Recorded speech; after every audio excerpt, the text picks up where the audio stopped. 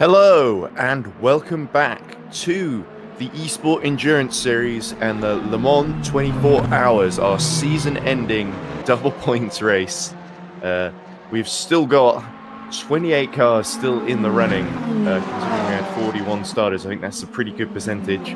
But my name is Edward Hunter. Alongside me is Tom Dillon, and we still have 5 championships in all 5 classes, all still undecided. And there's a couple that have only got 6 or 7 points in terms of Hypercar and GT Pro. They're pretty much on a knife edge at the moment, at least in terms of the points. As we look on screen at the battle between Joshua Hamilton in the GT Pro class and Ayman Hazik in the GT Am class for Dozov BSR is fighting each other. And Joshua Hamilton gets a good run onto the main straight. We come back and we immediately see some action for position, although not for same class positions, of course. But Joshua Hamilton, there we go, gets himself up into 17th position in the race from 18th and demotes Ayman Hazik a place. Now he's free to chase after Mattia Panchi, who is, of course, next man in his class, about a lap up the road, I think. But anyway, Tom, it's great to be with you. Good morning, and welcome to Le Mans at Circuit de la Sarthe. And it's a place you know well, of course, and I know fairly well as well from having commentated on 24-hour races here before. But it's great to see all of our championships are very, very close at the moment in the scheme of things. A couple that I thought would be wrapped up around early that have still carried on. And with only 4 hours and 45 minutes left to go, anything could happen now in this final stretch of the race. It could, and really at the nervy stage, aren't we, for another team? Zoltan Vargoni leads the way in the hypercar class in the number 1 car by a lap, but a lap can be a little bit scary at Le Mans, actually, because that's very easy to lose. Would you believe it? It doesn't sound like it would be, but it really can be at Le Mans. You suddenly find yourself crashing and you're into a wall, and that's the end of your day. So you've got to be very careful, that's for sure. And I'm sure Zoltan Vargoni is obviously a very talented driver. He definitely will be, but you know, it's the nervy start, and they're all lapping as well very quickly indeed. 3:19s at the moment, or well, at least 3:19s it was the fastest we've got up to over the course of the last 24 hours. That's 20 hours, I suppose. But the GTs, of course, having their battles as well. We've got 2 GT classes here, haven't we? The GTE Pros and the GTE Ams, and this battle in the Ams is very good. Yeah, I think Joshua Hamilton has been delayed in the past couple hours, or at least into the points racing 47 in their red Ferrari.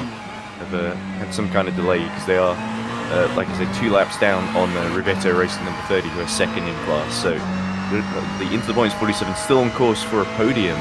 Now, of course, the interesting thing in GT Pro that we mention it is Caspian 75, the championship leaders, had a really horrible, difficult just before I came on, they were being disconnected left, right, and centre, and they lost quite a lot of laps. They're still in the race though, down in 25th position. I think they're still near the back, but they are only about. They've gone from being like 5 laps down to only about 168 seconds down on Guido Seradani in MR Motorsport 71, who's currently 4th in class. However, because the way the points work, GT Pro, basically Achiol and Caspian 75 need to get up to 3rd place, currently held by Joshua Hamilton, in order to get enough points to stop Simfream Junior Team number 99 from stealing the championship from them. So they're currently leading at the moment. And of course, it's an interesting role reversal because the Simfream Junior Team number 99 themselves got disconnected in the final 15 minutes of the Imola 6 hours, I think it was, which was the previous round back in February, I think. So it's interesting how things keep swinging around, and it could well swing back the other way before the end. The other one that's very, very close that I mentioned is Hypercar. So when I went to bed, Hydrotech BSR and Steam Prims were leading. I've woken up and now it's the other way around, with Vargoni leading. And so that means that 6 points basically would decide the title in favour of Hydrotech Blue Steel Racing. So basically, Vargoni and Simfree number 1, who've won the past 2 races, by the way, they're trying to make it 3 in a row. They really need Prins and Hydrotech BSR to fall behind Arms Cerber and go down to 3rd place, because that's basically the minimum they need to steal the championship away. But Hydrotech BSR doing everything right. They don't really need to win the race to win the championship. But now they're in 2nd. The pressure does start to build, not to drop any more places, even though, like you say, they have got that 2-lap advantage over Andrea Martino at the moment. Yeah, you can see the 5 classes on the left-hand side of your screen. I've got LMP2, LMP2, Pro-Am GT Pro, and GTE, and just having a look at that battle. This is the battle for the lead in GTE and the 69, and the number 31 car, as you mentioned, at last round of our season. So we've got plenty of championships to be decided, and I have to say as well, I've been impressed by how ITA have been throughout the course of this season. Who's still racing the full name of that team, of course. I have been impressed by them. I think it would be a great shame if they weren't able to wrap up the championship. We're into the last 4 hours and 40 minutes or so, so we are actually getting to the point where you're into maybe even your last stint, maybe your last couple of stints. You've got 2 more driver swaps to go, let's say. One guy does 2 hours and then the guy comes in and does the last 2 hours. So might well be a case of here it's pretty formation flying for a lot of these teams. Exactly, we do see a couple of pit stops. I think it was Chris Kazmarkovitz in Sweet Force number 37 near the back of, at the very back of Pro-Am rather. Just made a pit stop, and Michele Rocon for Simfroom Junior team, second in the Pro points, I believe. They've just made a pit stop, and they are quite a way behind Hyperion 44, who are quite a way ahead in the championship, by the way. So it was pretty much an outside chance for Simfroom Junior team number 26. They emerged from the pit lane 51 seconds ahead of the next car, which is Adam Smith in the Level 1 eSports number 28, which is looking good for a podium. I'm pretty sure Level 1 eSports haven't got any podiums in LMP2 Pro yet this season, as we see it's that Nicola Pagani being, I know it's Eamon Hazik in the Dozov BSR being lapped by one of the hypercars there, I think. That sort of just emerged from nowhere.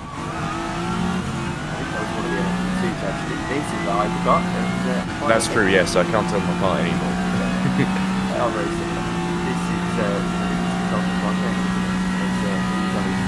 Quest to extend this gap again to stint drives, and the second you're going to lap ahead, they get themselves 2 laps ahead here, but they give themselves that little bit of a buffer to go on and win the race, even if they have some kind of crash where you start to have to drive a little bit cautiously around traffic and things. As you see, we'll look inside here into Tetra Rouge. You won't go for that move there, then past the LMP2 on the straight. These hypercars made by the driving team, they actually look a little bit fun. They're actually quite forgiving around Le Mans. They're very nicely set up. A lot of top speed as well in comparison to those LMP2s, so no surprise that we're seeing these guys just ducking behind and relax at the moment. Yeah, that was the Level 1 eSports car that I was just talking about. I think that he's just put another lap on, and do you think into Tetrarugi might have run into the back of him there, but Varconi a bit too smart and a bit too wise to do that, especially at this late hour of the race. Not too long a distance left to go. He can't afford to lose that lap to Prince, especially if he wants to keep Simfreem's chances of, I think, maintaining their title, because they are, of course, number 1 on their car. So they've got that drivers teams championship rather to maintain. But of course, Hydrotech BSR, as he said earlier, have done a brilliant job all season. As we see a couple of more pit stops, we see Thiago Lappa leading Pro-Am Championship, but second in the race at the moment, quite a way behind Zoltan Boda in Go Team Racing number 17, who have really been outstanding all season, or at least in the second half of the season, in the three or four races they've shown up to. Origin Racing under 11, though, looking pretty well nested at the front of Pro-Am, and they are going to drop, I think, behind John-Paul Van Earl during this pit stop. Joshua Hamilton also coming into the pits, and I believe that might be Joshua Hamilton's final stint, as we see Carlos Veladres and Erdim Akol in the Caspian 75 also making pit stops. And, well, thank you to producer for this, but it looks like we're about to beat, or we could at this rhythm beat the 406 lap distance record set by the DPIs in these Le Mans hypercars, which I suppose would be expected. They're right around on lap 332 right now, so yeah, about another 80 laps or so in the next 4 hours sounds about right. These guys 20 laps a stint roughly at Le Mans. No, sorry, ignore me, 7 laps a stint roughly. 7-8 laps. It's Le Mans. Now the real life distance record is 397 laps. And here is the interesting one. The real-life lap record in a race is 3:17.2. I don't think we're going to get 3:19.7 at the moment, but it's remarkable how close on pace the hypercars are to a real-life LMP1 car in 2019. You know, the peak of the sort of LMP1 era, the peak of the pace of the LMP1 era. So yeah, they're fairly chugging along the hypercars at the moment, Ed. Yeah, and it's certainly impressive. It was a bit of a shame in the night that we lost our 5th hypercar, the Flying Goat number 95. I think just after midnight, we lost Thierry Bovo, which is a shame. I think Mariano said it's a shame that they rage quit after 11 hours or something like that. But yeah, that's a big shame because Flying Goat 95. I've always been sort of there, just holding on, and unfortunately, Le Mans broke them last night, so they won't be in the running today. But we still got the 2 Arms Cerber cars going. And it means the list of... there were a couple of times you talked to GT drivers and they said, oh, I had a hypercar hit me, basically. And I said, well, there's only 5 suspects that could have been. And now it's, that list of suspects is reduced to 4. So, yeah, certainly there's been... I love Pocopu by Joshua Hamilton particularly, so it's a bit incident-packed with some of these faster classes that sort of just so eager to breeze by you. And in some cases, just crash into you. They sort of get the braking wrong and then you become part of their accident, essentially. If they're trying to lap you, and they just lock the rears into Indianapolis and a couple other corners.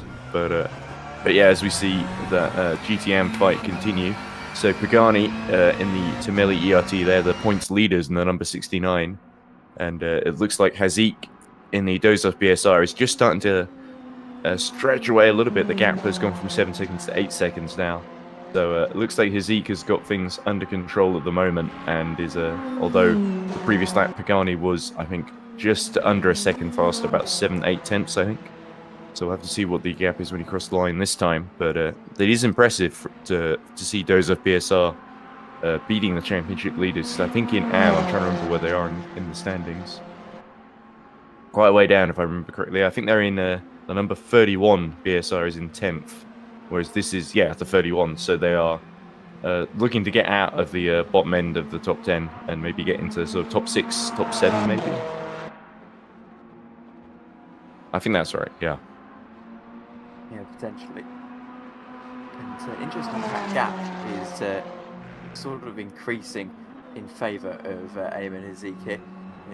It's about 6 seconds when we last checked it. Now it's up to about 8.3, 6 tenths slower was Nicola Pagani on that previous lap. As Ayman here is driving very, very nicely indeed, and just trying to extend just slender margin in GTM over the course of 4.5 hours. It is a margin that could quite comfortably be made up in the pit stops alone. You know, whether one team chooses to single stint their tyres, one team chooses to go for a double or something like that. That can really be a factor. We've had a couple of, not fastest laps, but a couple of personal best sectors, a couple of outlaps as well, actually, on the timing screen. But yeah, so the Hyperion 45 is just coming out of the pit, so they're onto a new stint, whereas the 26 set their fastest third sector, 33.9, 26.8 fastest lap for the LMP2 Pro leader at the moment. And I can say as well, 26 is remarkably fast for these LMP2s. Yeah, but have a look at Boda in the Pro-Am. The Go Team race number 17 is best lap 3:24.9. Although all of them are sort of in the 3:29s, 3:32s sort of margin at the moment. So at the top in LMP2. So that is pretty impressive. And here is Boda. Of course, has been pretty excellent. He's sort of he may be Pro-Am, but he's sort of easily on pro pace, I think, in these races. And he's sort of been, I think, back to Watkins Glen, where there was an unfortunate sort of lagging into Joshua Hamilton's into the points car that sort of took the win away from Go Team, I think, on that occasion. Or did they win anyway? I can't remember. I'd have to look at the standings. But I remember that being a very, very scary moment for them, though. Let's see.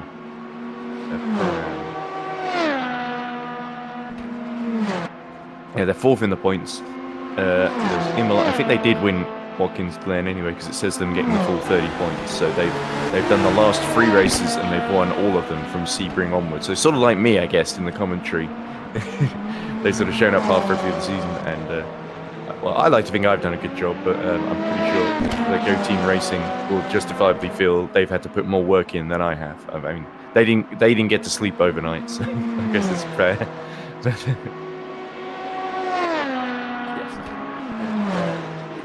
Well, we're sort of past the point of talking about grogginess. Drivers should, on the track anyway, be feeling quite well rested at this point in proceedings. That's very true. It's not a solo 24-hour race. I have tried to do that before. It is pretty insane.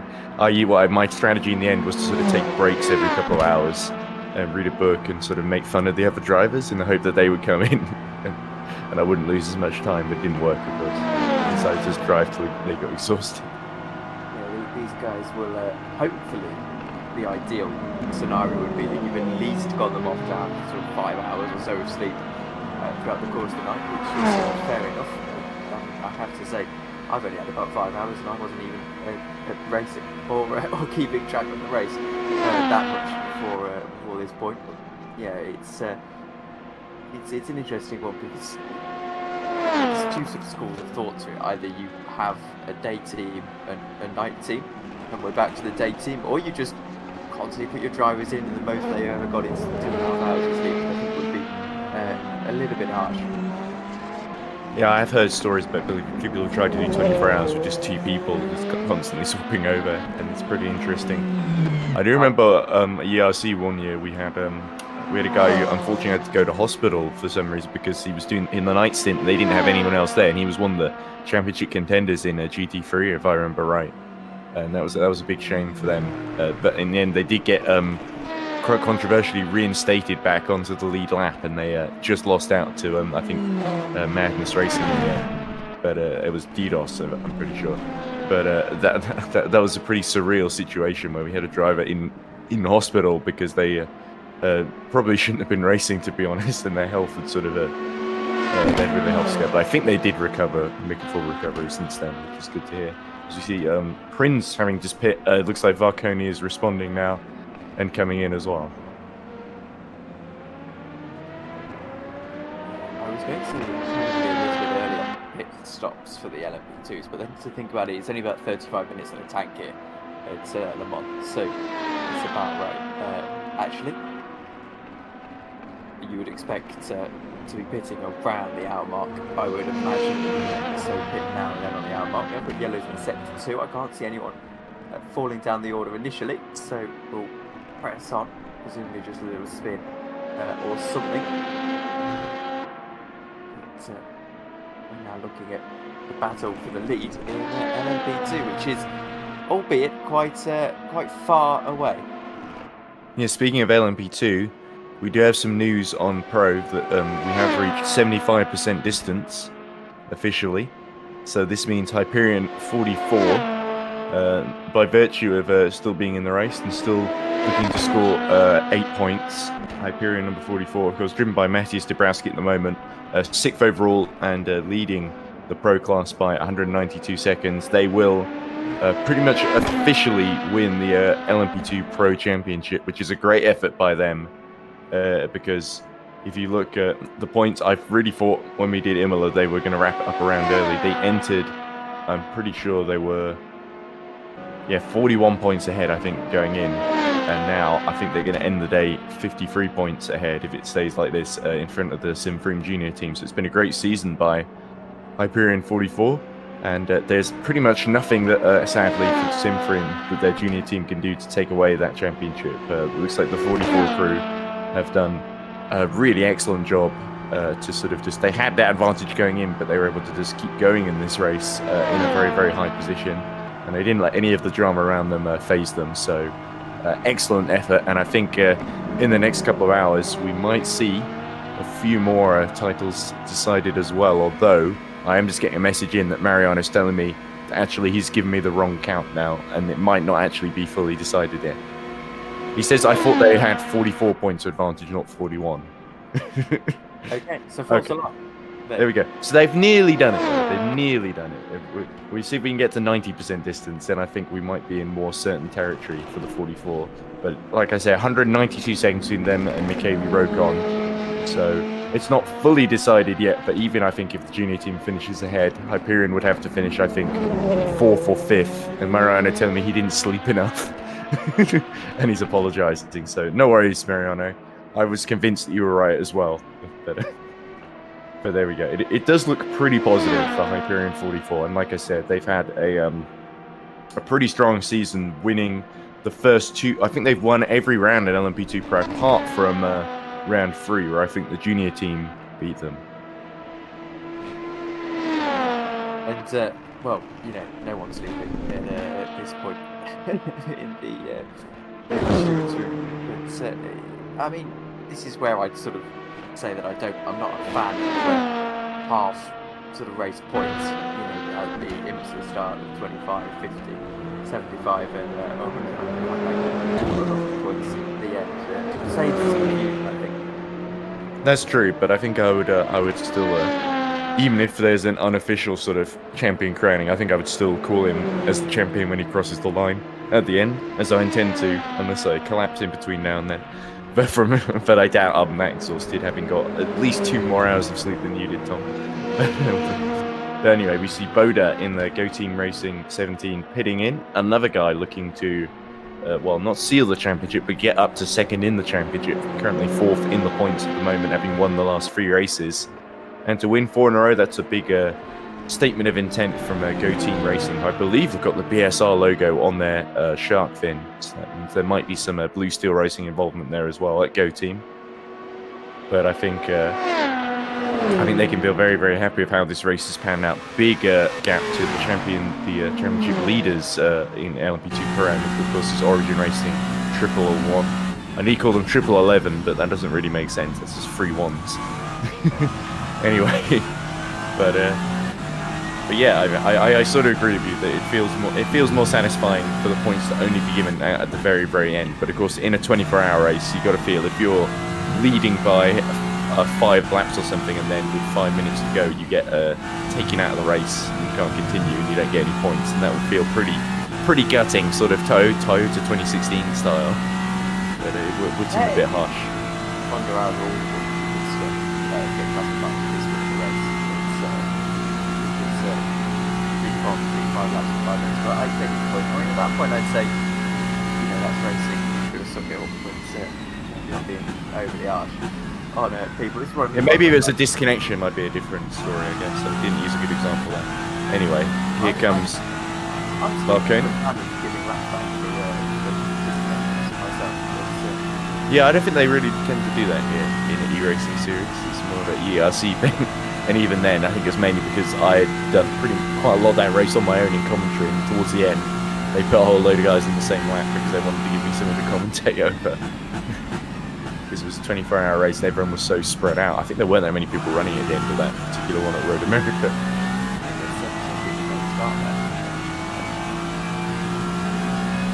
There weren't too many, but we tend to see that, I mean,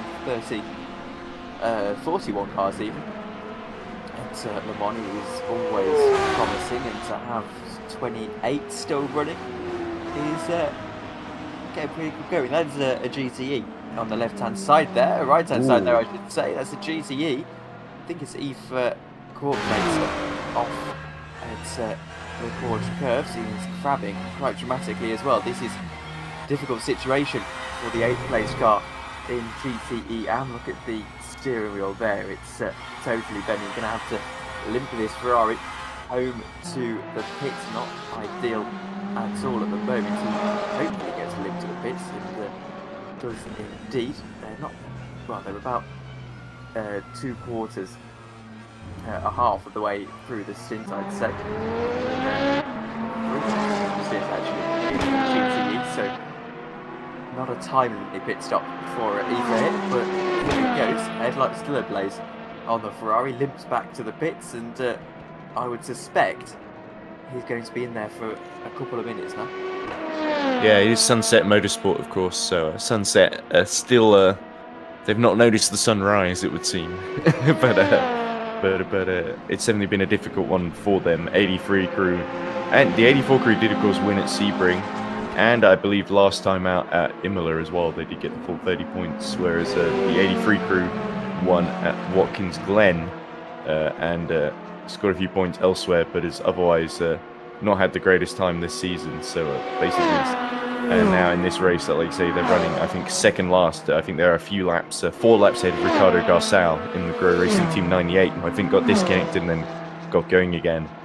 So it certainly looks like Kurt Meza having nursed it back to the pits. At least we didn't need a code 80 for that, because that could have really mixed up the order a little bit if we had had that. So I believe closest battle on track is currently Guido Seradani in M1 Motorsport 71, closing in, I think he's about 6 seconds behind Carlos Baladeras in the Los Piratas number 67, which is still going, which is great to see. In GTM, I think they're running GTM class. I think they're running a 5th at the moment. I think they are, yeah. But as we look at Pagani trying to chase down Haziq, who continues to extend that gap in front of the Tomelli ERT.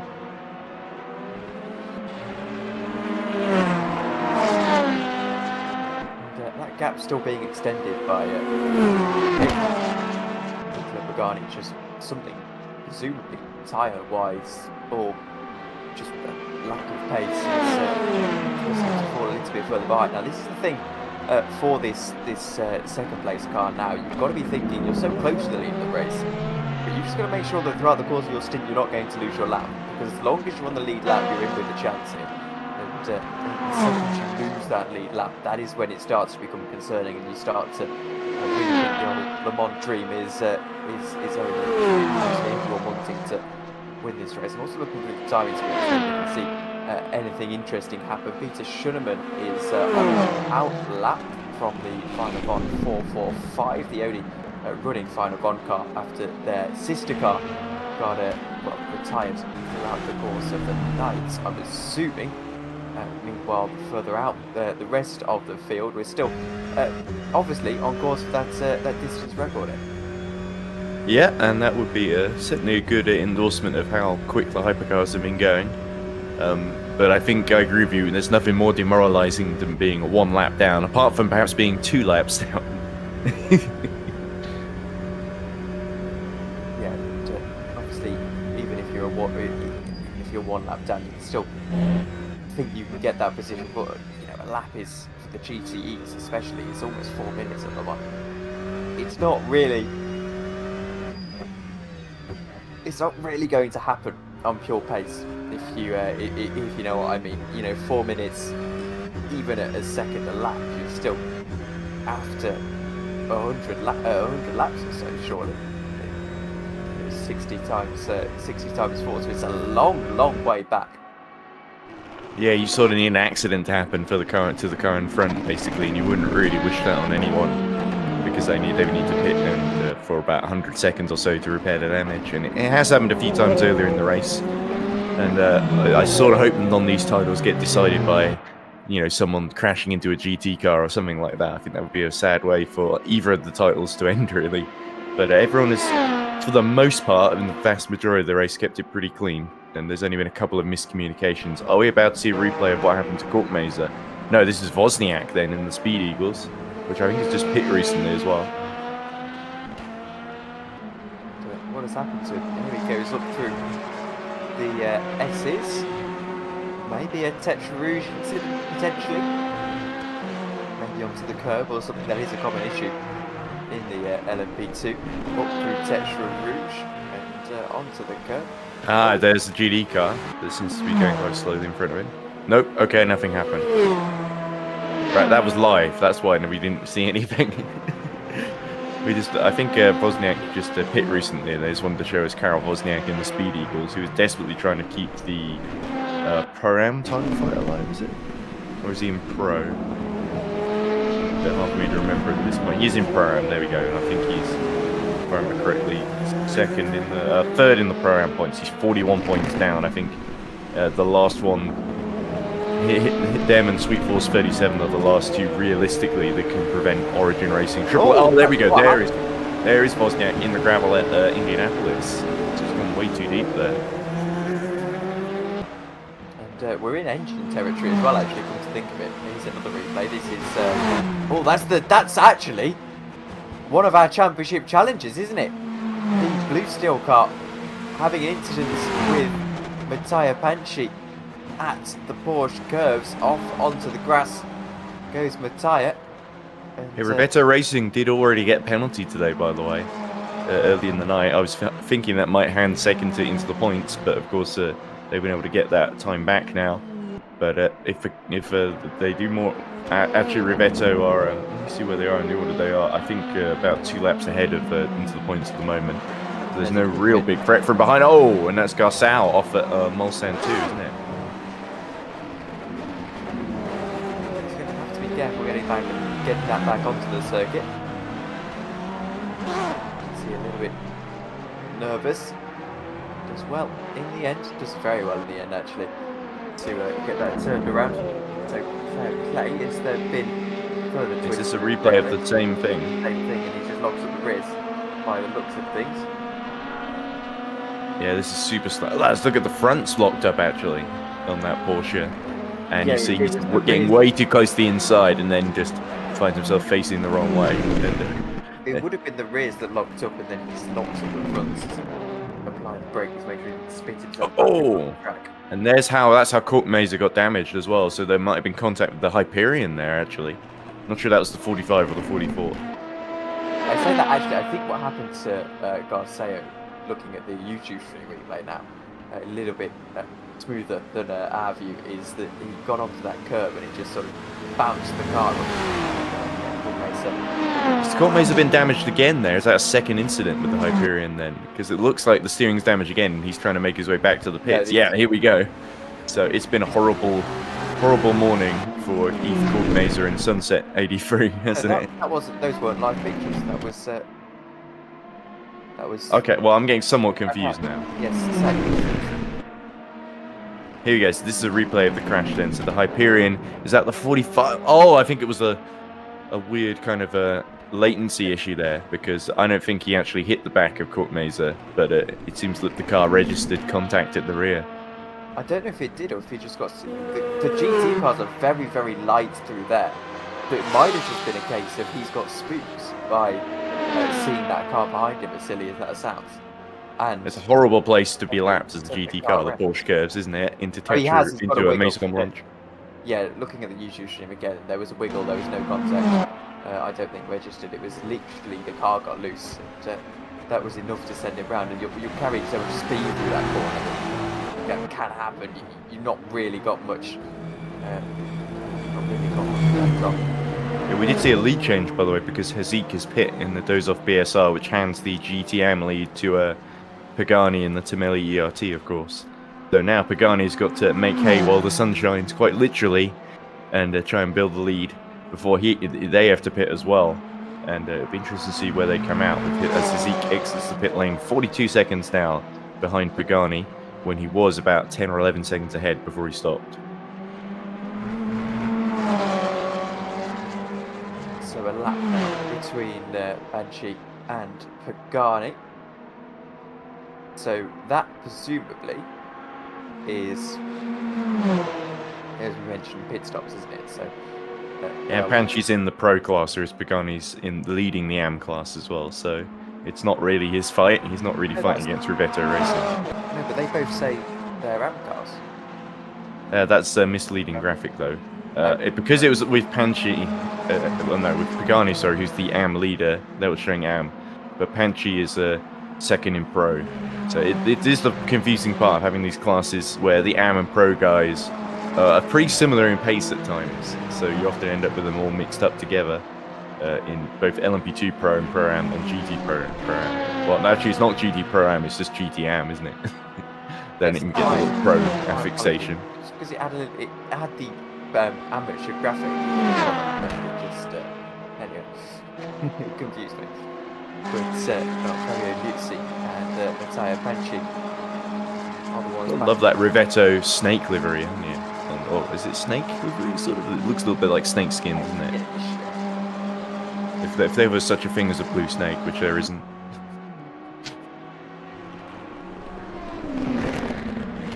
It's 43 seconds then between the two leaders in the of the GTEs, which is going to be an interesting one. Pagani's going to have to be in and out of the pits very quickly. And this is when I wonder, is Pagani inclined to, if he was planning to do a double stint here, or if he was planning to do a single stint, go for a double? Yeah, I think he's done 13 laps on those mediums as well. If the timing screens, oh, was that 13 pit stops? Sorry, yeah, in the race. Whereas, I believe, yeah, I'm getting a bit confused here. So it's showing Pagani's done 13 pit stops. Hazika's done 11 pit stops. So that shows that those of BSR have spent a little bit less time in the pits over the course of the opening 20 hours or so of the race. As we go to a replay, Tom. And Ramada. Oh, he's got it wrong at Mulsanne too as well. He did almost exactly what the Porsche did. He did, except this time I don't think it was much curb related. That is actually a lock-up that I mentioned earlier, because the LMP2 again, when you're heavy braking, so it's so inclined to go round. Yeah, the problem for Ramada is he had a really good start to the race and had a few accidents, and he went from leading the pro class to sort of being in no man's land because he lapped down on Adam Smith and the Levorn eSports car ahead of him, and currently just holding on pretty well to fourth. But the next LMP2 pro car in his class is Patricia Adimczyk in the Hyperion 45, who is quite a number of laps down after having Hyperion 45 had a pretty horrific start to the race, so it's great to see him still going as we see, oh, this is not a good place to be lapped, and is that one of the GTE Ferraris? I forget which one in the black and red that is. Oh, round he goes, but there Ramada just about made it through and decided to just hold back until the right moment there, and now he's free to challenge the Sunset 83, I think, which has repaired its damaged steering again. And, oh, here we go, you're just avoiding contact there. So Ramada keeping it clean as he presses on to try and challenge. And Ramada with his pace at the moment, well, he just pit, of course, so his last lap was 4 minutes 21. But Adam Smith's previous lap in front of him was 3:29. Let's see what Ramada can set now. 3:40, so he did get delayed on that lap with the spin, of course. So it does look like Pedro Ramada has got a pretty uphill mountain to try and get onto the podium here. I think Adam Smith is currently looking pretty comfortable. Yeah, I think he is. And as we mentioned earlier, is that stage in the race where there's so many little battles going on that might develop sort of 2 hours down the line. Hanging there right up until the end. Never really know. Tyre strategy is something that I wanted to discuss, because we have got a little bit of differing tyre strategy across the field. Interestingly, LMP2 are all on the soft tyres. All of the LMPs we've got in this field at the moment are on soft tyres, which is very interesting indeed, because soft tyres barely last a stint here at Le Mans. So even if we were going to go for mediums, I'd still be, even if we were going to go for singles, I'd be inclined to go for the mediums myself. Whereas in the hypercars, it's mediums for the leader and the leader and the ARMS Cyber car, and then the 42 car, the other sister car to that 41, is on softs, as is the Style Price. All of those cars, by the way, are pretty close to coming into the pits. They're on. Oh no, I apologise. I'm reading that graphic wrong. But yes, all of those cars, regardless, are, I would assume, not too far away from coming into the pits. Meanwhile, Adam Smith has come into the pits out of the 3rd place in LMP2 Pro. Yeah, and should be able to come out still roughly, if not a lap ahead, then just behind Pedro Ramada on the road, but almost a lap ahead of him when he comes out the pit stop. So we'll see what the gap is when he re-emerges into the race, but still, like I said, looking pretty confident for Adam Smith and Level 1 Esports. They may even do a driver change at this point for the final 4 hours. Would be a good time to do it. But yeah, it's looking pretty interesting. I think we are slowly inching towards the point where Hyperion 44 are starting to look uncatchable in both, in pretty definitely the championship, if not the LMP2 Pro class, just in this race. So we'll keep you updated on whether Dabrowski's done enough of the race to sort of become uncatchable from the Simfrim Junior team that are, of course, a lap down on them at the moment. As David Offelheim gets on board level 1 eSports 28. Was on board earlier on, of course, and pretty happy to come back out. It's always a nice feeling when you get into the car and you're right in the thick of a battle for the podium position, because there's nothing more demoralizing than getting into a car and knowing that even if you do the most amazing stint ever, the best you can do is maybe you might sneak into the top 10. As there's a replay of Karol Wozniak that we saw just beaching it almost into the gravel there, but just escaping in the Speed Eagles. And that's not really good for their Pro-Am title hopes that are fading rapidly at the moment. Yeah, thankfully it's quite difficult to beat your car in rFactor 2, if possible, actually. But in third place, that's suddenly that little moment has started to allow Franz Jan Rom to apply a little bit of pressure, which is not what you want to see when you're in third. It's exactly what Franz will want to see, because he'll suddenly start to think, actually, by the end of this stint, I'm right on the back end, particularly on the soft tyres. If you're running those softs, which you can, I would assume, only do at single stints, then you've got a lot of a massive ability to push as hard as you want, essentially. Feels like there's an unwritten contract between all the LMP2s where they've just gone, right, everyone can only run the softs, so nobody try and run hards and let go for a really, really long stint. Everyone has to put the softs on and just go for fastest laps every lap, because it's more fun that way. I think that was at some point where everyone just decided that unofficially.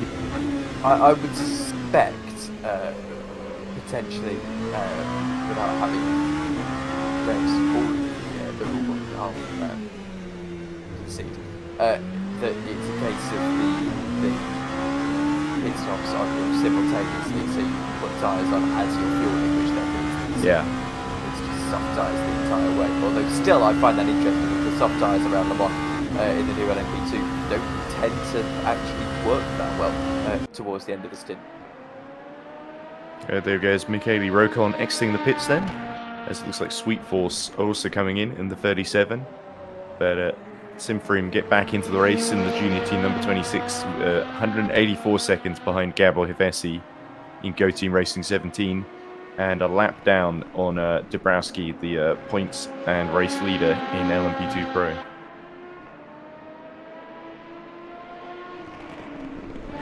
Anyway, we're just about to reach the 4 hours to go mark, Tom, which means 20 hours of the 24 hours are done. So the worst is over, I guess, and hopefully they've saved the best till last. But I have a feeling some of the gaps that are very big are just going to remain big, in my opinion, because that's the way these 24-hour races tend to go. But it's great to have the company nonetheless, and I've enjoyed some of the battles we've had, some of the spins, the frills and spills. I'm not sure what I'm going for here, but but anyway, I certainly there's more to come then before we reach the checkered flag.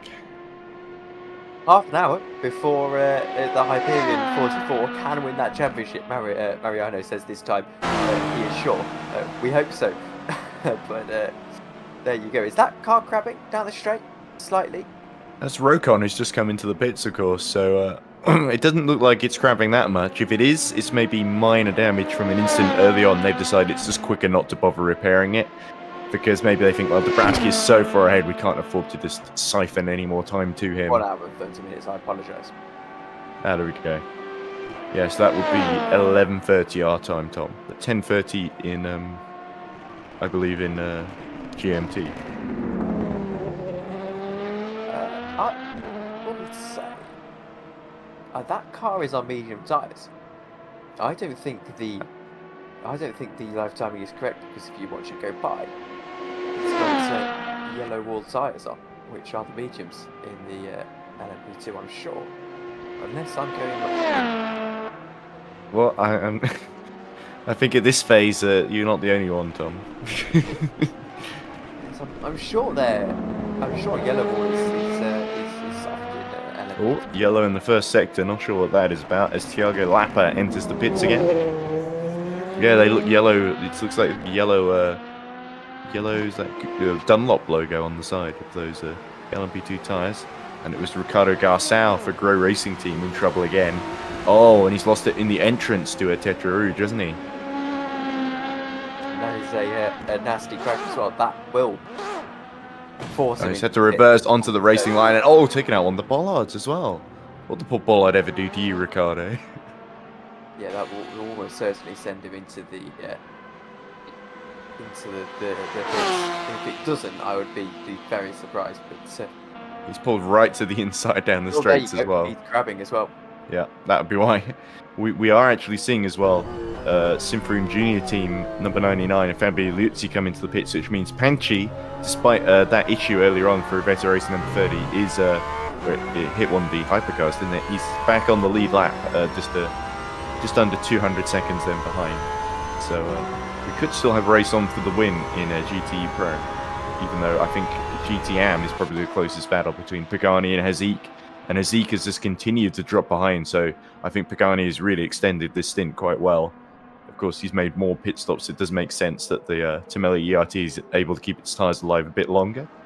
We will have to see what the gap is when he comes in as well. Just 46 seconds, I think, is the point now. It was about 40 seconds when Haziq had come into the pits, I think. So that shows the pace, and it could start to go the other way, and that, I think, is when Pagani is going to come in, when he starts losing pace a bit.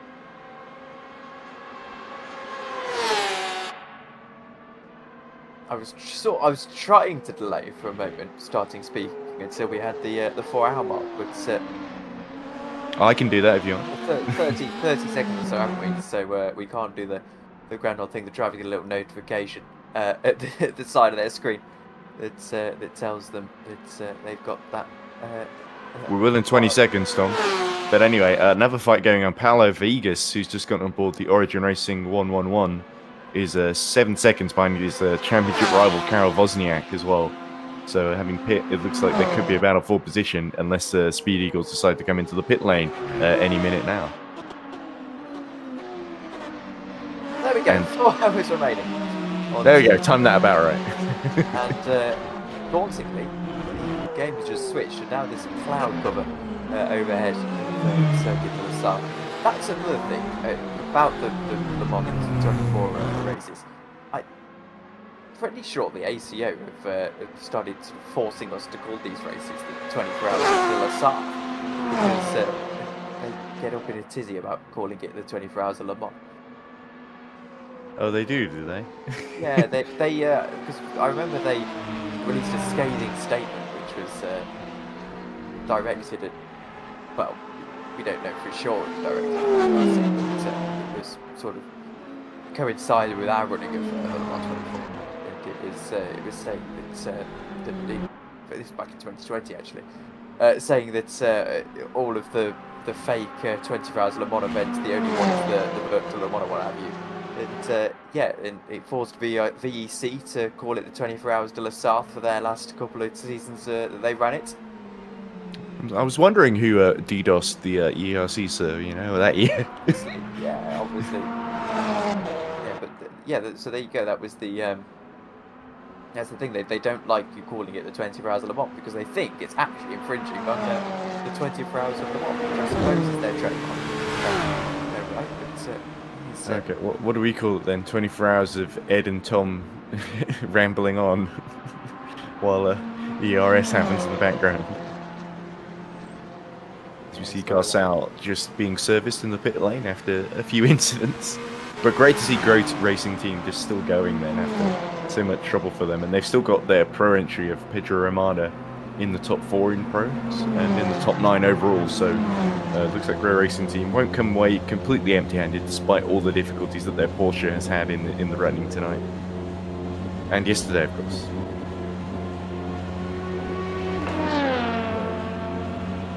It's big series to the pits as well this time. It's race leader Mateusz Dabrowski, and I think here the concern from Mateusz is that Gabor Havesi might actually overtake him here for the overall lead as an LMP2 Pro-Am car, which is just remarkable. Here he is, and he's going to march on through to the overall LMP2 lead. He's been threatening to do that a couple of times. I think he did actually lead earlier in the race as well. It seems whenever yeah, well, Vessi and Zoltan Boda get on board, the Go team number 17 suddenly rockets up the pro order as well. But anyway, let me have a look and see if anyone is around in the chat and see if they've got anything interesting to say about proceedings. Good morning, says Savino. Good morning to you too, sir. Hopefully you're enjoying your... Silvino, yeah. He's saying good morning to all warriors, go Origin. So it looks like they've all woken up to see the individual championship contenders. They're hoping they can all steal those championships, the ones that they've been in the positions to seal. I think the only big change we could see is a GT Pro in terms of the leader being displaced by the second place in the championship. But all the others, I think, the players that are leading going in are still in a pretty confident position. Not necessarily a secure one, of course, with still just under 4 hours to go where anything could happen, in theory. As we look at Vessi negotiating the Hyperion 45, I think. Was that the 44? Let's just come out the pits.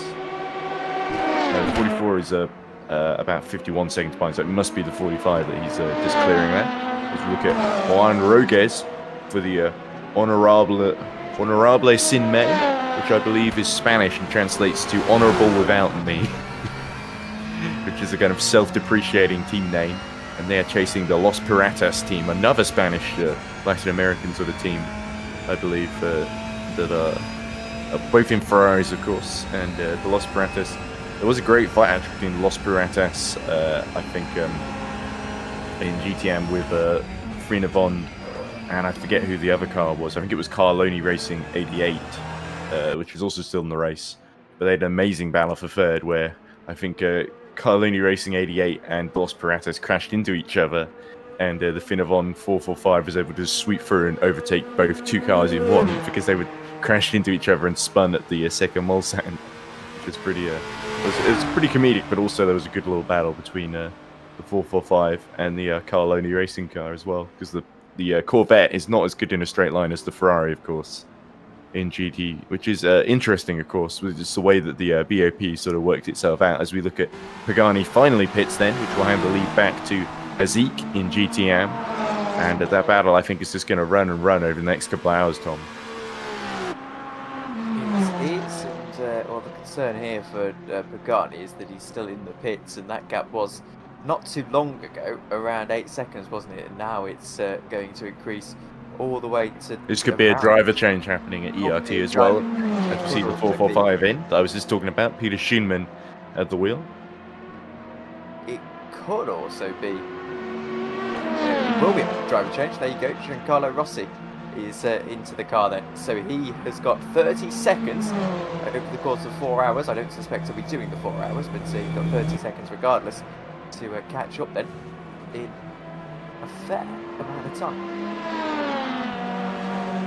Yep, absolutely. And Rossi, one of the very, very quick drivers, actually. They're all pretty quick at Tamelli ERT, hence why they're leading the GTM championship. But Rossi, I think we're about to see him pump in some great lap times to try and stay in that fight with Dozov BSR. So keep your eyes on that little fight there, because it's probably one of the closer, harder to call ones out there. Although we have also still got Juan Roguez 5 seconds now behind Carlos Valadares in the Los Piratas car, in that fight for, I believe, what is 5th in the GTM class.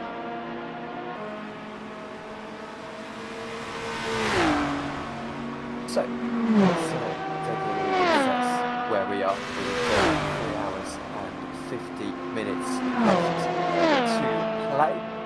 Simframe eSports lead the way in the number 1 car, lap 345, as we said earlier, on track for the distance record. As for Formula 2, it's actually a Pro-Am car that leads at the moment by 50 seconds. It's Gabor Pavensi, which is there back for them. It's Karl Andrzejewski the lead of the Pro category. That is for Hyperion 44, who in just about an hour's time, an hour and 20 minutes, are going to wrap up their championship. 28 cars are still running, of course. The GTE Pro is led by the 99, the GTE Am is led by the 31. It's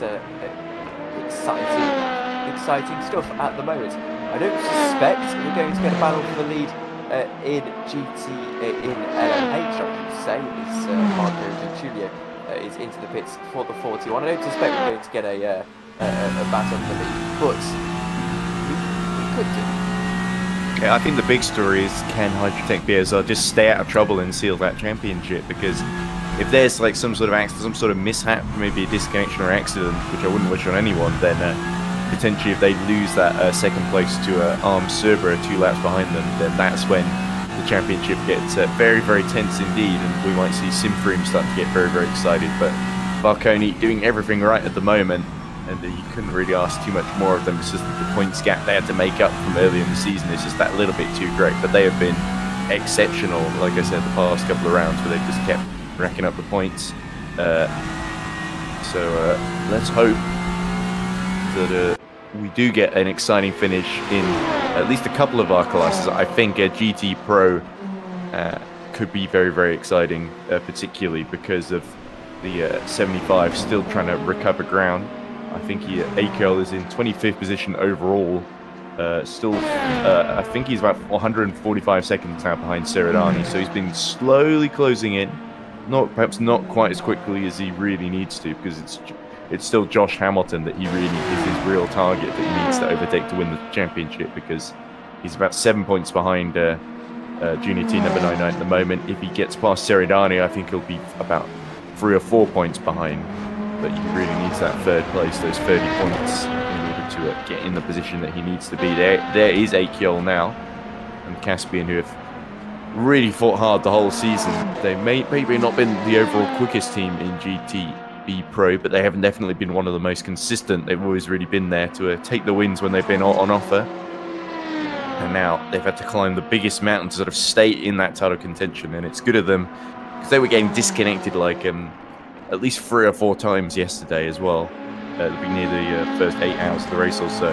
So it was good on them to not just to keep going, but also to really just somehow just claw their way back into the fight, because it can be exhausting when you're trying to just make up ground over several hours at Le Mans. And here we go, so an LMP2 going through the Latin, and that looks like the Origin Racing 111 just coming through, and gets through without incident. In fact, Akel tucks in just for a little bit of slipstream, but that won't last too long, because you're not really going to keep up, even in that GT Ferrari with the LMP2 down the straights.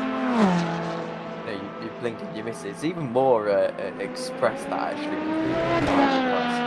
Really, when you first race those, you just see them disappear down the straight. You drive on, you disappear past LMP2s and disappear past GTs. It's quite remarkable. This is that battle for second then in GTE Pro Am. Garrett Wozniak versus Paolo Vigas. It's quite impressive that at this stage of the running, we've got 2 cars in the Pro Am class that are so close together, and they haven't been sort of matched up by or have pros put in between them.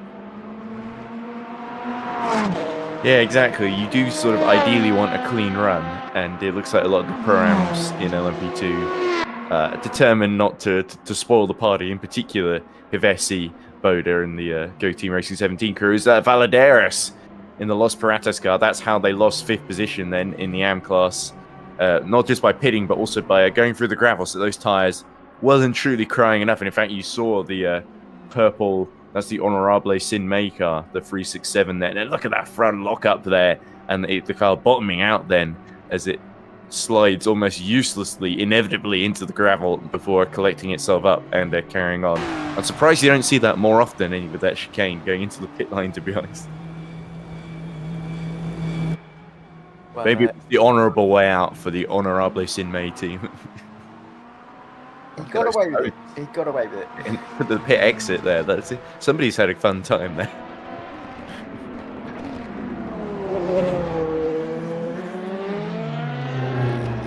It sounds silly, but you know, if you get to the point where there's sort of 10 hours to go and it's 4 in the morning and everyone's a little bit tired, you can actually have things where you just end up hitting cones at the end of the pit lane. It really is quite weird. Your brain starts to do funny things in a 24-hour race to sort of distract itself from the fact that you're in this car and you can't stop driving. As we see the leader pit now, Varconi, but that shouldn't impact the order too much because he should come out comfortably ahead of Hydrotech BSR.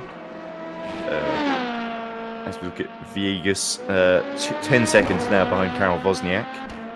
So having pit Origin Racing 111 very much on a chance to get back into second place in the Pro-Am category in LMP2. And Wozniak, we could still see that overtake on the track because Wozniak keeps getting himself into play whenever the Origin Racing car just goes out of sequence, doesn't it? But not quite good enough to really get itself in the title hunt. Wozniak really needed to try and win this one, and Speed Eagles have had just a little too much trouble in this race to really challenge the Go Team Racing number 17. But considering that that car is on another level, it's still great to see this fight between Speed Eagles and Origin. And if you forgive me, I've had to switch microphone. I apologise. I didn't even realise I was on my other mic. Is my mic okay, Tom? Yeah, your mic's fine. My mic was, I was on the wrong microphone. I was on my Blue Snowball, not my headset mic. So there we go. Hopefully that is better. Thanks for telling me about that, Mariano. We're also seeing David A. Ragney pit in the MR Motorsport number 66. So that means it's going to be a lap down on Akyol, who is now only 86 seconds now behind Gary Monreal, who is 53 seconds behind Seradani. So Seradani is still being slowly but surely caught. I wouldn't be surprised to see Caspian 75 get itself up into 4th in the GTE Pro class. But there's Rossi, is 38 seconds now behind. So it was about over 40, wasn't it? So it does look like Tameli ERT have started to claw the gap back then. It sort of is it's been swinging both ways, hasn't it? In terms of but Rossi at the moment looks a little bit more fresh as a driver than Haziq, who's been in for quite a while at the moment.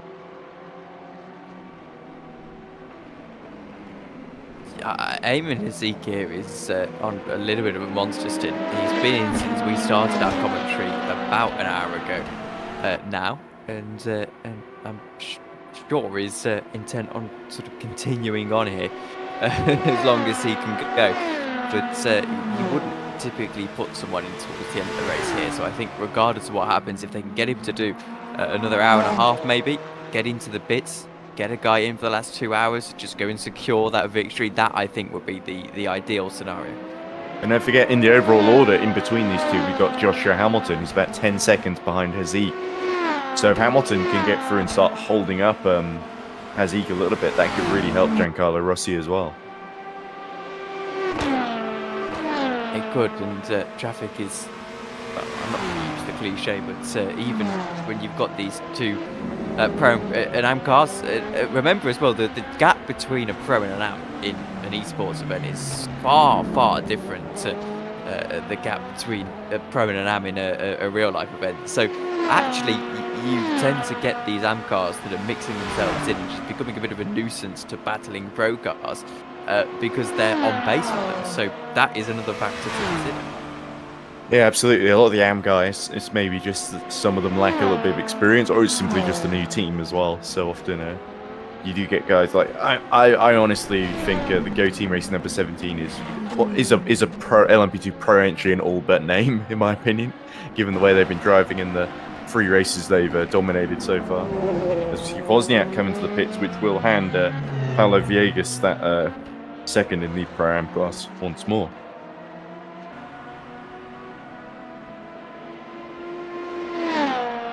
Well, Giancarlo Rossi is not quite putting the hammer down as much as he would have liked. Looking at the lap times between the two of them, as Karel Wozniak, by the way, is into the pits. Yeah, it's pretty even, isn't it, between Rossi, Hamilton, and Haziq? Although, actually, Haziq was 2 seconds slower the previous lap than either of them. But that can genuinely be traffic. So actually, they are roughly on the same pace as each other, which is always nice. Not nice when you're chasing down 38 seconds. Yeah, but I suppose the way you got to think about it, if you are Rossi in that Tamili ERT, is it's only 28 seconds to Hamilton in front of him. So he's got to hope he can keep with Hamilton, and when Hamilton catches Haziq, it will only be less than 30 seconds, which is a sort of closable gap. Whereas if you think of it in the it's nearly 40 seconds or whatever, then you start to get a bit demoralised. It's like what we were talking earlier about there being a lap down. Often you see that you're a lap down and it instantly sort of demoralizes you. Whereas if you just think about it, right, if I just stay in the pit window, I might have a chance here. If you sort of, sometimes the numbers, it's not that numbers lie, it's just that they can be deceptively demoralizing and make you feel like you're further away than you actually are sometimes. And often the pit stops do mix it up a bit. But Le Mans, it tends to be a little bit more of an accurate reflection because the lap's so long, of course. If you're a lap down, you're over 3.5 minutes behind, essentially. Well, again, as you spoke about earlier, it's like if you're a lap down, you've got to be gaining multiple seconds per lap in order to catch up. It's a big task. It's time Price still chasing down that lead of the race. It's probably not going to happen for them. Yeah, I've been calling him Stin Prince, but it's Stein Prince, of course, the Dutch pronunciation of his name. Well, I mean, I'm glad I guessed that right because it's as good as mine, I'm afraid. But Zoltenberg only pit on that last lap with a 4:24.9, so Stein here 3:22.4 is not the greatest pace in the world. I suspect he might be coming towards the end of his stint himself, which isn't really actually at this time giving us a great indication of their pace in relation to each other, which is always helpful. Yeah, you just sort of have the gas, don't you? Joshua Hamilton now only 8.7 then behind Eamon Haziq on the road, so I think that is probably one of the closer battles, although we have got Hevesi 7.7 seconds behind Pavel Andrzejewski in the Hyperion 44. So I think that's the only thing that could really spoil the 44's day, being beaten by the leader in Pro-Am in LMP2. I don't know if you actually. I mean, it would bother me, but I don't know if it would bother them if they've won the race. Probably not. I probably wouldn't bother them. No, that's a good point, Tom. Because I mean, if regardless of whether Hevesi gets in front of them or not, they still win the Pro Championship most likely. With how long have they got to go? About an hour, I think, before they can seal that. Because it's nearly 10:30 now, and it'd be 11:30 if they're still in that position. That they would be in a sort of unassailable lead. Well, or in a position where even if they disconnected, they would still get enough points.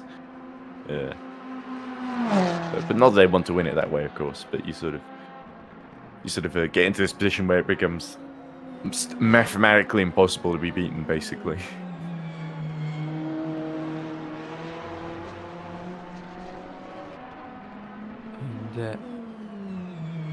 And 3:39 to go, and an hour and a half wait from our next commentary change is well, I don't think quite coming back on the dot is Amir, but yeah, well, his function may be overrunning.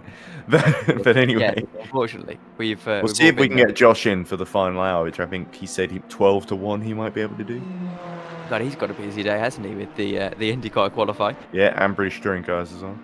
I think I'm supposed to be on that IndyCar qualifying, but I'm not too sure. I need to figure out the times for all of that. We'll see. We work out your priorities and then get back to me.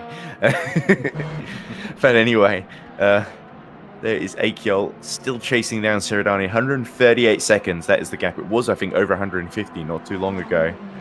So it looks like over the past 2 hours or so, Caspian Motorsport have started to get a move on. But there is Rossi. 33 seconds behind, so he has closed in from 38 seconds, wasn't it? So Haziq starting to feel the pressure as Hamilton now pits, so he will come out behind Giancarlo Rossi then.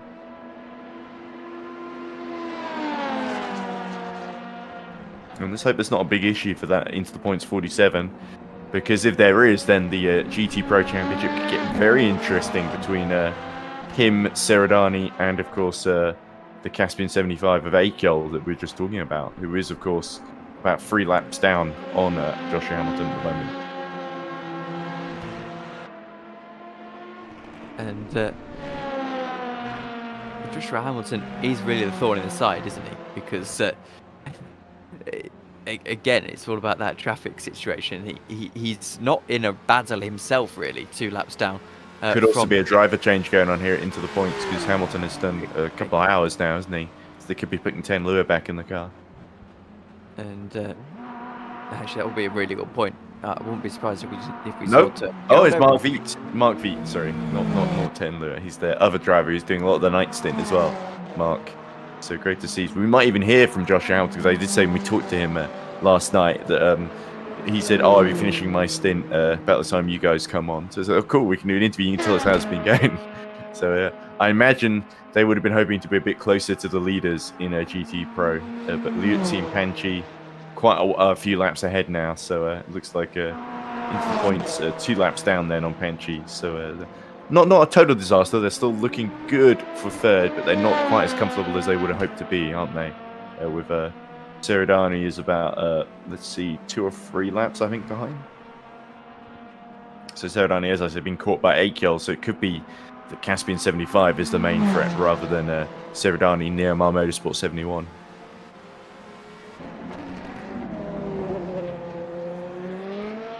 And, well, Eamon Haziq is coping with the pressure quite nicely right now. Giancarlo is catching, though, isn't he? And on that previous lap, he did a 350.5, and it was a 351.1 for Aman, I should say. I apologise. So I wonder if there's a little bit going through the head of Eamon Haziq that maybe I've got to start looking over my shoulder soon. Well, because of the pit strategy, that's going to happen anyway, I think, because there's that overlap where not the ERT, sorry, where basically the Dozer BSR pits and the ERT takes the lead and is able to sort of extend its advantage. It seems like we're sort of getting these sort of half and half stints where they keep swapping the lead. So that always does sort of put you off a little bit if you're trying to build a gap. And looks like Haziq is actually doing a little bit better on this lap. He's gained a second then on Rossi, because Rossi we saw just being lapped there, having to back off ever so slightly. So that will halt his momentum. It was closing in just about a half a second a lap, I think, before now. And current lap looking, he was 3 seconds faster the previous lap actually. So it looks more like Haziq sort of getting things back together rather than Rossi struggling, particularly on this lap. It could be a case of, again, just traffic, though, looking at the track. It doesn't look like Eamon is being lapped a lot by LMP2s and the hypercars and the like, and typically that wouldn't lose you a lot of time anyway, unless they catch you at an awkward place like the Porsche curves, of course. But into the pits then is Erdem Akyol for the Caspian Motorsports car. They're out of 5th and are in danger of going a lap down here to 4th, at least during these pit stop cycles. Yeah, but their pace has been pretty superior compared to Gary Monreal in the Los Piratas car. So you've got to think the main fight is, for the time being, their main aim is to catch Seridani, and they've been slowly inching their way back into that battle, which is impressive given what Caspian 75 have had to deal with in this race. It's been a bit of a nightmare for the championship leaders. Meanwhile, Andrzejewski continues to be caught by Gabo Hevesi, who's just set a 326.6. So absolutely pushing out there. He's got the gap to 4.3 seconds then. So Andrzejewski could be looking in his mirrors in that Hyperion, which is will be the first time in a long while that he's had to do that in the Hyperion 44, as Ahmet Demirkan gets back on board the Caspian car, and now he's got that 225-second gap to Seridani in front of him to close down. So that is going to be pretty fearsome. Of course, the MR Motorsport car still yet to pit, I think, in this stint. But that certainly shows the job that the Caspian car's got to do, as side by side they go with the Pro car a few laps ahead. That's the Affina Bond that just cuts the Dunlop corner. Dangerous game, that, because cold tyres, cold brakes, and you go straight on at that corner. Stanislav Pajal just charging in there, isn't he, when he sees the car coming out the pits, which is an interesting strategy from the guy third in GTM. Really, Ahmet should have just moved out the way. Well, I guess because he was coming out of pits, so it would have been Pajal to have priority, I guess. Yeah, absolutely. That's the way I'd look at it anyway, but they weren't really fighting for position. He was being lapped as well. Yeah, so Caspian 75, I think, just eager not to lose even more ground in this race, I think. So, well, with we're approaching the half an hour mark again, 3:30 to go in just a moment's time. Surprised it's gone reasonably quickly so far. Not like super quickly, but reasonably quickly. I think this commentary since felt like it's been going for quite a while, Ed. Oh yeah, I mean it has, but I just trying to say that sort of time flies when you're having fun, kind of thing. But anyway, it was interesting because when Amir introduced me into the broadcast, he talked about here's FSR and GPVWC commentator Edward Hunter, and I realized I've been doing quite a lot of commentary lately, and it's great to do FSR in terms of I did not just Academy and Pro, but I also did the highlights for World Championship as well, which I'm really happy to be doing again. I did a season preview video, by the way, for all 30 drivers and 15 teams in the World Championship for FSR. It took me, I think it was a 15-hour export or something like that because of all the different sources I was using, and I was trying to get it all in 60 frames per second, which was quite difficult. I did even have a bit of ERS footage because Miki Hakimi featured in that, and he's one of the drivers for Hydrotech BSR, of course. And I did mention him getting the fastest lap at Le Mans Virtual, as well as leading this championship as well. At least he was when I made. I didn't know he got the fastest lap at Le Mans Virtual. No, we seem to mention it every 5 minutes in the Watkins Glen broadcast for some reason. No, I don't think Mick has ever mentioned that himself. No, he's very humble, isn't he? Anyway, very, very nice guy, Mick Hakimi, actually. He is, yes. And in fact, I was doing. There was one point where I was doing, I think, 3 commentaries in 3 days because I did. What was his series? It was the Hot Rocket Racing Club, which is I think a Malaysian Asian series with Porsche 911s at Zandvoort on a Friday. No, it was a Saturday. Sorry. Then on Sunday I was doing FSR Pro and Academy live, and on the Monday I did GPVWC Academy as well.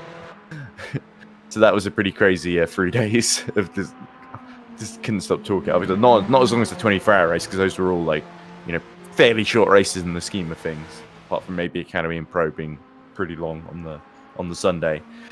And I also had on Monday, I think, Beaver Scouts as well, where I had to babysit some pretty, I don't want to say troublesome children, but they're very, some of them that need a lot of attention, if you know what I mean, and to just make sure they don't cause trouble with their ADHD and such. But in the back garden. But anyway, when we were looking after Beaver Scouts, they were nightmares. Yeah, some of them were. It's not just the ones that can't pay attention to things or can't sit still for like 5 seconds while you explain what they're doing. It's the ones that constantly go off and do their own thing, and then the others want to say, "Oh, that looks way more fun." But of course, you got the guys with ADHD that sort of just constantly need to be doing their own thing all the time, constantly to sort of go in the back. I want to just mess around and take off my shoes and throw my shoes at people and whatever. It's just sort of random things like that takes a bit of managing. But most of them, when you get down to it, are pretty decent. They're not like horrible personalities. They just are a bit cheeky and like to see how much they can get away with. And we don't tolerate that in when they move out to Cub Scouts. Of course, we go hard. A lot of that's cheeky, and I hate it every minute of it. It was. Nah, I don't know. I enjoy it because it's sort of interesting thing to kind of manage. It sort of helps when. Especially when I did the go-karting commentary for the first time, and I was talking about this last night with Byron, our other commentator. I was talking about doing the Milton Keynes Daytona go-karting, and there was a big fight between some of the parents and some of the kids. Oh, well, not a physical confrontation, but it did get pretty nasty. Some of the things some of the parents were saying to the kids, and then what the other parent was saying. Oh, do you see what he said to my kid? You should sort it out. And I was like, I'm the commentator. This is my second day here. I don't know what you want me to do. I can't apply a sporting penalty. I can only just sort of complain over the intercom, and even then that'd probably be a bit unprofessional. So, as you see, I think is that Offelheim has just made another pit stop and come out behind Mattia Grugelon. So, I was on the PA at Sandown a couple of weeks ago. Oh yeah, you did mention this. Yeah, I think I did mention before in a previous commentary about doing the not in e-racing series, of course, but in I think another series. We were just talking about me doing that commentary for the first time in place of I think Yusuf Bin Sahel, who was driving in one of the races actually on the Saturday that time, and I think he actually won his heat and the final as well, which was pretty impressive. So that was cool to get that opportunity from him as well, and I know he does a load of karting that he's just been doing videos for. I think he also set up his own company, which is how he gets paid, by the way, from by Daytona Karting. I think it's called Milky Cereal or something like that. He just set up. I don't know how the tax situation works there, but I hear everything's pretty above board. I had to use my dad's company to get paid, of course. So nepotism for the win, I guess. I thought it was on staff that Daytona. To be fair, I do a lot of work for my dad's company as well, so it's not completely sort of just being paid to do the go-karting. I think the money's sort of going into the company, and then after tax I get sort of paid. It's complicated. I don't really know how money works, Tom. But anyway, I think we are getting paid for this as well now. Yes, we are actually. So that's nice. It's always helpful. And the people who are watching are pretty happy to know that we get paid to talk about how much we get paid. Although let's not talk about the numbers, shall we? Anyway, Gabavesi closing is about 3.2 then behind Pavel Andrzejewski now. So Andrzejewski will just start to see that Go Team racing car just closing the blue and red car in the rearview mirror and giving the Hyperion orange and blue car something to worry about for the first time in a while. And there you go, you can actually see the gap physically now. There is Hevesi and Paolo Vegas should be appearing in the background. Oh, any moment now. Seems like a bigger gap than I thought, actually. But it does look a little bit like Hevesi. This is Hevesi catching Andrzejewski, of course, so I'm getting that completely wrong. So he will see the car just in front of him. But it's a little bit out of shot for us, of course, because these camera angles tend to be focused on the car ahead and looking at anyone catching behind. So there we go. We just saw Andrzejewski escaping from the foreground in frame there. As Viegas is pitting now as well in the Origin Racing 111. Which is going to allow Wozniak through, of course. Hello, Peter. Should have been. I can confirm that both me and Ed are being paid 6 figures number for a little pre-outs in here. 7 figures actually myself. I don't know about Ed, but yeah, high demand. I didn't feel confident enough to push Mariano for a higher salary. But to be fair, we do a situation where he usually just pays me for the previous race just before the next one I'm going to do, just to ensure that I keep coming back, I guess.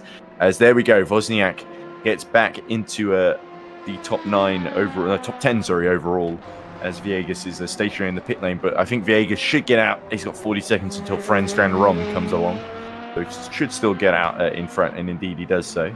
So 9 seconds then the gap between Viegas and Wozniak, with 3.5 hours left to go. But we are approaching then that 90% distance, I guess. Or is it 75% distance? Too early in the morning for maths for me. I think we are at 75% distance, but that won't be quite enough for Hyperion 44 to be assured of the title. They are only 2.6 seconds ahead of Gabavesi as well, I should point out, in terms of the overall order. So there is potentially a battle for position about to take place, but not really for any significant points-paying positions, unfortunately, I'm sad to say, as the closest battle on that front is Rossi versus Hazik, which is still about 28, 29 seconds in a GTM lead. Hashtags? The social media. Don't think anyone has ever used them, Tom, but can always at me at Edward J. Hunter with the hashtag ERS or ERS 24 hours. It's the only 24-hour race we're doing this season, I think. The only other long one was Sebring, which was 12 hours, of course. I think it was just under 12 hours because we just ended up doing it by distance. Sebring was 1,000 miles. Yeah, it was. Yeah, I think because we didn't want to do the last 2 hours, so it ended up being 1,000 miles. It was a 10-hour race by time. It was 10 hours, yes, not 12. But it could have been 12 if the leader had been much slower, which he wasn't, of course. It was won, of course, by Hydrotech BSR. No, it couldn't have been 12. It was 10-hour time limited. Oh, right, okay. It was 12. Well, there's your answer. There we go. Tom is much more on top of this than I am. Yes, there was, because I remember there's sort of 2 Sebring races you can do. You can either do the 12, which is obviously the real-life analogue, is the IMSA race, and then the WEC race, which is the 1,000 miles. I did actually like the so the 1,000 miles is normally time limited to 8 hours, but I quite liked how for VES we had the 10-hour time limit, because with the 8-hour time limit that was based on the LMP1 course, so it's nice that we I see Durham Buffin losing the GTM podium. in the last 2 hours. So I'm sure they would have hoped it was just been an 8-hour race. But there we go. It certainly seems they're still in the hunt now, of course, with who's at the wheel at the moment of the 445. It's still Stanislav Pajal, who is quite some distance, 197 seconds ahead of Marco Lodi Rizzini in the Carloni Racing 88, and about a lap behind Mark Viet in the Into the Points racing car, of course.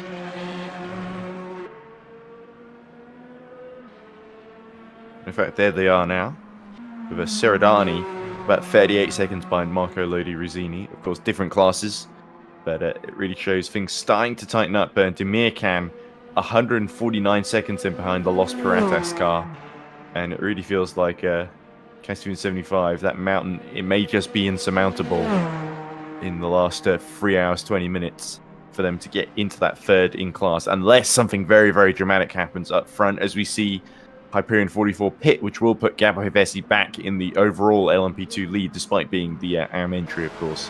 That's a shame. He was closing right on the back of Andrzejewski, and Andrzejewski thought, right, enough of this. I'm going to pit and just, not be overtaken on track, at least, by Gabo Hevesi, which saves a bit of face then for the current championship and class leaders in LMP2 Pro. Yeah, I think any gap at this stage. The cone's looking more and more strewn at the exit of the pit lane there. I really hope we don't see somebody get a cone stuck in their car, because that could really look a bit silly. But yeah, I think any sort of gap at this stage above 40 seconds or so is probably insurmountable. Well, it will be very, very difficult to surmount, yes, as it were. Well, yes, absolutely. I think you're settling in knowing that, well, let's say 60 seconds. I think 60 seconds is around the bubble where you think at this stage you've got a chance, but actually getting that down is very, very tricky. But also defending it is very, very tricky, which is it's two sides of the same coin.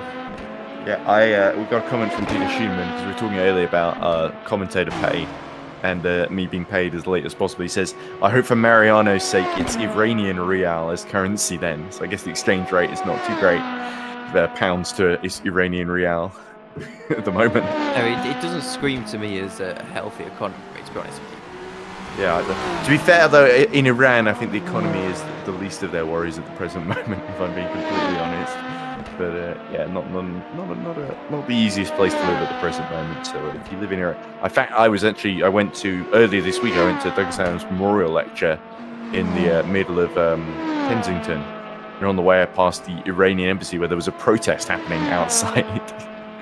And of course, I recognized the Iranian embassy because there was a film I watched a couple of years ago. I think it was called 6 Days, which was about the Iranian embassy siege in 1982. So there is that iconic footage of the SAS storming the Iranian embassy and sort of climbing from window to window to try and break into the room where the hostages were and sort of free them. So yeah, pretty dramatic event, of course, in a sort of a British history and Iranian history as well, to be honest. But anyway, it's all gotten very political all of a sudden. So it was sort of interesting. There weren't many people at the protest, because it was late in the evening. I think there was just a tent and a couple of people who are about to go to sleep. But anyway, Paolo Vegas is about 15 seconds now behind Karol Wozniak in that battle for second in Pro-Am. So Wozniak doing well to extend the gap a little bit. 1 million Iranian whatevers are 21 euros. Okay, all right. So that's not a lot, is it? I'm hoping for my sake that I'm not paid in those days, because 6-figure salary probably wouldn't suffice. No, but I think if we're being paid in Iranian Rial, then there's a more concerning issue for Mariano than us, I think, if that's his currency of choice. But anyway, let's hope he didn't just click the wrong thing on PayPal. Anyway, Vinciulo there, lapping the 445 and continuing that 2-lap pursuit of it's only a lap pursuit, I think, of Prince, actually, technically. So the gap is the overall gap. So I've been saying they've been 2 laps down. They're actually only a lap down on the Hydrotech BSR. So Subra keeping themselves just about in touch, but not really close enough to challenge for pace. I think it's going to take some sort of dramatic incident to really keep the hypercar fight alive, even though it's the closest statistically at the moment, with only 6 points in it between Simfream and Hydrotech BSR. You know, everything can turn on a knife edge, but you can't be driving in anticipation of that happening, because as we mentioned a lot, it doesn't often happen. You know, you've got to... It's almost like the laps that everyone forgets at Abu Dhabi 2021, where Hamilton was sort of meandering to the title and everyone just sort of accepted. I think Christian Horner said in an interview, like, we need a miracle now. They got the miracle, in case you weren't aware, but it's if you were Max Verstappen in that situation, you just a sense of helplessness, like, what can I do? You know, I've been outdriven so far today, and I'm just trying to wait for something to happen. I think there's a few. Well, they just kept pitting, didn't they? Under any kind of code, full course. I say code 80. They don't use code 80s in Formula One. It's full course yellows, of course. Oh yeah, exactly. Virtual safety car, sorry, not full course yellow. That's Formula 3, I'm thinking. Yeah, right. It's just had to hope. Although virtual safety car, full course yellow, and code 80 are virtually the same thing, just slightly different. Different names, different strokes, different folks. But there we go. There is Prines continuing to press onwards and really extend the. He is extending the gap, I believe, at least to Vinciulo behind. 2 seconds faster the previous lap then, so he may not quite be 2 laps ahead, but it might well be by the time the next 3 hours elapse, depending on how things go, of course. But the closest gaps on track, it's certainly Paulo Viegas trying to catch up to Wozniak, who's continuing to extend, despite the fact that Viegas was a second a lap, 9/10 faster on the previous lap than the Speed Eagles car. As you see, Haziq then pitting from the lead in a GTM, which will hand it back over to Giancarlo Rossi, who was about 25 seconds behind them at the end of that stint. So Rossi has closed in, but not by a huge amount. Haziq did well to hold on and keep the pressure up. So now will Dozer BSR finally change drivers, Tom? That's the big question here. Well, they've got to at some point. You can't keep driving all afternoon because eventually... You might try to if there's no one else to hand over to, and there's the lead up for grabs. That is the most, that is the most scary moment when you're doing an endurance race, sitting there for a couple of hours, and in your stint, you get towards the end of maybe a 4-hour stint, and your teammate still hasn't turned up yet, and you think, please. I'm begging you, I don't have to. I have been in that situation where you just try and continue and you sort of realise, I'm not doing too well here. I may as well just go to bed.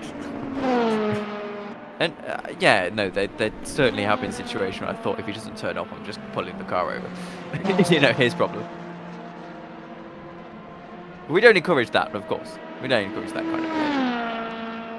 Yeah. Often I remember what happened once is my teammate just completely fell asleep and didn't show up when he promised to. It was in a Trackmania endurance race as well. Not one of the solo ones. That was the one time I did that. It was 24 Hours Older, I think. It was ridiculous, but it was a more mainstream 24. I think it was DDE 24-hour road they called it. So it's run by a French team, of course.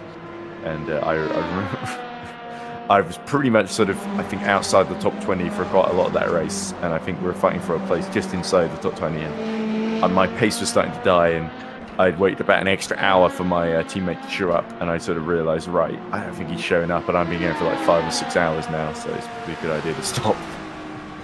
Because I think my health, I was worried. It was getting to the point where I was worried I might just collapse from exhaustion. At least that's how I remember it. I might be being a drama queen here, but I certainly felt like I was being a drama queen at the time. But anyway, I'm not angry at my teammate. He was just busy, I guess, sleeping. We had at the end of the ERC Le Mans, the one where we actually got the podium. We got Pal, poor old Pavel. We gave him a massive night stint. Not a massive night stint. We gave him and Joe a lot of driving to do in the night, and we just fell asleep and just didn't come back. In his defence, it was bucketing it down in the night, and it was really difficult, and I could totally understand. But yeah, I mean, it was all right. I did the last stint in the end, so we were all happy. Yeah, and he's still out there at the moment in the pro lead by 207 seconds, and he's trying to keep Bessie pretty honest at the moment. 9 seconds in. Oh, it's a different Pavel. Yes. There's 2 Pavels. There we go. Shows what I know. there we go. Sorry about that. Even though I've not been commentating for that long, it has felt like a while since, because I was doing the commentary yesterday. So. When the same race has been going, you sort of feel as tired as the drivers after a while. In fairness, it's quite a unique name, so yeah. But anyway, there we go. We see the hypercar of Varconi, race leader, lapping. I think that's the Hyperion of Andrzejewski. Yeah, indeed it is. 44 then, losing. Well, not losing anything because it's just being lapped essentially. So just letting the leader through. And Viegas continues to be dropped by Wozniak. This is pretty impressive. Wozniak was 2 seconds a lap faster then, 3 minutes 30 then. On the previous lap it was at 3 minutes 32 for Paulo Viegas. So Speed Eagles keeping their hopes alive. They might be able to hold on to that second place. They can keep that pace up, but it does look like Origin Racing 111 doing everything they need to do.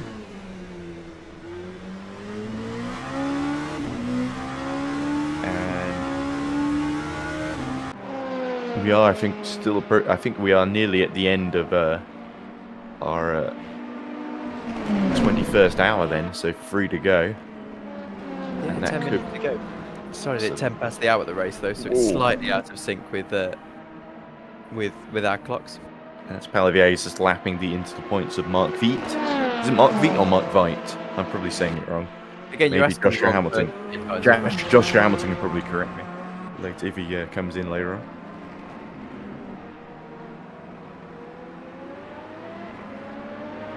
There's not actually a lot happening out there on the circuit, is there, right now? Yeah, I couldn't help but notice. As Vincilo now pits from 3rd overall. So this is usually the point where we find a tangent to go on. It is, yeah. Oh, I've been trying. I've got commentary, haven't I? Is there anything you want to talk about, Tom? Jeez, I'm sort of yawning a bit here. I mean, how did you find your PR commentary? PA, not PR. PR, well, I guess all commentary is PR if you put it a certain way. But the Daytona, I've really enjoyed it. It was a weird thing where I was it took a while to sort of get the invoice sorted out, but that was kind of mainly my fault. We did sort of agree payment beforehand, but we didn't get the we didn't actually figure out who I was sending the invoice to specifically, so I got my dad to sort of help out with that. But anyway, the actual commentary experience itself, they all treated me pretty well. I found it a little bit overwhelming at first, because especially when you got the 2 karting classes, and it is sort of weird commentating for the parents for these drivers. Gary Monreal just gets out of the way at the Porsche curves there as the level 1 LMP2 gets through. But it was certainly a bit of a step into the unknown, a sort of in at the deep end kind of experience, especially when the very first race I did where there were 2 classes, I think it was D-Maxes and N35s, I sort of was sort of still commentating on the D-Maxes as the N35s are being released, I think. So, because it was a rolling start as well, that was what really kind of caught me out. But thereafter, apart from one heat where it rained and I got 2 of the drivers mixed up because my timing screen went down on my phone because it ran out of battery, and I was sort of calling the wrong winner. They not let you in the race control box? There was a screen just next to the...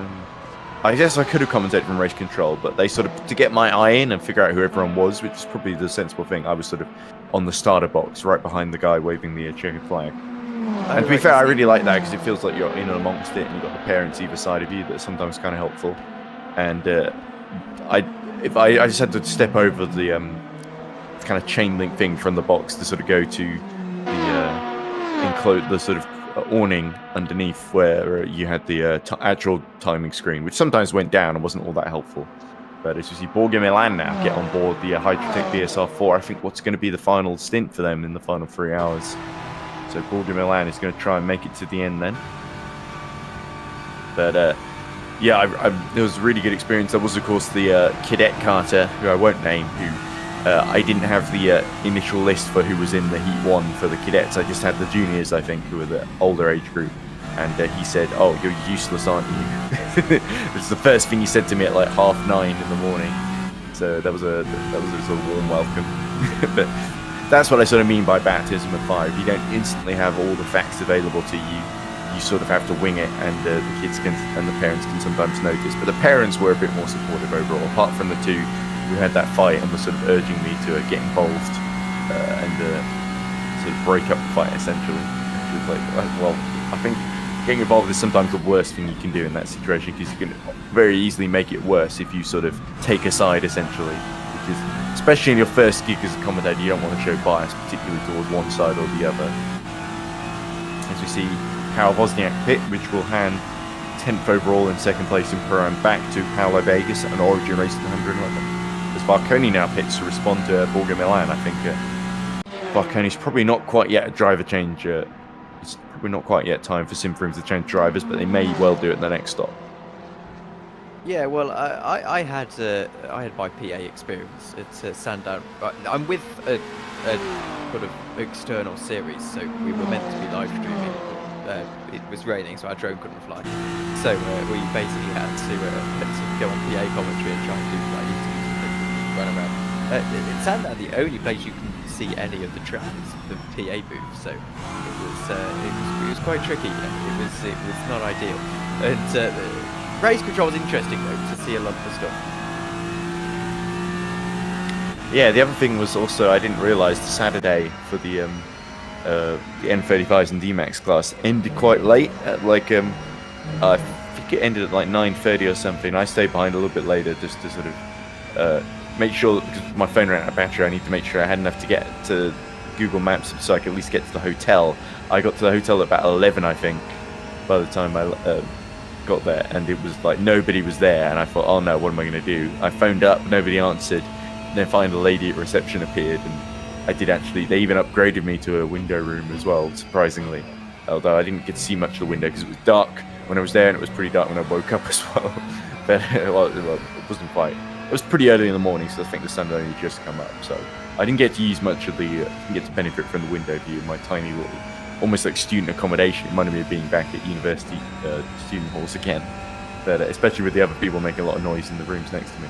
But to be fair, it wasn't the worst hotel I've been in, so I wasn't too upset about it, and I certainly got a decent amount of sleep, and it was the same day you guys were doing the Abu Dhabi 8 hours in the ERC, so I'd get to watch a little bit that night. I think I just caught a little bit of Tom and you complaining about me being in Milton Keynes and not helping you out, which I thought was quite funny.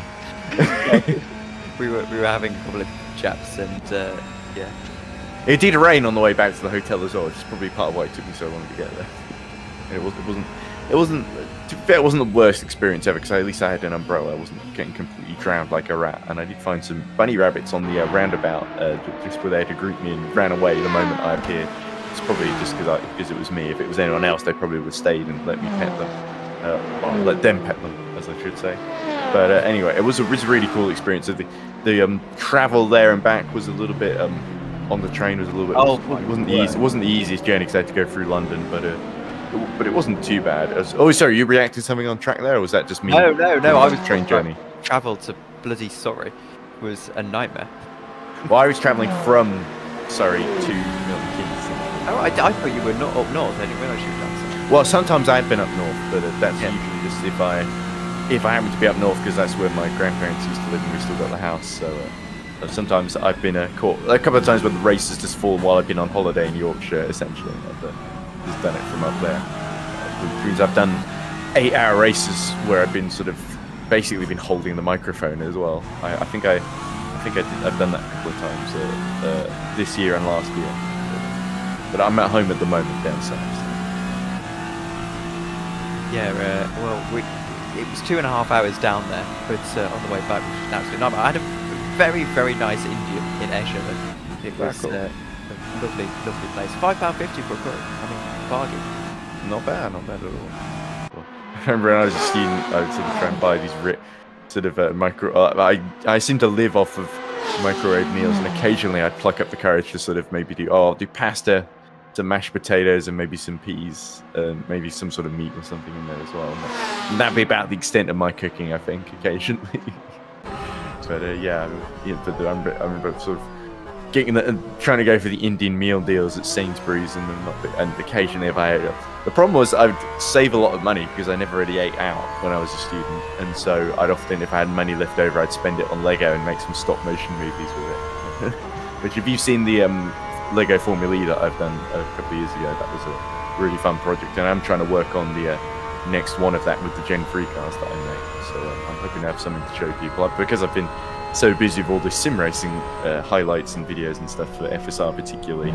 It's been a little bit, but I've been happy to do a few highlight videos for series like ERC and whatever whenever I've got the chance, and also Josh's commentary as well with real life Formula. I've been trying to sync that up to the actual footage, which has been good fun. I think you were in the Cape Town video, which was a pretty good one. I think the funniest moment in that was Da Costa being hugged by his engineer, kissed actually by his engineer or a trainer or something at the very end, and you guys saying, "Oh, I hope his wife doesn't see that," or something like that. And I was sort of trying to defend Da Costa and sort of, "Oh, it's just a brotherly and sisterly love. That's a typical Latin American thing, guys. Don't judge," or something like that, because that's what they do in Portugal. We love a little bit of judging.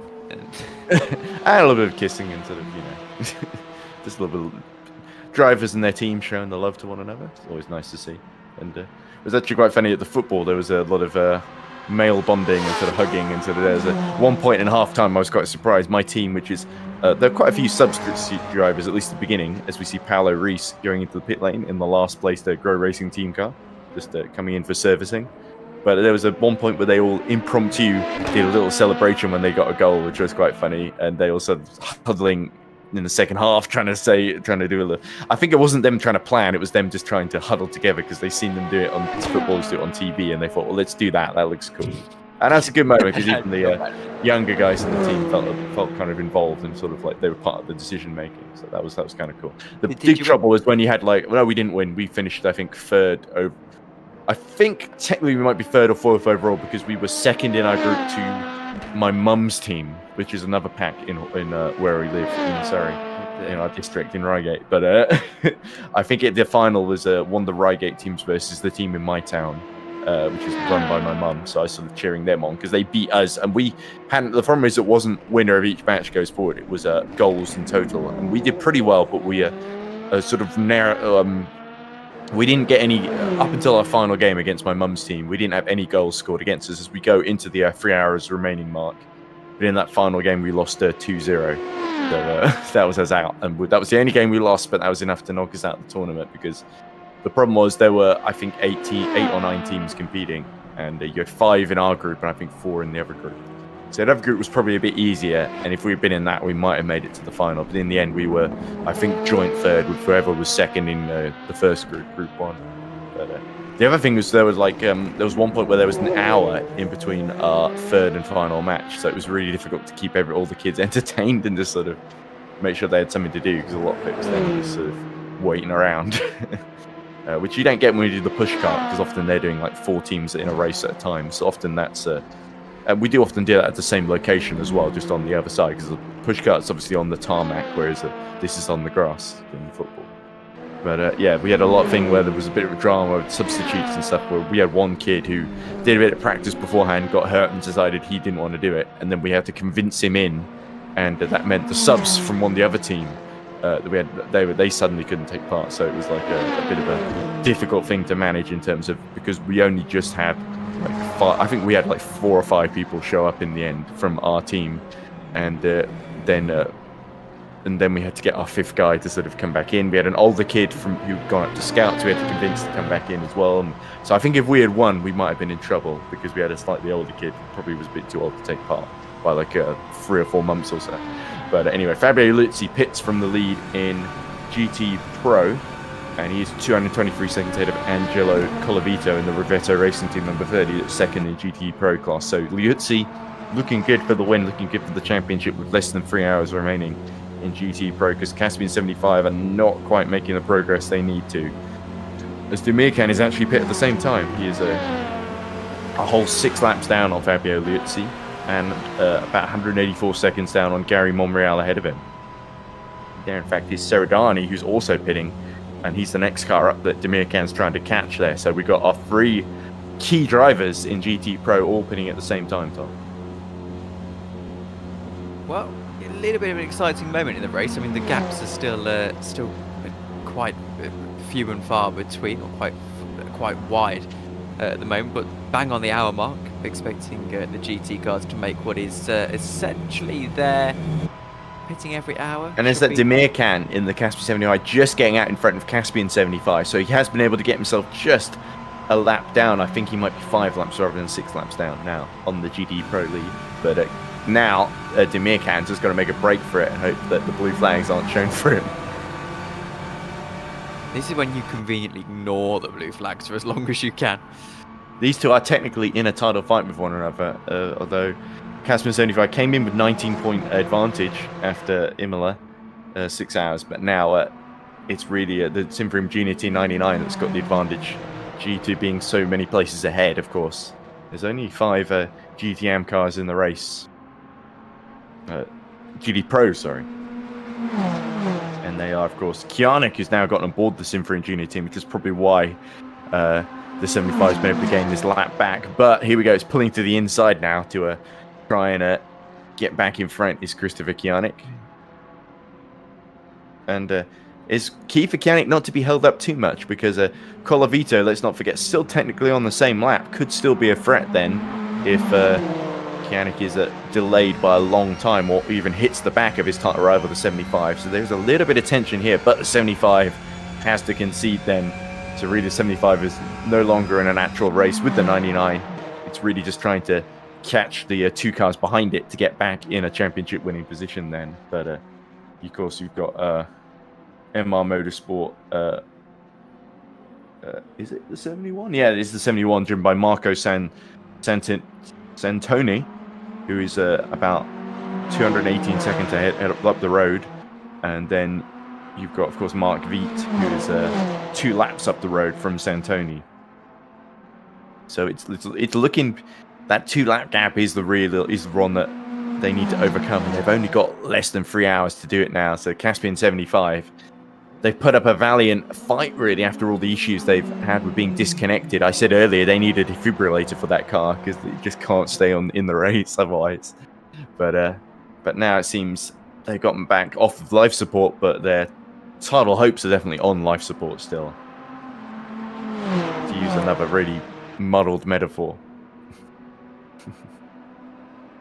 Well, they're having a bit of scrap here, aren't they? It looks like Yannick is pulling away a little bit, but a little bit of a scrap going on. Yeah, I guess if they can just stay in the wing mirrors. And if you're the 75, you're sort of hoping the 99 has some kind of issue at this point, but you don't want to crash into them, surely, because that would reflect badly upon you rather than Simfring. But Pajoud also pitting in the 445, which is going to allow Shaz Lihan in the GTM lead, I think, to pull away, and it could allow Marco Lodi Rosini to close in slightly. Actually, it's Rossi that's leading in GTM, sorry, by 13 seconds, of course. So still pretty tight there, and in fact, Shaz Lihan in the Desert PSR gets the gap under 13 seconds just now. His last lap was 4 seconds faster, so Rossi being held up in the ERT then, so it's starting to swing back towards those of PSR once again then. So it's so back and forth between those two for the AM lead, isn't it?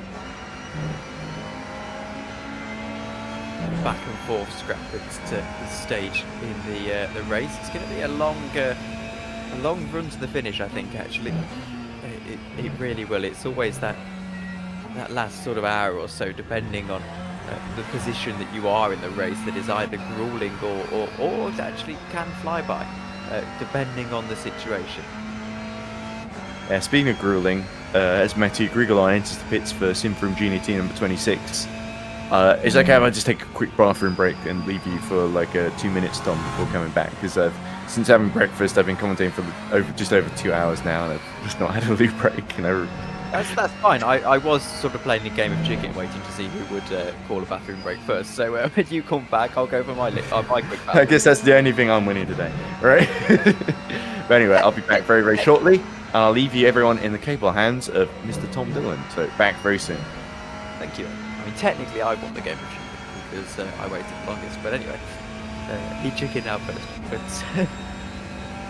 I digress. Let's take a moment to reassess where we are in this race then. There's, well, 3 hours to go now, 2 hours 52 to be exact. Roland Sux is in the lead for Simfreem. Number 1, Hydrotech BSR, a lap down, not purely on pace. They have got the fastest lap of the race, 3:19.3. This is your actual, these are your results then. Well, not results, your order at the moment. Yeah, they had an incident with a GT early on into the race that sort of put them a little bit by the wayside. Then obviously it's the AMRS 41, then the 42 in third and fourth. Retirement is Bovo. George Dean is still going along in sixth, with Jimmy Nisula in seventh. As for the LMP2 pros then, it's actually at this present moment a Pro-Am that leads our LMP2s, that's Gabor Hovesi, but in terms of the Pro class itself, it's Paul Andrzejewski for the 44 in first, then in second is Matija Gerglios. So actually the LMP2s all in their own little battles. It looks like, from what we can tell, that they're all on soft tyres according to our live timing screen, which is slightly interesting. Based on the evidence of my eyes, it looks like some of them are on mediums, but based on the timing, they're all on softs at the moment, so single stinting. As for the Pro-Ams, it's really a story of Gabor Hovesi dominating, of course, still there in the number 17 car, in the lead of all of the LMP2s. Actually, next closest competition is Vigas in the 111 car, which is 18 laps down, I think. No, not 18 laps down on Gabor, but plenty of laps down anyway. Here you go, second. He's 5 laps down or so. So Gabor here could have a bit of a cup of tea or something.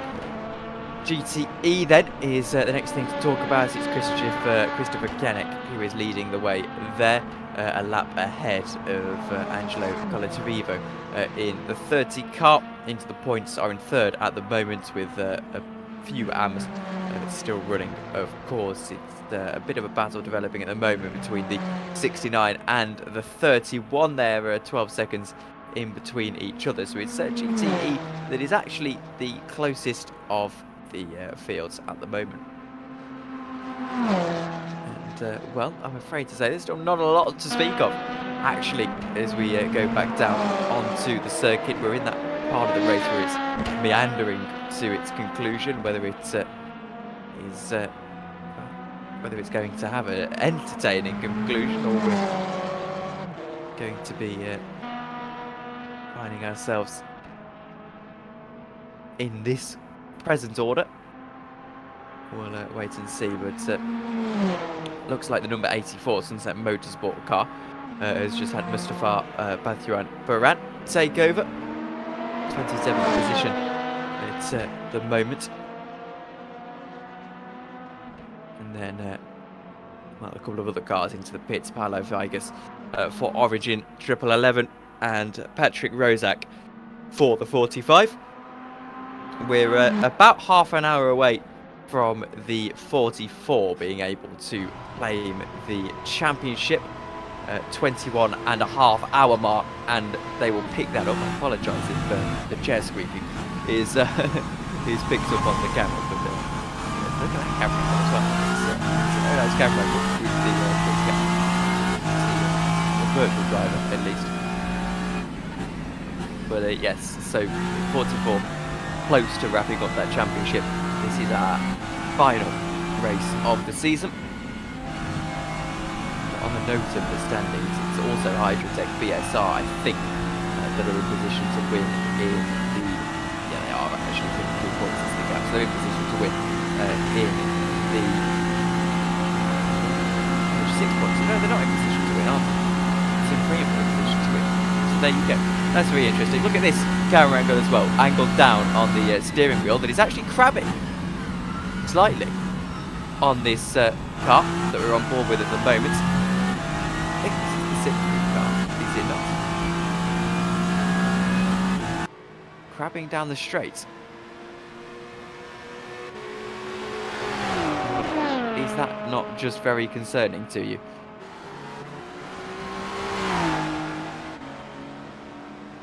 It is the Simfrim car. Having a little bit of a crab down the straight, and with 2 hours and 47 minutes to go, that is certainly something that they're going to have to keep an eye on, because that is very concerning. They will have to repair that damage, I would suspect, at some point. They would have to. He's struggling. He's really struggling. Actually, this is dramatic for the leader of the race. He's crabbing along, and he looks to be having a little bit of trouble with it.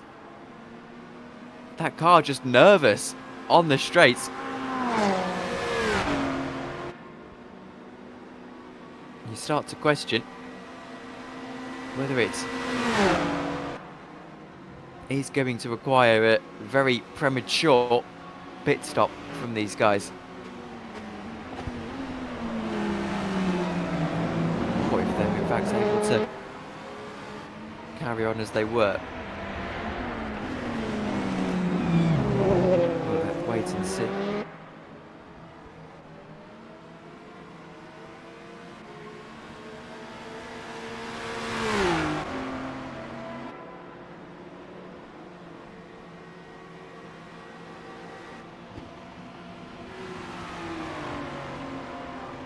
Through the Porsche curves. Car looks okay-ish. Still seems slightly nervous.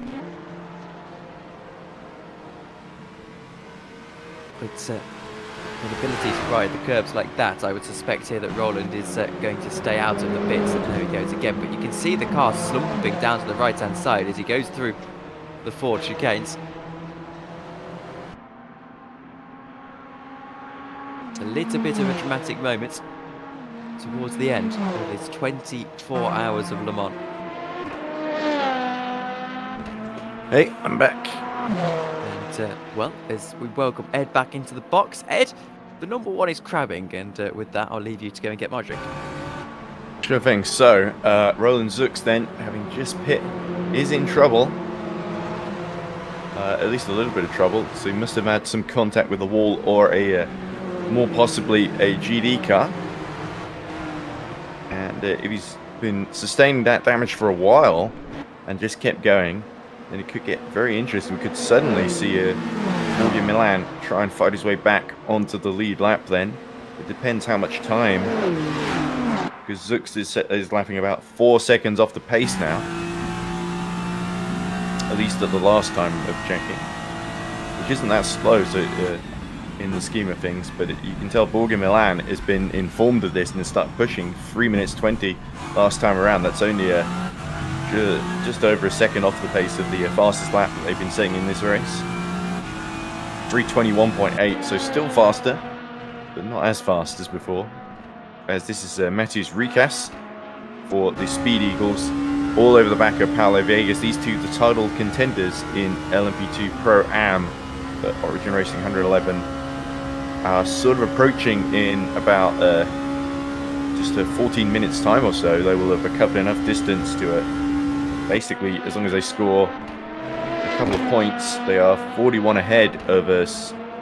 Well, they're 41 ahead of Speed Eagles, and they've got an even bigger gap to, well, they're 41 ahead of Speed Eagles and 29 ahead of Sweet Force 37, who are quite a way down the order. So Sweet Force would need a pretty big turnaround. They are down in 13th position overall. Quite a few laps behind the next the leaders then. Almost 10 laps down actually, as here we go. Matthews Recas all the way back, and this is 4th position versus Paulo Viegas, who has been in quite a while.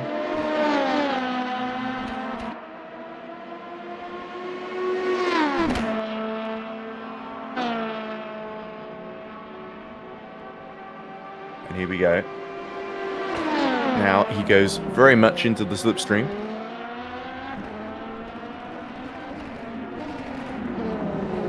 As they approach Mulsanne 2. And it's got a bit slideshow in my end, so I'll try and see if I can fix that. There we go. Here we go then. Approaching Indianapolis then.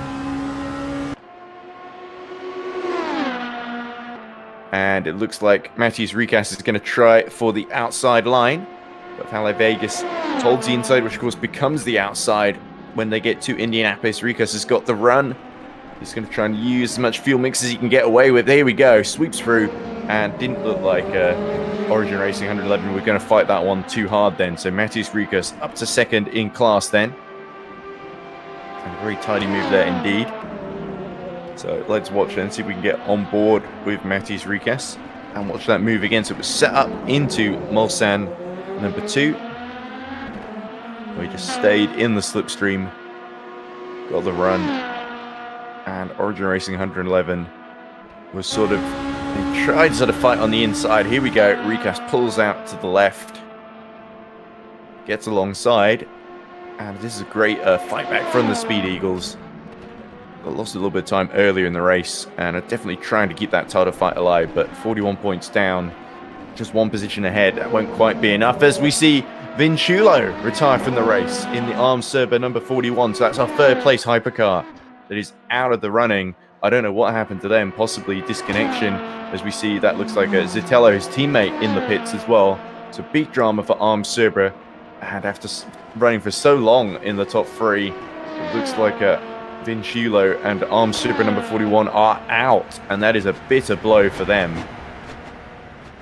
So drama really happening now with about 2 hours, 41 minutes left to go. And Vinciulo looks like may have been disconnected because he looks like he's going to try and get back into the race then.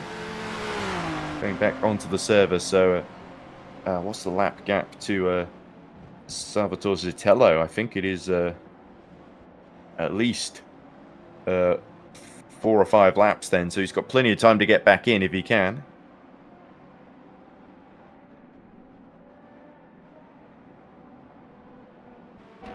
Here we are. We're going to see a replay now of what happened. This is Rikas trying to overtake Origin 111 again. Here we go. Vinciulo then through the forward chicanes. And doesn't seem to be anything too wrong so far. Crosses the start-finish line. And pulls to the inside. So there was a sudden issue there for Vinciulo. Right as he crossed the line to start another lap, and he pulls over to the pit wall. This looks very Toyota 2016 to me. Possibly some kind of hardware issue, or something we don't really know about. But that is very concerning for Arms Serber. Not that there's big title implications on that, of course. But it does mean Borghi Milan has got quite a big buffer now behind him, so it's looking like Hydrotec BSR's chances of sealing the championship have just gone up a fair bit. Let's see if there's any interesting messages in the chat then.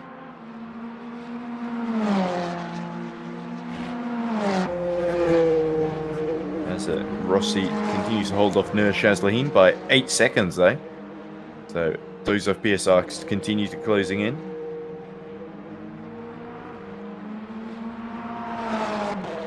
Looks like Joshua Birch is streaming Snetterton 300 at the moment, sort of the opening race of the day, and a British Touring Car Championship. It's real life British Touring Car, it's not a virtual series or anything. But anyway, as Shazlahin continues to chase down Rossi, connection lost apparently, they're saying, which is weird. I'm not sure why they pulled to the right then, if the connection was what went there. But it's Mariano saying connection lost. They had a technical issue with the button box. Okay. So that's the hardware set up at home that's called that. Intentional CL.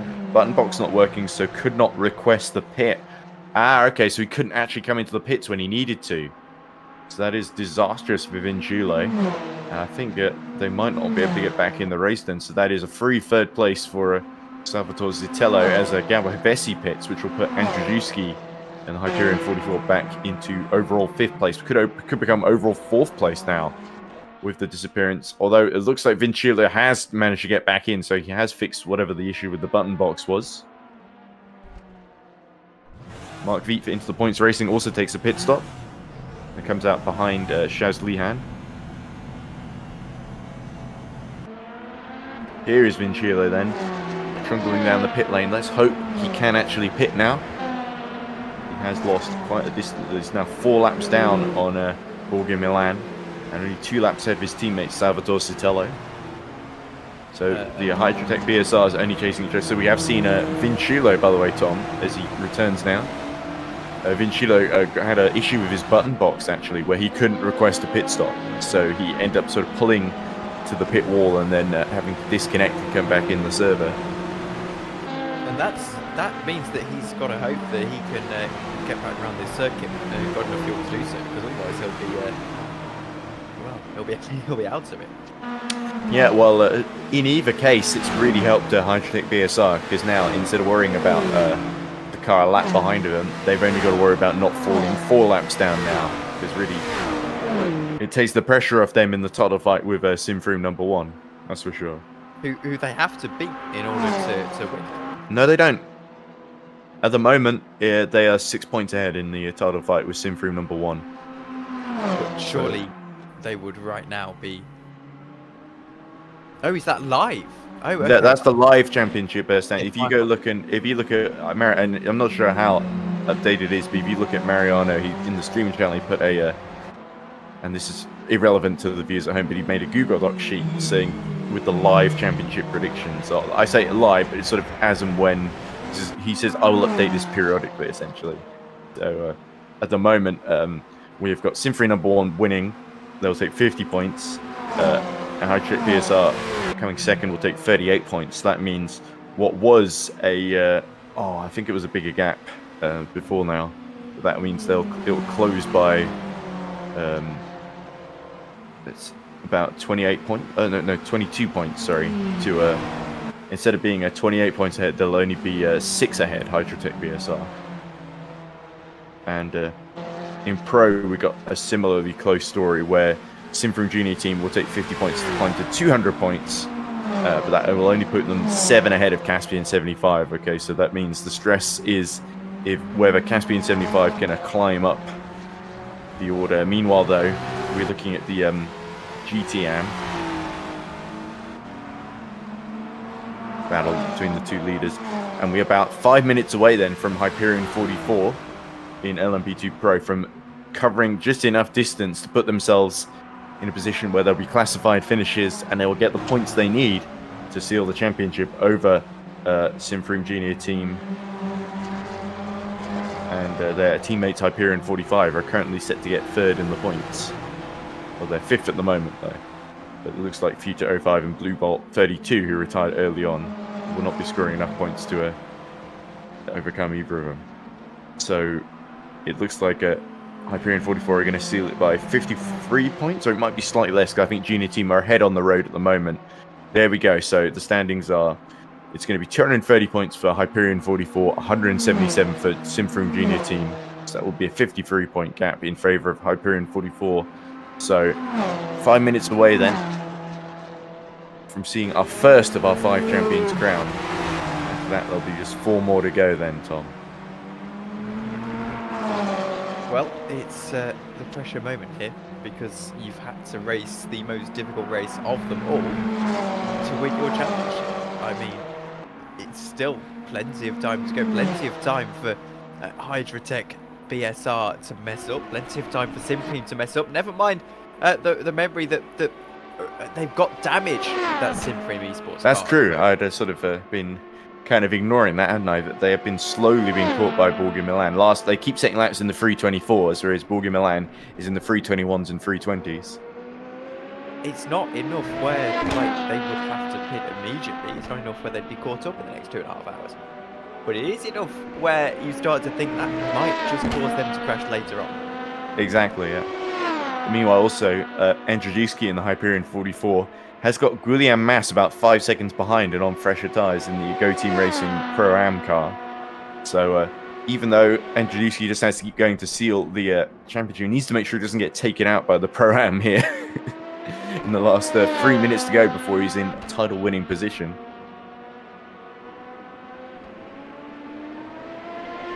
In fact, you can just see the Pro-Am in the background there. But Andrzejewski Hyperion, I did sort of call it earlier, didn't I? But it's now pretty much official. In the next couple of minutes, Hyperion 44 have had a superb season, won all but 1 racing class, if I'm not mistaken, this season, and they have been pretty dominant in LMP2 Pro. But Hyperion, a pretty new team. They've got that Roman Spartan sort of infantry helmet then as their team logo. Great to see them move up to Formula Sim Racing in Academy as well. Great to see them in action in Bahrain. So didn't get a particularly strong result there, but they are still learning the ropes. And great to see Andrzejewski and company. I'm trying to remember, remind myself who else is actually in that team with them. I believe if I just go to the entry list, it's Andrzejewski. I think it's Gazowski is in that team as well. Or it might be in the other Hyperion. I might be getting mixed up here.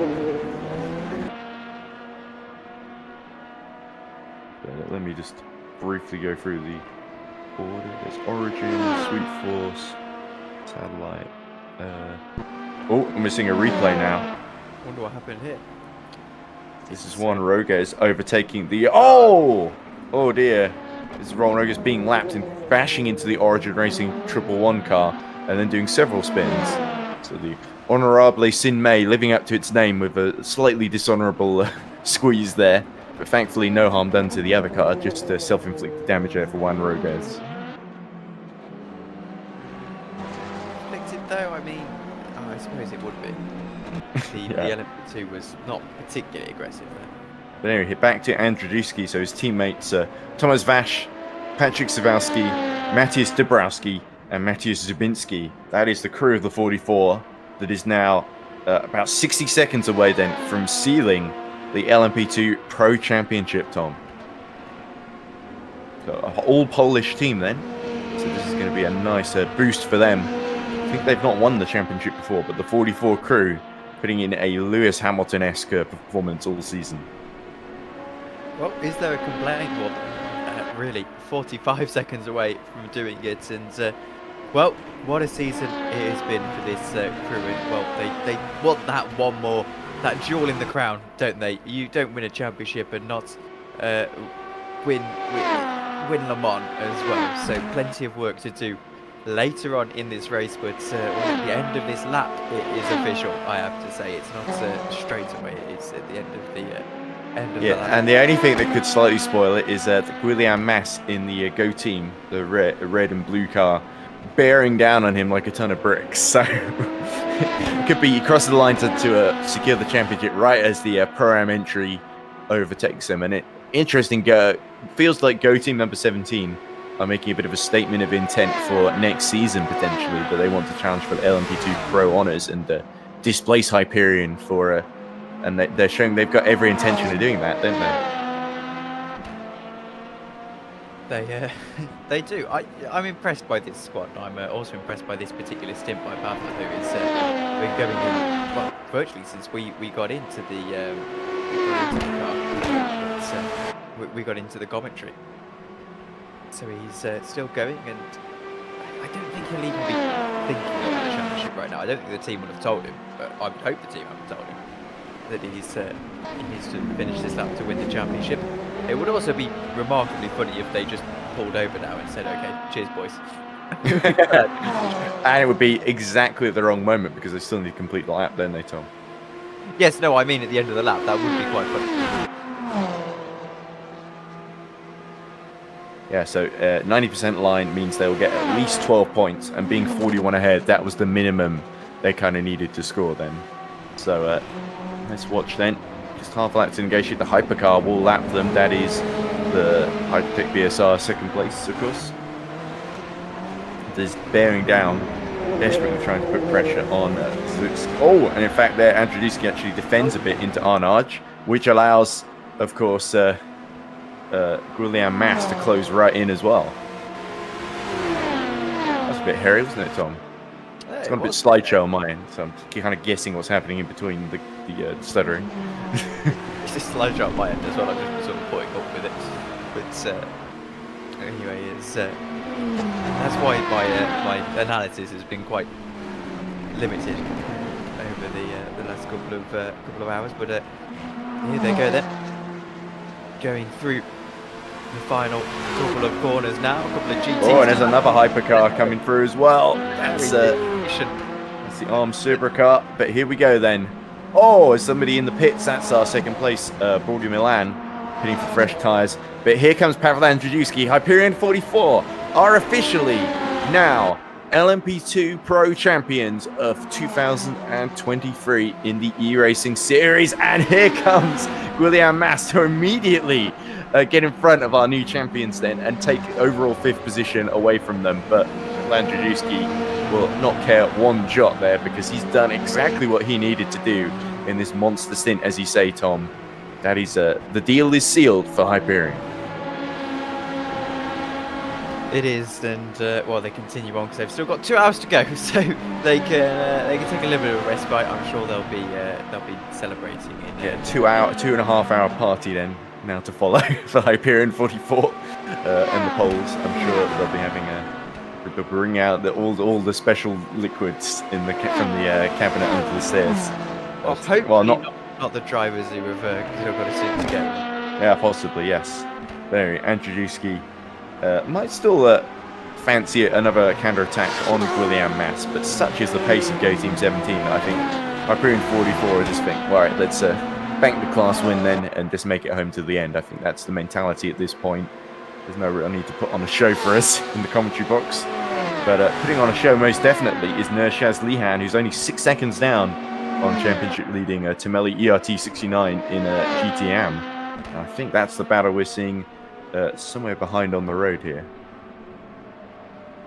But Chaz Lihan is consistently lapping a couple of tenths faster per lap now than Rossi in front of him, so he will catch before the end of this stint. I'm almost certain of that.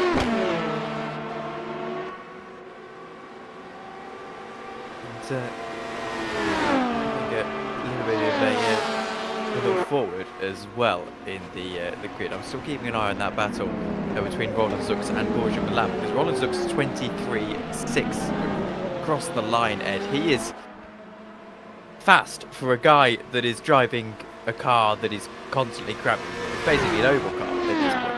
Yeah, there's almost 45-degree angle on the steering wheel, right? Or is it more 30 degrees? Well, I think it's probably more 10 degrees, but it's not comfortable. It does take a bit of adaptation. Yeah. Yes. And in fact, here is our GTM lead now is Nurshaz Lihan, putting the pressure on Giancarlo Rossi. Of course, Rossi doing very well to get into the lead, but Dozov BSR have been doing everything right, really, to keep themselves in the mix here. With all the other AM runners sort of dropping out of the picture a couple of laps down. Joud, I think, definitely a lap down in the Finavon 445. In fact, Pajad has only got 133 seconds to Marco Lodi Rizzini, so Rizzini has kept himself in the picture then for that 3rd place battle, but it is the lead that transfixes us at the moment, Tom, as Zux now pits, and will he repair that damage? I would hope so. I think you've got enough of a margin that it really makes sense to get that repaired and just soldier on from here. You don't want to be taking risks with this kind of game on the line. Exactly, and yeah, even if they can't seal the championship, Simferoom #1 winning 24 hours of De La Sarf, I should say, maybe for copyright reasons, or maybe I'll just call it Le Mans just to annoy the ACO. Yeah, I think. Yeah, they're probably not watching, in all honesty. But I hope. How many people are watching? What's up? 31. 31. That's pretty good. We did have 42. I think was the peak, the most I saw a lot watching concurrently the other day. Have we got any messages in the chat about Hyperion? No, we've got a few people complaining because someone accidentally banned Peter from the chat, so we apologise, Peter. Oh, try to write again, Peter, they say. And Peter's like, why always me? But there we go. Vinchulo now makes another stop, so he did have enough fuel to get to the end of his stint then, so no drama. But he is now, I believe, on the same lap as his teammate, just under 180 seconds between the pair. And Zutillo should be within about 100-second gap then. So we might actually see a battle between the two armed Cerberus cars. There's no championship up for grabs for either of them, so I guess all bets are off between the 41 and the 42. As Roland Zux comes out the pits. Didn't feel like a particularly long stop, Tom. Though Zux seems to have carried on, but he's 234 seconds, so our two leaders in Hypercar are back on the same lap. But Borja Milan only just unlapping himself. Yes, And as you mentioned, Andrea Martino out of the pits now. But I would suspect Borgia into the pits soon. And now you've got to question what. He did pit not too long ago, though. Oh, okay. So that is interesting. So that means they are now both on the same lap. Yeah, that does seem legitimate. We've still got legitimate fight for the overall lead after nearly 22 hours, Tom, which is pretty amazing. Well, it's exciting. It's not necessarily a huge battle at 233 seconds, but it's enough to make you interested. It's closer than some of the battles here. If there was a red flag at this stage, then they would be close to each other, which is worth more than its weight in gold. Exactly. Let's hope not. We don't have red flags. That means we've got more problems, I think, than just. Well, maybe Borgia Milan is hoping for a red flag right now.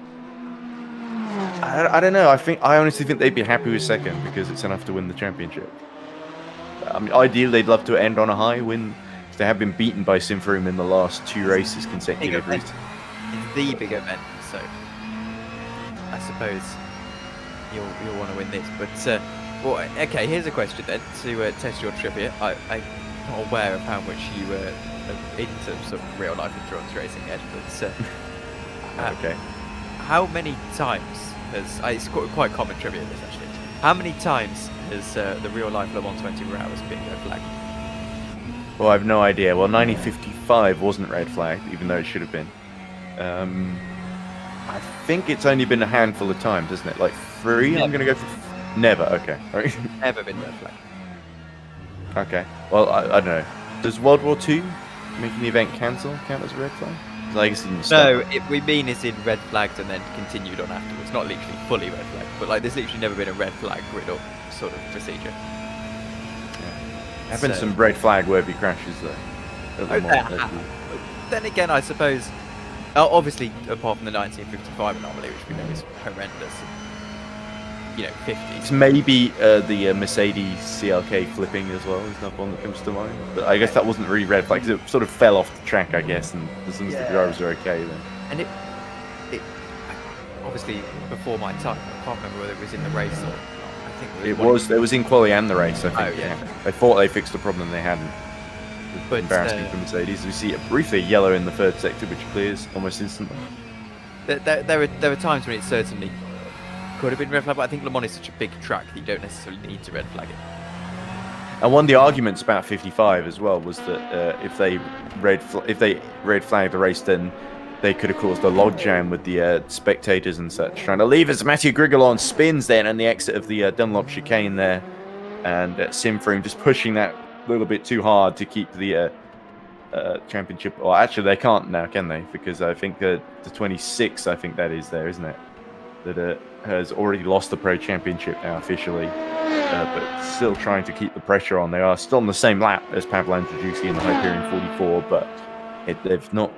They really needed to win with Hyperion dropping out before the end really to have a standard chance. So, but anyway, great to see them still pushing though, and David Offelheim 91 seconds behind though, so they can't afford to lose that as the second in class, can they? Because they still want to end their season on the best possible note, Simfroom junior team, and they could still take the GTE Pro title, and they desperately want second in a GTE LMP2 Pro as well.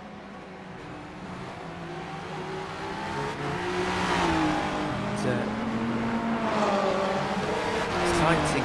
Well, enthralling. I wouldn't necessarily say exciting. That's really but a contest that is developing here, and 5.4 seconds between first and second in GTE AM. That's equally quite exciting.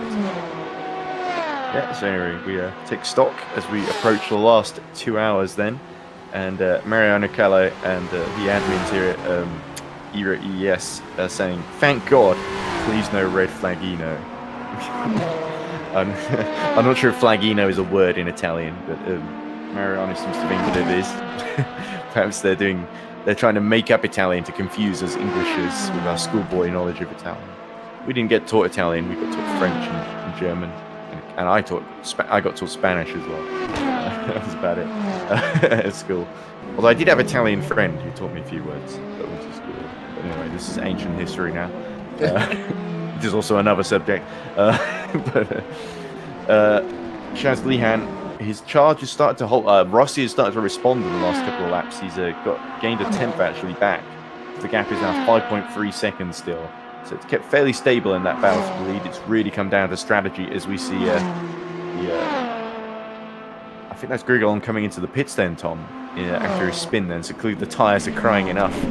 And this could allow Uffelheim to actually emerge right behind the Simfroom Junior Team number 26 in that battle for second in Pro. Oh, my word. You talk about it's a quite interesting 24-hour moments. There's been a clip on the Nürburgring 24 Hours live stream of a gentleman in his briefs heading into the loop. Well, clearly enthralling, as you say, these 24-hour events. Clearly, that's the most interesting thing that's come out of it. I've been hearing attrition at Nürburgring 24 Hours has been pretty high. Yes, it's the one 24-hour race I have to say I have little interest in watching. Lovely track though, the Nordschleife is, but it is. But I don't know what it is about the race. I just don't really have much interest in watching it. I think there's too many classes for me to really care. I'm more of a Le Mans bar sort of person myself. I guess so. We've still got 5 classes here. We've still got a lot technically. Yeah, but the difference is they're the same cars. It's like whereas they've got really only got 3 different cars here. As we see, this is the Dozov BSR coming in then, isn't it? Of us, the man, that's Chaz Lihan, that was fighting for the lead then. Had got the gap to 4 seconds to Giancarlo Rossi. Now he seeks to undercut them, I guess. Undercut could be a powerful strategy at this stage. Whether you want to be pitting 15 minutes early, that would mean that they require a stop towards the end, which would be my concern. Yes, exactly, because now we're getting into it. And these GT cars can run longer than the prototypes as well. On the fuel tank. Yes, exactly. It might be about 55 minutes here, granted, but say an hour for the sake of argument. So are Blue Steel Racing in the Dozov 31, are they just hoping for a code 80 near the end to help them out then? They must be, unless they're doing good mileage on their fuel, and they can get away with it. I don't know. If you're going full fuel saving mode, and you're trying to save a stop, it doesn't make much sense to me. But I suppose, yeah, unless they've been forced in for some reason. By the way, update on Ahmet Demirkan in the Caspian 75. Was going into the race championship leaders. They are 117 seconds now behind Gary Monreal, and then a further it's 116 seconds behind Gary Monreal, and a further 117 seconds behind Marco Santoni, who holds 4th in GT Pro class for MR Motorsports. So that's not the end goal really, but that's still the into the points car. But they have been slowly making progress, but I have a feeling that it could be even difficult to catch MR Motorsports before the end of this one, Tom. It will be difficult. It will be difficult to catch most things at this stage. I mean, 230 seconds at the lead, 122 seconds between the 42 and the 41. As we said, there aren't too many battles here that you look at and think, well, that's actually going to climax towards the end of this race, potentially between LMP2 and Pro-Am. Yeah, Demirkan did gain about 4 seconds on Gary Monreal that last lap around, so he might clear the AM driver, but it's not going to help him in his championship fight, that's for sure. As we look at Patrick Rozak getting on board Hyperion number 45, or is he already on board, I think, and I just didn't take any notice. But the 45 being serviced then, the back of the Pro field, of the LMP2 field actually. But certainly the Hyperion 45 is still on target then to take a 3rd overall in the championship, which would be a good return after what's been a pretty difficult 24 hours so far, or 22 hours so far, I guess, nearly. But not a whole lot going on once more. It's really the only bit of interest is that lead battle in GTM, isn't it? Between Chaz Lihan and Giancarlo Rossi, who are now separated by about 90 seconds after the pit stop. 95 seconds. There we go. Yeah, so it's still a difficult. It will still be difficult to see. It'll still be difficult to see that, won't it? See that developing throughout the course of the race. I'm not too sure we will get any of these battles really, unless there's some rain ahead of us, which I don't think there is. There's been 0% chance of rain since the very, very start of the race, from what I understand. So pretty much all day there's been no sign of rain at all, apart from maybe the clouds coming over a little bit, but it's just become overcast, I'm afraid. So it just means the ending will just look a little bit depressing rather than any rain spicing things up. But Giancarlo Rossi, either way, whether he finishes first or second, looking good to seal the championship, and I'll see if Mariano can let us know if he's going to cover enough distance to win it beforehand. I don't think that's quite going to be the case, because if I look at the AM standings in GTE, they come in. It's going to be MR Motorsport 66, I think, are the closest challengers, and at the present moment, as I see the points being reset, then they're going to be about 46 behind then. Or 14 behind, sorry. Not 46. So actually it's a bit closer than I thought it was going to be. Oh, 64, there we go. It's finally been... I think I'm seeing the standings being updated live here. So I think MR Motorsports are down in... Where are they? Well, number 66 is third last then in the order.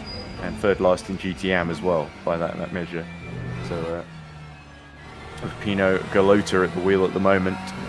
So, it's not looking too healthy for MR Motorsports then. I think GTM, I'm trying to count the GTM cars. They're 7th in class at the moment, aren't they? So that would get them, let's see, 7 points. It'd be about 8 points, I think, whereas the championship leading ERT car is Giancarlo Rossi set to get the full 50, so it was quite a way going. It's 42 points, there we go, confirmed, will be the gap then. So I think that's not going to be confirmed fully until the ERT crosses the line, because it was a little bit closer between the pair, wasn't it, going in, because I think the 66 did beat the ERT 69 in Imola by one position. Mariano says they need to go to the end. They do, yes. That was what I was thinking. But that is I think the next closest one to being sewn up, apart from LMP2 Pro-Am for the Origin Race Under 11. I think is set to seal it by, let's look at LMP2 Am, 35 points. So that's actually, in fact, GTM is looking a bit more one-sided. But the closest one is still Hypercar. It's still 6 points in it between Hydrotech BSR and Simfroom number 1. And then GT Pro, it's still 7 points in it between Simfroom Junior Team 99 and Caspian 75, who are still struggling to find their way up the order. As Andrzejewski pits from the new championship winning Hyperion 44, so that's their first pit stop as the champions. They are, and a couple of minutes till I jump out the box as well, I think, Well, it looks like I'm going to be alone then, which is going to be fun. Yes, well... I might be able to get Josh in the final hour if touring cars finish. I don't know. Let me have a look how close touring cars is to finishing, at least for race 1 anyway. Yes, I would have seen if I could have waited, but unfortunately I have got to jump off. Anyway, absolutely fair. It looks like they're on lap 12 of 12, so they might be just about to finish it, or I might have just finished. So, looks like they're rambling on over the podium then, Josh and Josh T and Adam Lemmer. They got a bit of flack yesterday. Some arse had told them that they were amateur commentators. Oh, is that what all the thumbnails of Josh and friends with their shocked expressions are? Was that Catherine Legg getting through the? I haven't seen that. I haven't really been keeping up to date with it, to be honest with you. I was out all day yesterday in Birmingham, so I didn't. So I didn't see anything. Well, to be fair, if they are amateurs, they are more the Go Team Racing 17 brand of amateurs that can occasionally do better commentary than the pros, quite often actually. And I don't just say that as a member of their commentary team to pick them up. I think Josh does a really good job. Yes, I And think you can tell when and the thing that really illustrates if you're watching the actual coverage and having Josh and friends on in the background, it feels it feels cliche, but it feels like a real commentary team. the racing's real and the commentary is. And It's the case here too, except the racing isn't real. The commentaries, yeah. no, it's the racing that's real, but the cars are not. Ah, okay. That's the old Jimmy Broadbent quote that gets overused. Yeah. I think Jimmy Broadbent being overused, you can just say Jimmy Broadbent is overused, full stop. way too overexposed in the sim racing community. To the point where people told me they're just absolutely sick of him, even though there's nothing wrong about him. It's like a pop song you hear too many times on the radio. It's fun at first, but you get sick of it after a while. I am very much at that stage, but I cannot complain about a guy who is... Yeah, me neither. He does so much for the community. Yeah, exactly. Anyway, with that, thank you all for having me. I've enjoyed this, and have a great last 2 hours and 6 minutes. I will try, Tom. I will try. Hope maybe someone can come in for interviews. Cheers, guys. Bye-bye. Right, all the best, Tom. So as Tom Dillon departs then, we approach then the final 2 hours and a couple of battles on track. Freak Vercolen is about 9 seconds behind Thiago Montero, and having just pit, could start to catch him. Origin Racing 111 still yet to seal this championship, but like I said, it's looking good to the tune of about 42 points, was it? Or was it? It was 35 points, of course, that Origin Racing are looking to seal it by.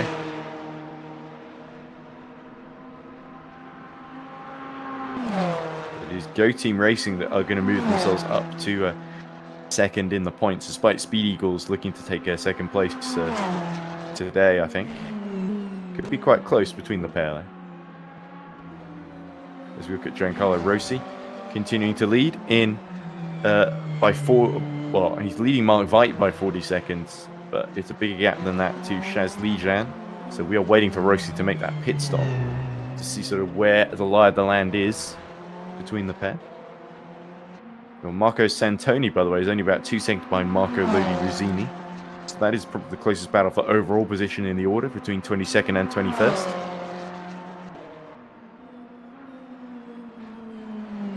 No real points. It doesn't really matter in which order they finish in terms of the points they'll score, because they're in different classes in GT Pro and GT Am.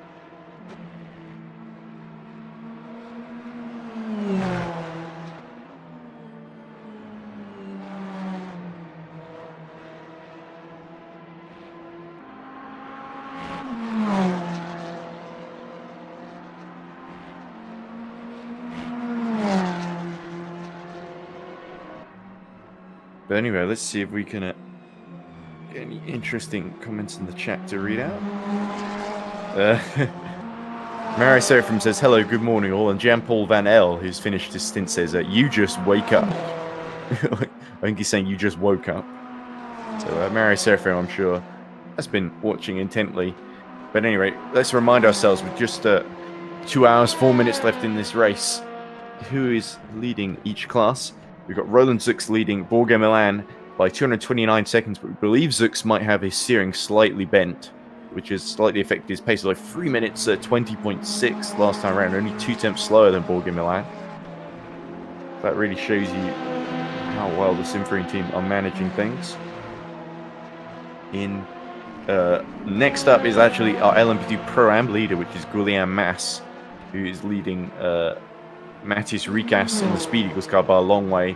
Then it is our championship leader in Pro-Am, which is the Origin Racing 111. Hyperion 44 have already sealed the LMP2 Pro Championship, and they are leading Mathieu Grigolon in the Simfering Junior team by 183 seconds.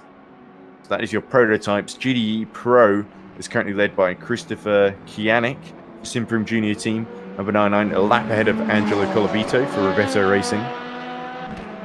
GT Am is currently led by this man, Giancarlo Rossi, who's about 38 seconds ahead of Mark Veit in the third place GT Pro car.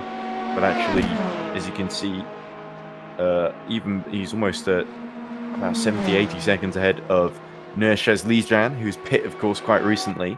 So we are waiting for that Temelli ERT to pit. and come out a few seconds ahead then of the Dozer BSR car. And that is really the big fights. We are still seeing into the points 47 and Finavon 445 rounding out the podium in GT Pro and GTM respectively.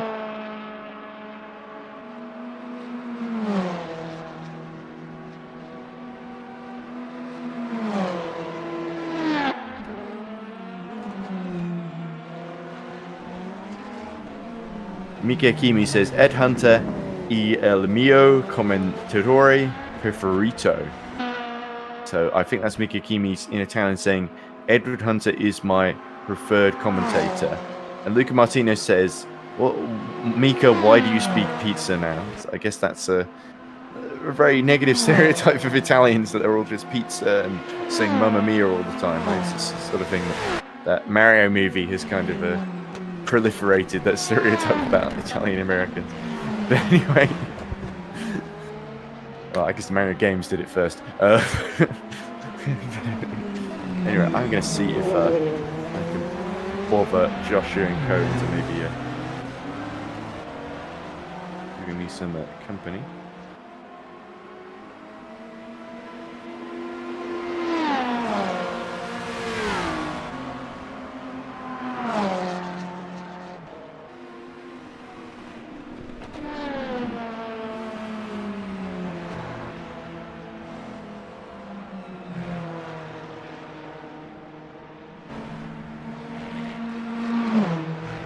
Like a touring car commentary coverage has finished actually, so we'll see if Joshua is around.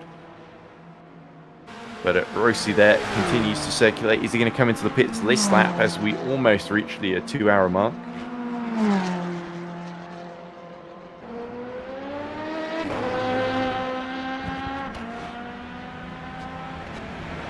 Nope, looks like Rossi will continue.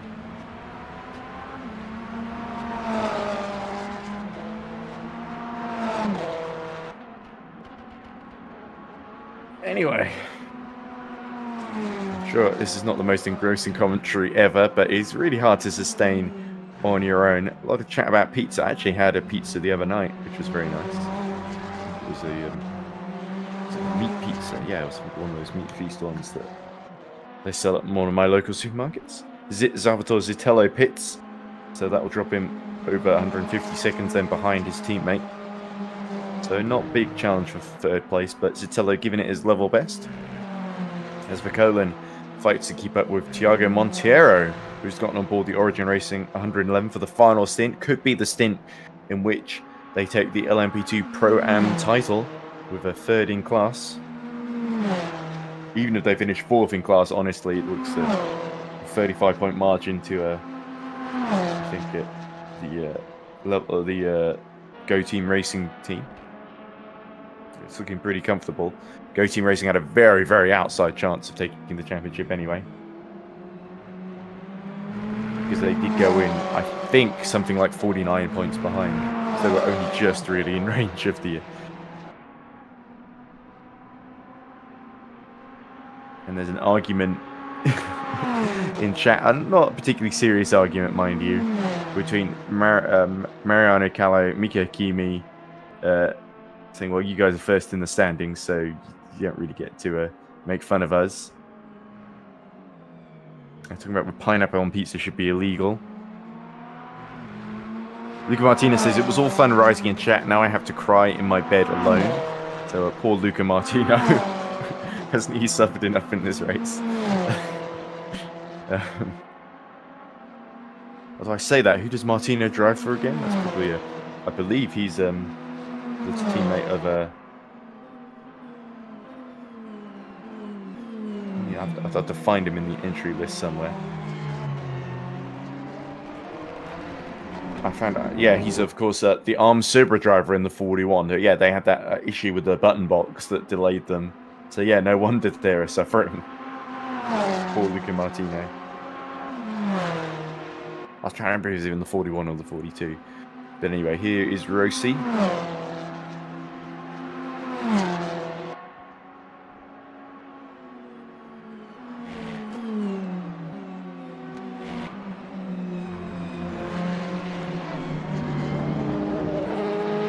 And Gianluca Scalvini says maybe Hydrotech needs a 15 points penalty in the championship for that. Well, a 7-point penalty would give it to alone would give it to Simfream at the moment, but can't quite see anything that harsh happening. Luca Martinez is his brother, of course. Yes, Andrea Martino is currently driving the 41. And Nello Pastorino says from Satellite Racing, who retired very early on this race, there's too many Martinos, not enough Martinis. The pineapple on pizza debate continues. It says pineapple on pizza is like a lapping maneuver at Porsche when you're on your pole lap. Francesco Genial, it says a sort of, I don't know, kind of random comment here as Rossi finally pits then for in the lead in GTM. It says, luckily I'm literally Ryan Gosling. So I'm not sure how that helps with the whole pineapple and pizza thing. Maybe Ryan Gosling doesn't know what pineapple tastes like. I don't know. It seems unlikely though. This is an alcohol-free stream. It sure is, apart from the glass of wine I had the previous evening. Marinacana says, Edward, please. The Pastorino says, can't say the same about my bloodstream. Marinacana says, choose a side. I don't know. I'm not sure I really want to. I'm supposed to be impartial here. I've had pineapple pizza before. I don't think it's that bad, personally. This is okay. I'm kind of different. It's just a thing you can put on pizza. It won't kill you, so it's fine. I kind of like it, if I'm being honest. But I don't have it that often. There we go. So Rossi then, we have to see what the gap is between him and Nur Shazlihan. 53 seconds at the moment and closing. 2 hours to go. Here is Nur Shazlihan. Will he be able to jump Giancarlo Rossi, or will the Tomelli ERT be able to hold on to the lead in GTM then? Rossi still stationary at the end of the pit lane. I'm sure he's going to be released in a few seconds from now. The gap is going to be below 10 seconds then. As the Hydrotech BSR, Dozov BSR, Nurshaz Lihat negotiates the forward chicane. Christopher Kianik also pits from the lead in GT Pro too. But Rossi then will be released now, I believe. And it's Gandosi that gets on board then, so a driver change for Tomelli ERT as they get ready for their final stint. But Tomelli ERT will be able to make it to the end. Here they come. It's going to be side by side then as they approach. But it's Tomelli ERT, that holds the lead by just a second then over Dozov BSR. And now we've got a fight for the lead on our hands then in GTM. So Nurshaz had pushed for all he could, but 353 was not quite enough to get into the lead. Really need a 352 there. But he might be able to slipstream then the Tomelli ERT, and knowing Tomelli, as it does, the Tomelli ERT team will Andrea Gandosi fight this one too hard, because he might not have to make another as many pit stops as Nurshaz had, as they have to let the Hyperion through there, the LMP2. But now he gets right into the slipstream down the Mulsanne Straight. Does Nurshaz Lihan and pulls out to the right. This is for the lead, Miranda, in GTM. And there we go. He's through then as they go into the first chicane. On board we are. I can't quite see where the Tomelli ERT is, but it is in the rearview mirror of the Dozov BSR. So let's see a replay then as Carlos Basto comes into the pits now, as well as Stanislav Pajal.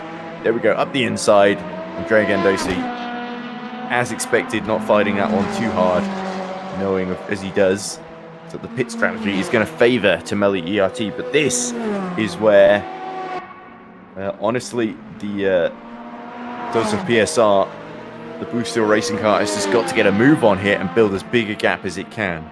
And it could well get itself into contention. Still just under 2 hours left to go. Your leaders, Zux, Mass, Vac, Kianik, and now Shazlihan in GTM.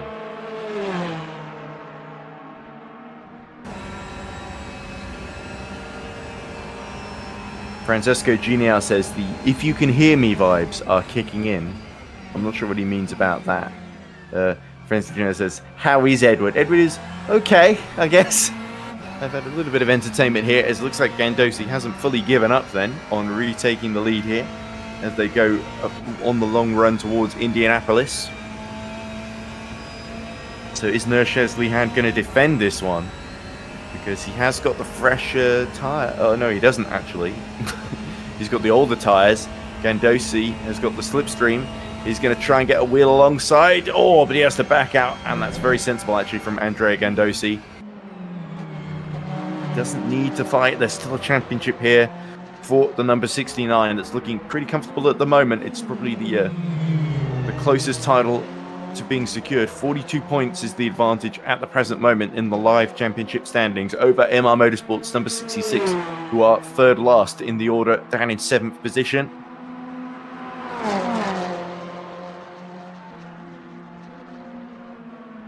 In fact, it's Finnebon 445 behind these two. Is actually the biggest threat to second place in the points then to MR Motorsport 66. Thomas Grabelny gets on board the Sweet Force 37, and the team that entered the day second in the championship could well drop out, even down into third by the end of this, such is the pace of the higher runners in Pro-Am. Could even drop to fourth actually, with Go Team Racing winning, of course. But Andrea Gandosi shadowing Nurshaz Lihan. So we have got a great battle here to close off the day then for the lead in GTM. Now that's giving us quite the show as we see am I being hailed. I'm being asked if I received any feedback from Joshua by Mariano. The answer to that, Mariano, is a resounding no. Joshua has not gotten back to me. So clearly he wants a break from touring cars before he gears up for whatever his next race is. Let's see if we can find him anyway.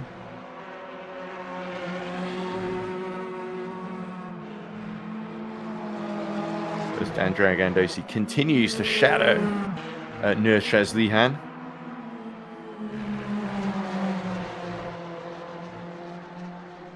Let's see if we can get the slipstream down the Mulsanne straight. It is Ferrari versus Ferrari. Tamelli ERT versus Dozov Blue Steel Racing.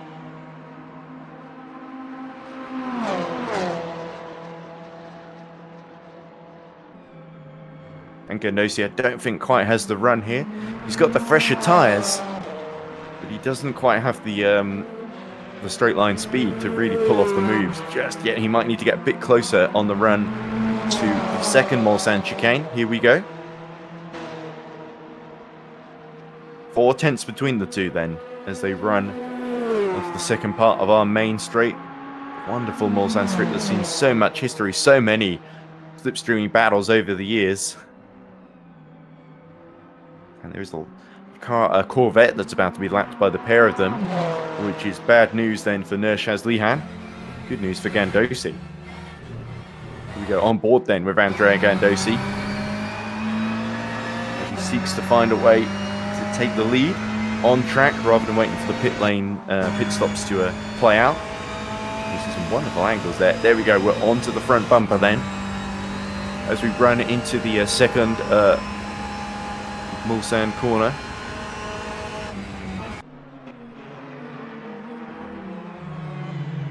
So Tetra Rouge being the first one. And now we go towards Indianapolis then, and Gandosi again looks very, very close. He's quite good at these low-speed technical corners. That's where he closes in. So even in the high-speed stuff, those fresh tyres are just absolute gold dust here at the moment. And here we go. He's going to pull out to the right. Very, very early indeed comes Andrea Gandosi. And is this going to be enough to retake the lead? He's going to be on the outside into Indianapolis. Needs to complete the move early. Doesn't brake late enough. And Shaz Lihan determined to hold on to this lead with 1 hour 48. So good defending then from Nurshaz Lihan. Knows that as long as he brakes late enough and keeps it on track, that he can keep the Tamelli ERT car behind. But how much longer can this last? The fuel is only going to go so far. Shaz Lihan is on the harder tyres, by the way. Gandosi is on the mediums, I should point out. So Shaz Lihan hoping he can get the hards to go a bit longer then. Tamelli ERT desperately trying to hope that their strategy on the softer tyres is going to play to their advantage. The fresher tyres too. 14 pit stops for Tameli ERT number 69, only 11 for Dozov BSR number 31. So, Blue Steel Racing trying to get the strategy to work their way.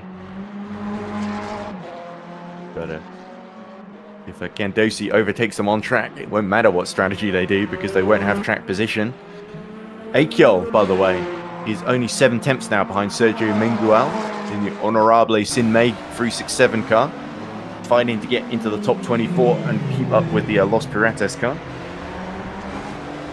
So it's not going too well for Caspian 75 at the present moment. There is Akyol right behind them, and that's through using the left car to overcome Sergio Mengual in the purple Ferrari that backs well off actually as they go approach the Porsche curves.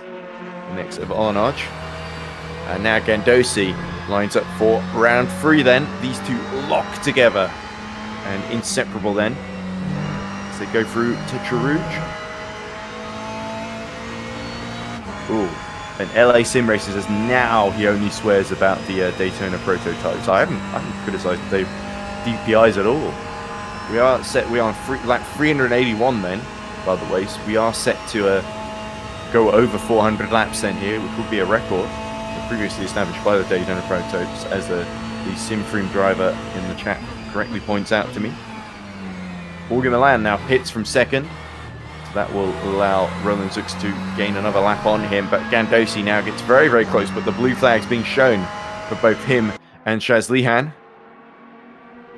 Somebody gave me a message there, but I don't know what that's about. And there we go, through goes the Speed Eagles car, driven, of course, by Matthias Rikas. But now Gandosi all over the rear ring of Nurshaz Lihan, and he's going to try and go for the inside into the second Mulsanne chicane. Will he brake late enough? Yes, he will! And that was very, very tight between Nurshaz Lihan. Just gave enough space there. But that is Andrea Gandosi back in the lead then, that he held just a few meters after coming out the pit lane on the fresher tyres. Now he's retaking it, but Nurshaz Lihan hasn't given up now. Now it's Blue Steel Racing's turn to go into the slipstream. This is an excellent fight then to end the race then. The battle for the GT Am lead. And Andrea Gandosi has got to defend the inside from Nurshaz Lihan into the second Mulsanne corner. But he's not able to. The slipstream too powerful. And now he tries to go around the outside, but he's got to set himself up for Indianapolis here as Andrea Gandosi. And the Italian get his Italian car back into the lead against the Blue Steel Racing team. The run down the straight, it's not looking as strong as before. The Ferraris both evenly matched. Gandosi goes as much to the inside as he's able to, but he's not going to get enough slipstream. I think he's backing off here. So a good effort from Andrea Gandosi, but Nurshaz Lihan counter-attacking immediately and retaking the lead. David Uthelheim is in the pits, by the way, as we go to a replay of this GTM battle to see what happened here. So here's Nurshaz Lihan about to be overtaken by first the Speed Eagles car of Matthias Rikas. Then comes Andrea Gandosi, who gets right into the rear wing. You can see Gandosi having a think about which way he wants to go. He wants to sort of dive it up the inside here. Nurshaz Lihan realizes Gandosi is coming through and backs a little bit off, almost turns into him, but now sets himself up beautifully for the run out of the second Mulsanne chicane into Mulsanne corner. And gets the slipstream, goes up through the gears. On the harder tyres, of course, they are still working pretty well for Shaz Lihan. Shaz Lihan now dives up to the inside with a long way to go before the corner. Get to wheel alongside, nothing that Gandosi could do on the outside, and that was some really, really good strategic driving there by Shaz Lihan. But is it going to be enough to hold on for the lead for much longer? As there we go, there's a gap now that the LMP2s are getting involved, lapping them. So Gandosi starting to lose ground here. Are the mediums starting to grain a little bit harder than the hard tyre? We will have to see the gap. 1.4 now, and we're about to see a replay then of what we saw during the previous read. But this is Mathieu Grigolon for SimFrame 26. Oh, getting it wrong and cutting the false chicane and going up in the air briefly there. So the suspension, not enjoying that at all. Mathieu Grigolon struggling here, but doing well to hold on to second in the pro class. Nikamura 125 seconds behind in level 1 esports number 28 as our leader pits on lap 382. Roland Zux into the pit lane. And this will allow Jorge Milan to get back on the lead lap then.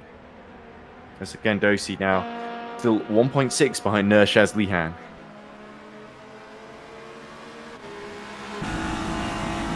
Forza Rivetto, says Andrew Corriero, sorry. And Rivetto still holding on to second in the GTE Pro.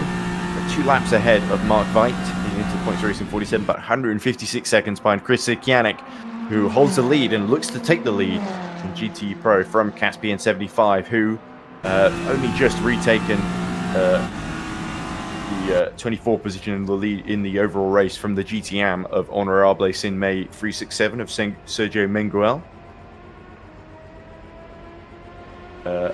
Akel is 80 seconds now behind the Los Piratas number 67 of Javier Quivero, who is in turn 159 seconds behind the next car in the Pro class, which is Marco Santoni in the MR Motorsport 71.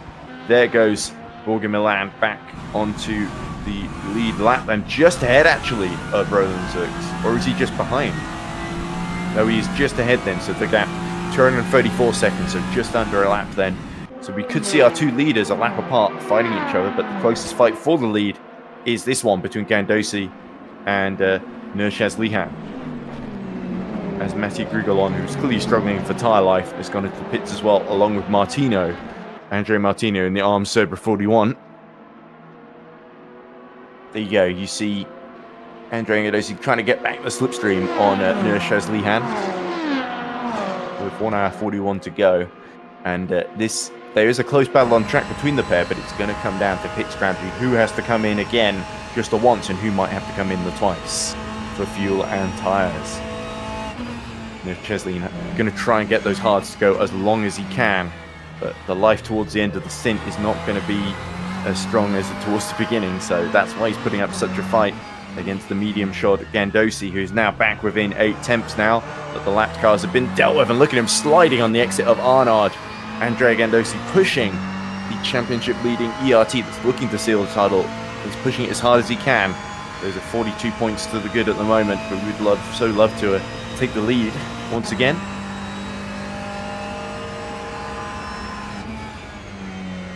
And win by an even bigger margin of 50 points, or just under 50 points I think, over MR Motorsport 66. Mark Veit hits in the into the points number 47, which will allow these 2 back through, I think, of Chaz Lihan and Gandosi for overall position. Could be quite close when Mark Veit comes out the pits though, as Thiago Montero now pits in Origin Racing 111, 18 seconds down on Mantis Recas. So Origin Racing 111 still in the fight for second in LMP2 Pro-Am class, but looking to pretty comfortably secure the championship by 35 points over Go Team number 17, who are in a comfortable lead at the moment. And here's Sergio Menguel. Does he hit the outside of the Pro-Am leader? No, he goes straight on into the gravel at Mulsanne corner. And that is late on the brakes. The brakes starting to die on that Honorable Sin May car as we look at Thomas Vack in the Hyperion 44. Seeing, and that is one of the Arms Cerber cars spinning and hitting the, that's the Sweet Force car, 37 of Thomas Grobelny that he's just hit there. So this is just Pano Penimpede in the 42 spinning there. Yes, because he's lost quite a bit of time, 137 seconds. No, it's Martino in third, actually. Oh dear, so more pain for the 41 then, after losing so much time in this race. They are 5 laps down on Borja Milan, giving Hydrotech BSR a pretty comfortable run to the title then. But 138 seconds now separates the 2 Arms Cerber cars.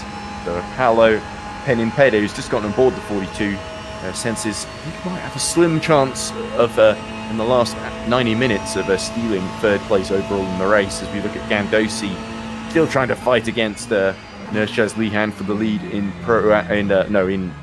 GTEM. And is that Shaz Lihan being held up then by the Corvette in front of them? That's Marco Lodi Rizzini, lap down, and are the lights going to be flashed by Shaz Lihan? He's been very badly held up here. And what is Gandosi going to do? He's got 2 cars in front of him. Is he going to try and sweep through on the outside as they both negotiate the Corvette of Marco Lodi Rizzini in the Carloni racing car? Gandosi wasn't quite able to take advantage, but will he set himself up through the second Mulsanne corner, just like Nurshaz Lihan did 2 laps ago? Shazlihan, if he's got any fuel mix left, he's going to be using it as Patrick Rozak now pits for Hyperion 45. And here we go then. Gandosi will try and go to the inside. Shazlihan defends. Oh, and defends very well. Makes his one move. Now Gandosi will have to come through on the inside, which he is not able to do. So, that is the lead raging on then. Gandosi will have to try and make a move into Indianapolis. They're going as wide as he likes, but not getting the run, actually, out of Mulsanne corner. Nelly Passerino says, cheeky Cipriano. So clearly they're not impressed there by the LMP2 causing Andrea Martino to spin there by sort of just blocking him into the second Mulsanne chicane. And Gandosi does not get the run he needs into Indianapolis, but he does close up a bit under braking with those medium tyres. So the battle raging on then for the GTE AM lead, and Shazlihan having to defend like mad with just over 90 minutes left to go. 96 minutes then left on the clock.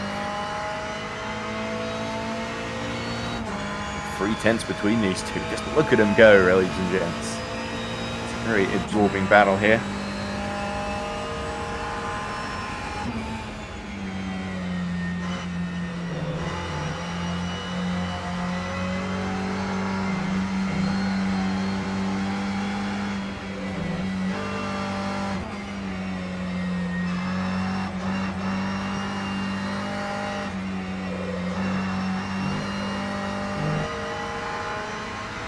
But anyway, we go into another lap then. Lap 384 for the leaders.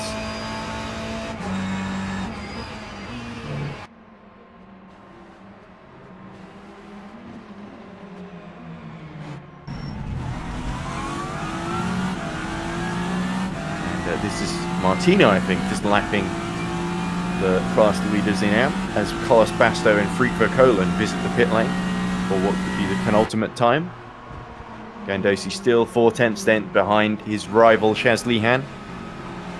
And there may not be a championship at stake between these two, but it is an epic fight nonetheless, with Shazlihan trying to get the Blue Steel Racing Dozov car into the top 6. If he can win this in the points, which would be a good return given the luck, or the lack thereof, that the Dozov BSR car has had this season. Onto the main straight we go then, and Gandosi is a little bit further back than he's been the previous lap. So for him to get this slipstream from a little bit further back and make the most of it. Ferrari, we know it's got good straight line speed, but they're both Ferraris, so it's a bit of a stalemate as Pedro Armada gets on board the Grow Racing Team 198, and he may be seeing it through to the end here. Very hungry. So when this race ends, I'm going to hurry through the interviews and get some lunch in me, I think. As that's not the best Mulsanne chicane. Shazlihan goes a little wide and creates an opportunity here for the Gandosi to close as they approach the second chicane.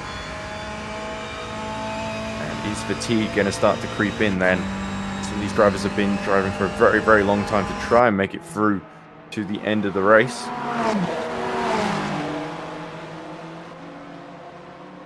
Oh, and there's the Origin Racing 111. Clearing the pair of them down the straight. Gandosi then sets himself up once more for Mulsanne corner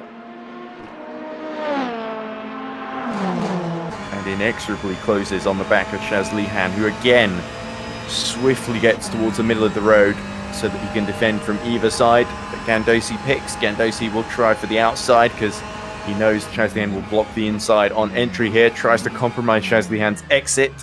Shazlihan cannot really get the ideal line here. And now Gandosi is all over the back of him as they go on the long run towards Indianapolis corner. The lights blaring. And Gandosi pulls towards the inside very, very early. And he may have caught Shazlihan all over the curb there. Almost off track by Shazlihan, but he just about keeps a wheel or two on. And he still holds the inside. Side by side they go. Shazlihan's got the shorter line, but he will not have the inside for Indianapolis. Shazlihan is going to break as late as he can and sweep across. We've seen that so many times now from these guys. The hard tyres really holding up well here against the mediums of Gandosi. And the fight, it continues. Shazlihan showing us exactly what he's made of, and it's stern stuff indeed, ladies and gentlemen.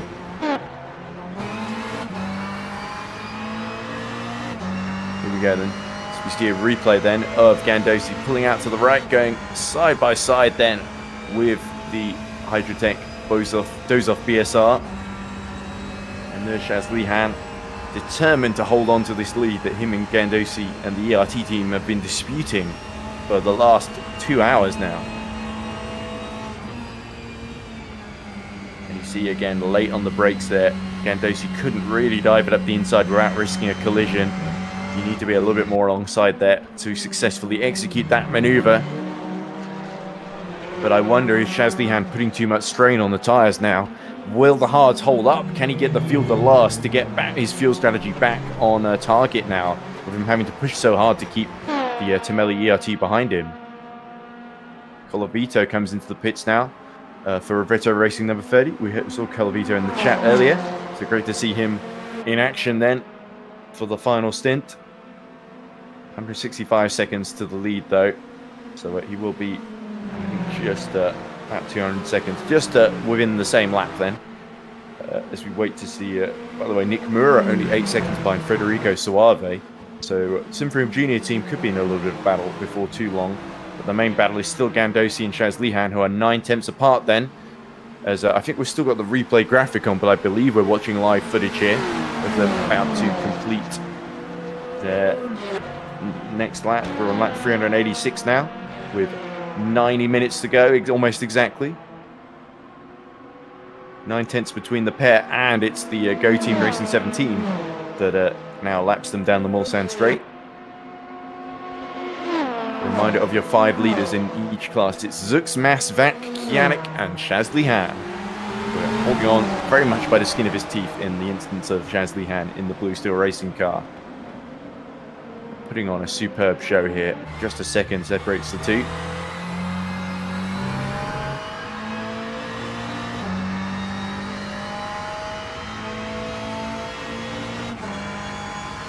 And it's going to become difficult here. As, I think we're still waiting for Amir Hazik to reappear from his private function in Malaysia.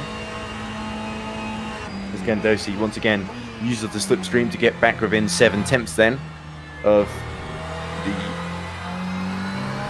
Dozov BSR car. Shaz Lihan holding firm, not letting anything trouble him too much here.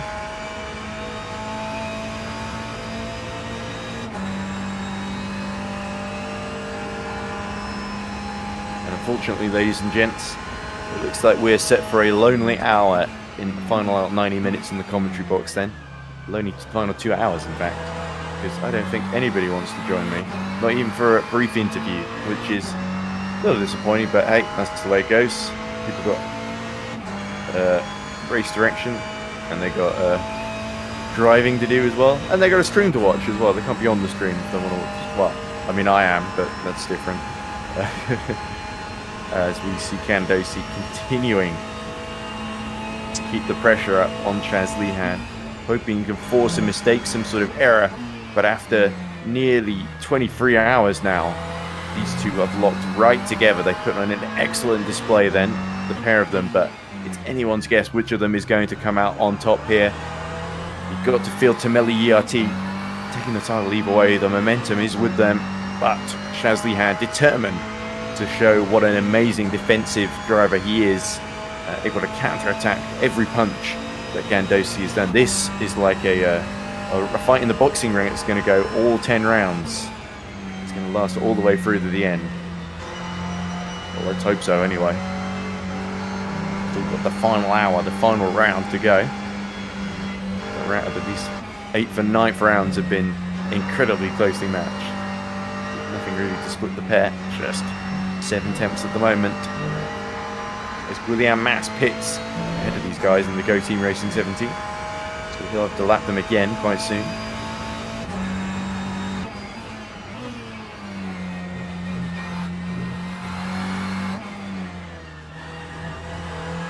Erdi Makiel, by the way, 67 seconds behind Javier Cabrera now, so he's not making progress inch by inch, but Looks like it's going to be difficult to catch up to Santoni, get that 4th place, get within 3 points of retaking the championship lead. But he needs something dramatic to happen up front, really, to keep Caspian 75 in the mix. Marco Lodi Rizzini now pits as well in the GTM Carloni Racing Black 88. But it is 5 tenths then between Gandosi and Chaz Lihan as we cut back to them. This is the main fight then.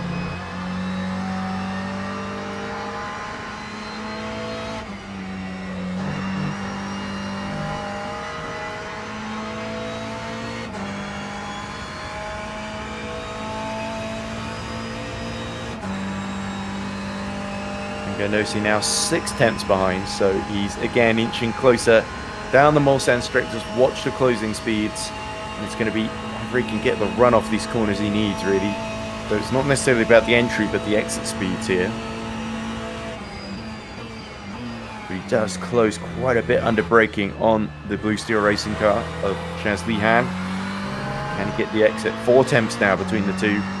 Raises almost to 5 tenths, and Gandosi gets on the power, gets into the slipstream, tucks right in, and now rapidly accelerating to almost 300 miles per hour then to reach the end of straight number 2.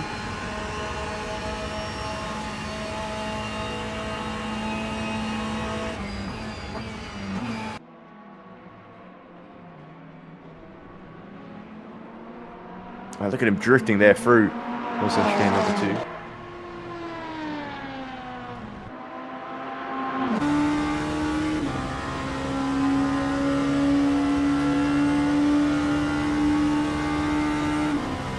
On board with one of the LMP2s, that's the level 1 eSports, of course.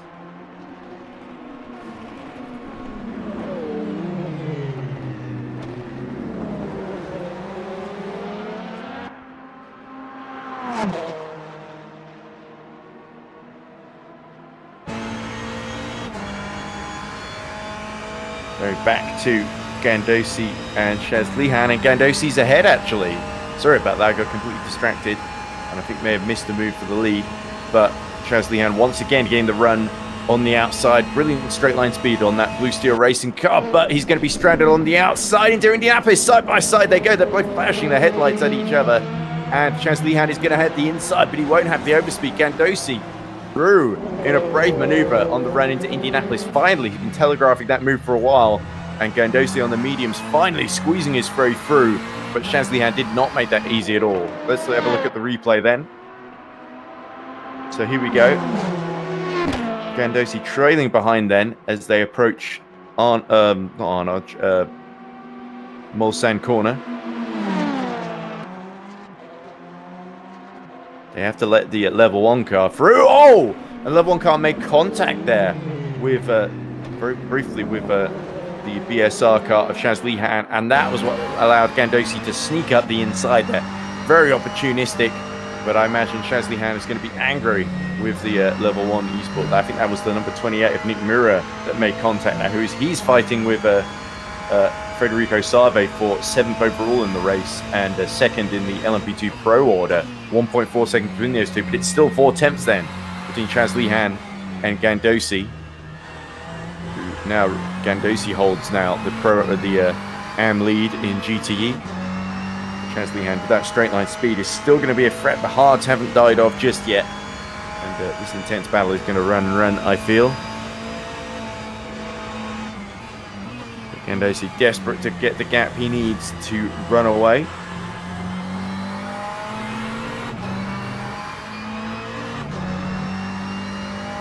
Meanwhile, 1.3 seconds between Nick Mura and Federico Save.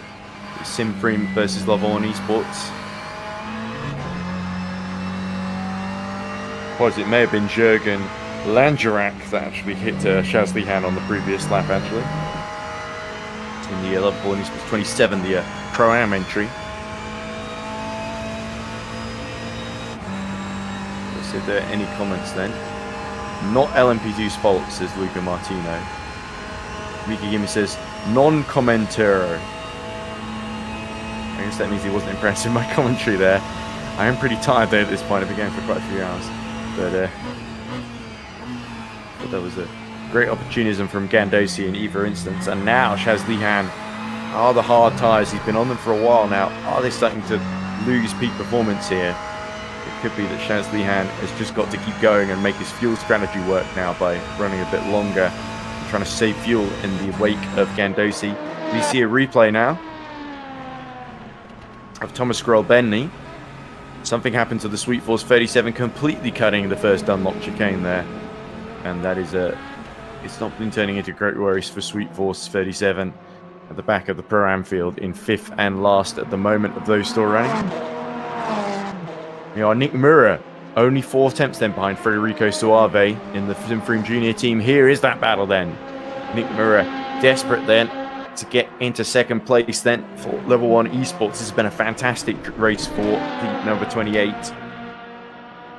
Simfream Junior team. After losing the Pro LMP2 Pro title, have now got to defend 2nd place down the straight. But Nick Mura is looking very, very threatening indeed. And there is indeed a GT3 car in front of them, which is bad news for Suave. That's the... oh, there we go. Nick Mura swerves out round the outside of it. He's going to go 3 wide here into Mulsanne chicane number 1. And he's going to be through into 2nd place there. Nothing that, unfortunately, the Simfream car of could do under the brakes there. Federico Suave, a sitting duck there on the inside. But that was very, very intelligent driving from Nick Mura, going the long way around there.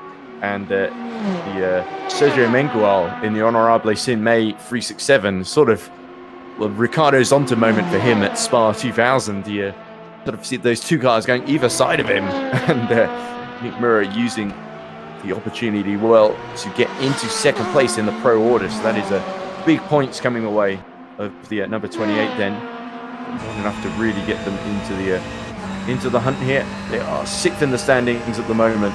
And I think that could be enough to see them overhaul Blue Bolt 32 into 5th position. But I doubt they're going to gain on Future 05. We're a bit too far ahead in the standings.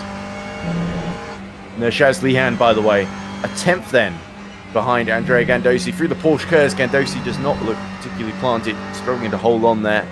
Shaz Lihan all over the back of him on the hard tyre, so it's going back and forth between these two. Gandosi now looking a little more vulnerable as we go into 1 hour 20 remaining in the race. These two have still got at least one more stop to make. Oh, it looked like Gandosi was going to go in the pits there, but he's pit most recently of these two. Through the 4th chicane they go, and Gandosi fighting to hold on. These two, it's been nip and tuck back and forth between the pair. But the lead in GTM could go either way between the 2 of them, and I think Gandosi and Shaz Lihan have become very, very familiar with each other. As we see a new best lap of the Pro-Am class, is that Mura, oh no, it's Norris Mell in the Go team number 17, who's gone into the final stint. He is 26 seconds ahead of Vac in the leading the Pro class. He's second fastest laps of the race there, so that is of course 3:24.5. A very, very impressive lap for an LMP2 car.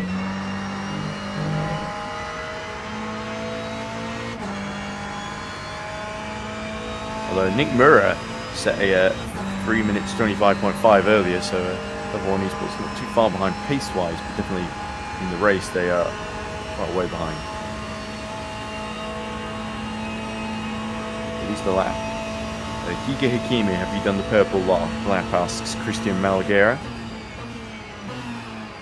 Hakimi says, El Hakkinen Zonta Schumacher Momento. That's exactly what I said, except in English. Thank you, Mika. Also, of course, Mika Hakkinen, the one involved in that move, so no wonder Mika Hakimi is keen to point it out.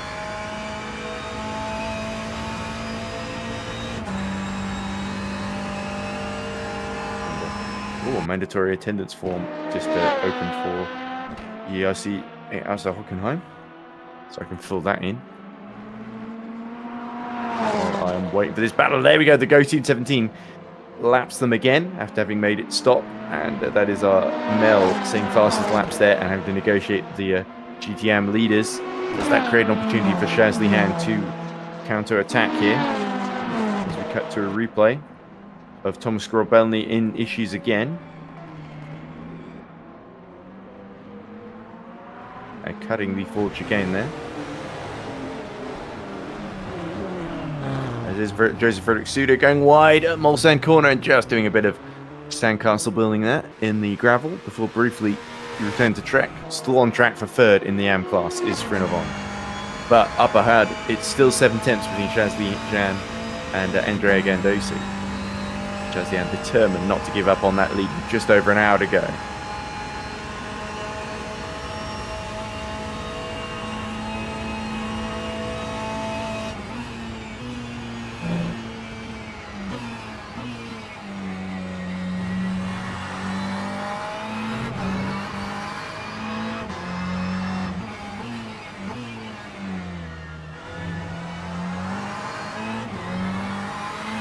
Battle continuing on then, and Shazli Jan dropping to just over a second then, behind Andrea Gandosi. There's no DRS, of course, here. That would make it overtake way too easy at Le Mans. It's all about, I guess, using the fuel mix, using the fresh tyres, using to get the better corner exit speed, and just getting into the slipstream and strategically working your way through the pack.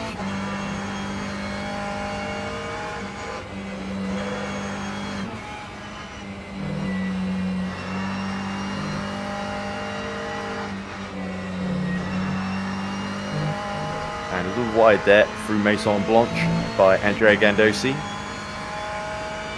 And that allows Shazli Jan to undo all his hard work trying to escape. But into the pits comes Nur Shazli Jan with 1 hour 16 to go. So the hard tyres, the fuel could not last any moment longer.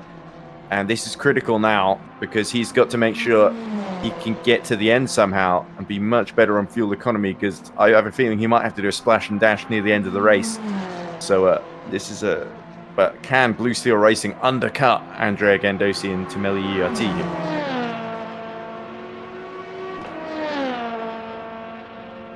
Arda Ercan, by the way, is on board the Into the Points 47, is now only 6 seconds behind Gandosi on the road, so could get involved in the fight for position overall in the race. But that won't be of much consequence to Shazli Jan. Will those of BSR change drivers here as well for the final hour?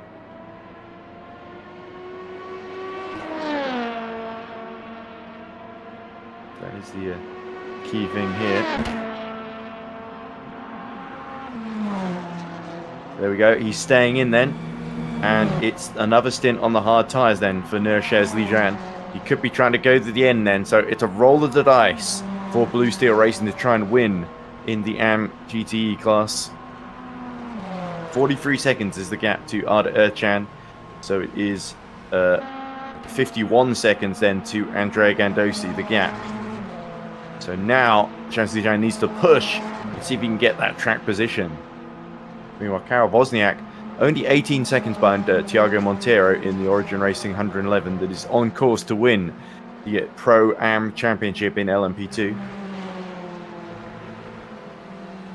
So we're going to see our championship leaders in two fairly close fights then for position in the AM and Pro class in LMP2 and GTE Pro, GTE AM respectively, actually.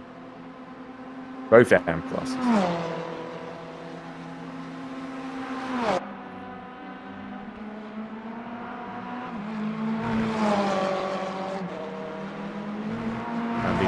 To give my availability for a commentary on another endurance race at Hockenheim for ERC by Tom Dillon, who was commentating with us earlier. But I'll come back to that afterwards because we've still got an hour to go here. So I think I can just about handle as that's your gap then. 53 seconds between Shazli Jan and Andrea Gandosi, but Shazli Jan already starting to gain down the straights here. Can get the gap under 53 seconds here. There we go.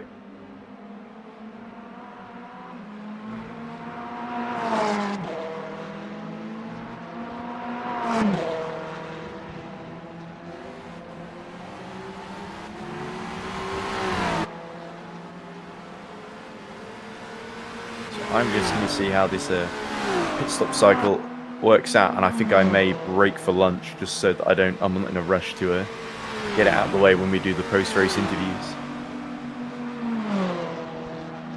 So Ercan about 5 seconds behind Gandosi for position, but not for class position. And then Shazli Jan still keeping that 53-second gap, so Gandosi is pushing to hold on the mediums here. But the mediums will not be at their best. The hard tyres will be giving pretty decent performance now. So Shazlijan just needs to make sure he doesn't falter here, and he might be able to take advantage and put pressure on the leader. You can see a rerun of that battle we just saw in the last stint. This final stint then is going to get very, very tense. Will Shazlijan be conservative to try and save the fuel mileage, or will he go for it and hope for a code 80 or some sort of interruption to help him out here?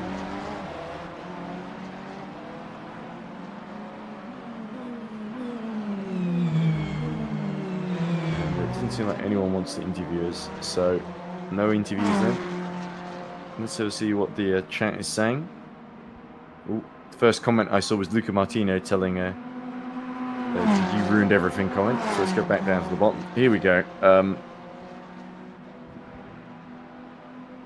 No one for a short interview, says Mariana Calais. Miki Akimi says, I would, but me and my girlfriend are doing things, like strategy things, obviously. Yeah, Gilly.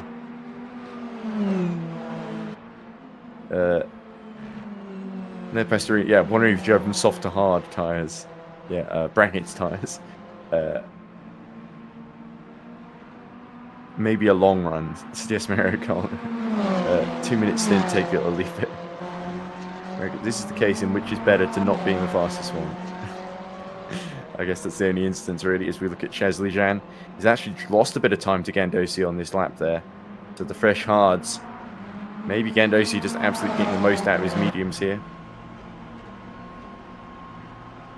So we're not hearing too much interesting or helpful comments in the chat there.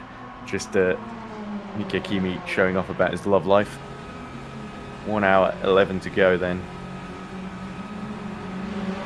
And honestly, it could be a while before Gandosi pits then. So I actually think now, well, we've got a quiet moment here. I am going to have a brief break, go for lunch, and then I will come back in about 20 minutes' time for the final hour of the race.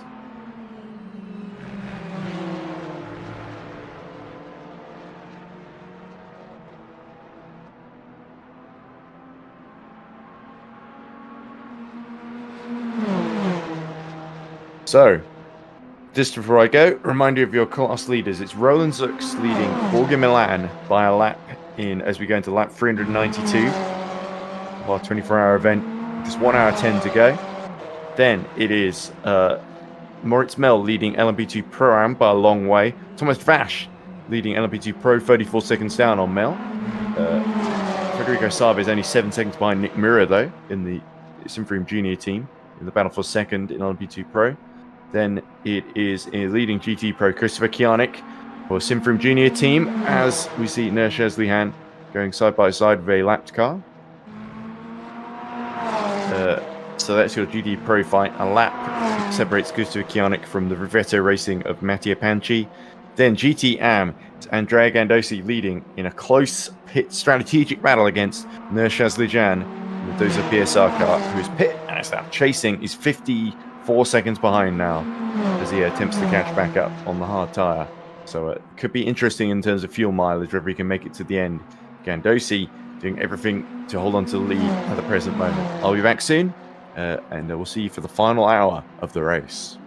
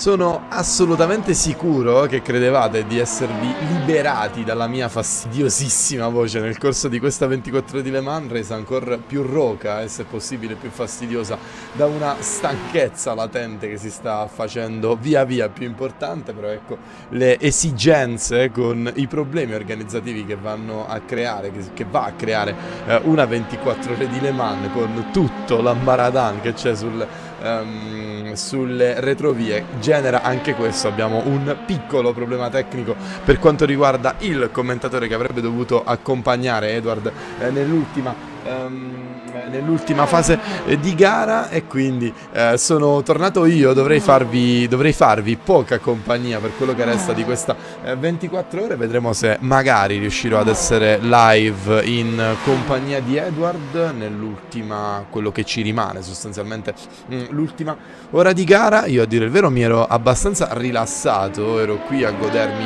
gli ultimi minuti, gli ultimi 66 minuti di quella che è stata una bellissima 24 ore di Le Mans. 28 le vetture che stanno cercando di portare la loro presenza al traguardo per vedere così la bandiera a scacchi di quella che è sicuramente la gara più importante di questa stagione, la gara più importante dell'anno, e la gara che fino a questo momento non sta tradendo le aspettative. Abbiamo un solo titolo che è stato assegnato fino ad ora dal tracciato, prima ancora che la bandiera a scacchi possa effettivamente essere andata a buon fine, vale a dire la vittoria della Hyperion eSport numero 44, che in classe LMP2 Pro va a vincere il campionato. Gli è bastato raggiungere il mark delle 21 ore e 30 minuti, vale a dire il 90% di gara. Giù di lì gli spiccioli li cercate voi, per andarsi ad assicurare quei 12 punti che gli consentono di essere matematicamente campioni.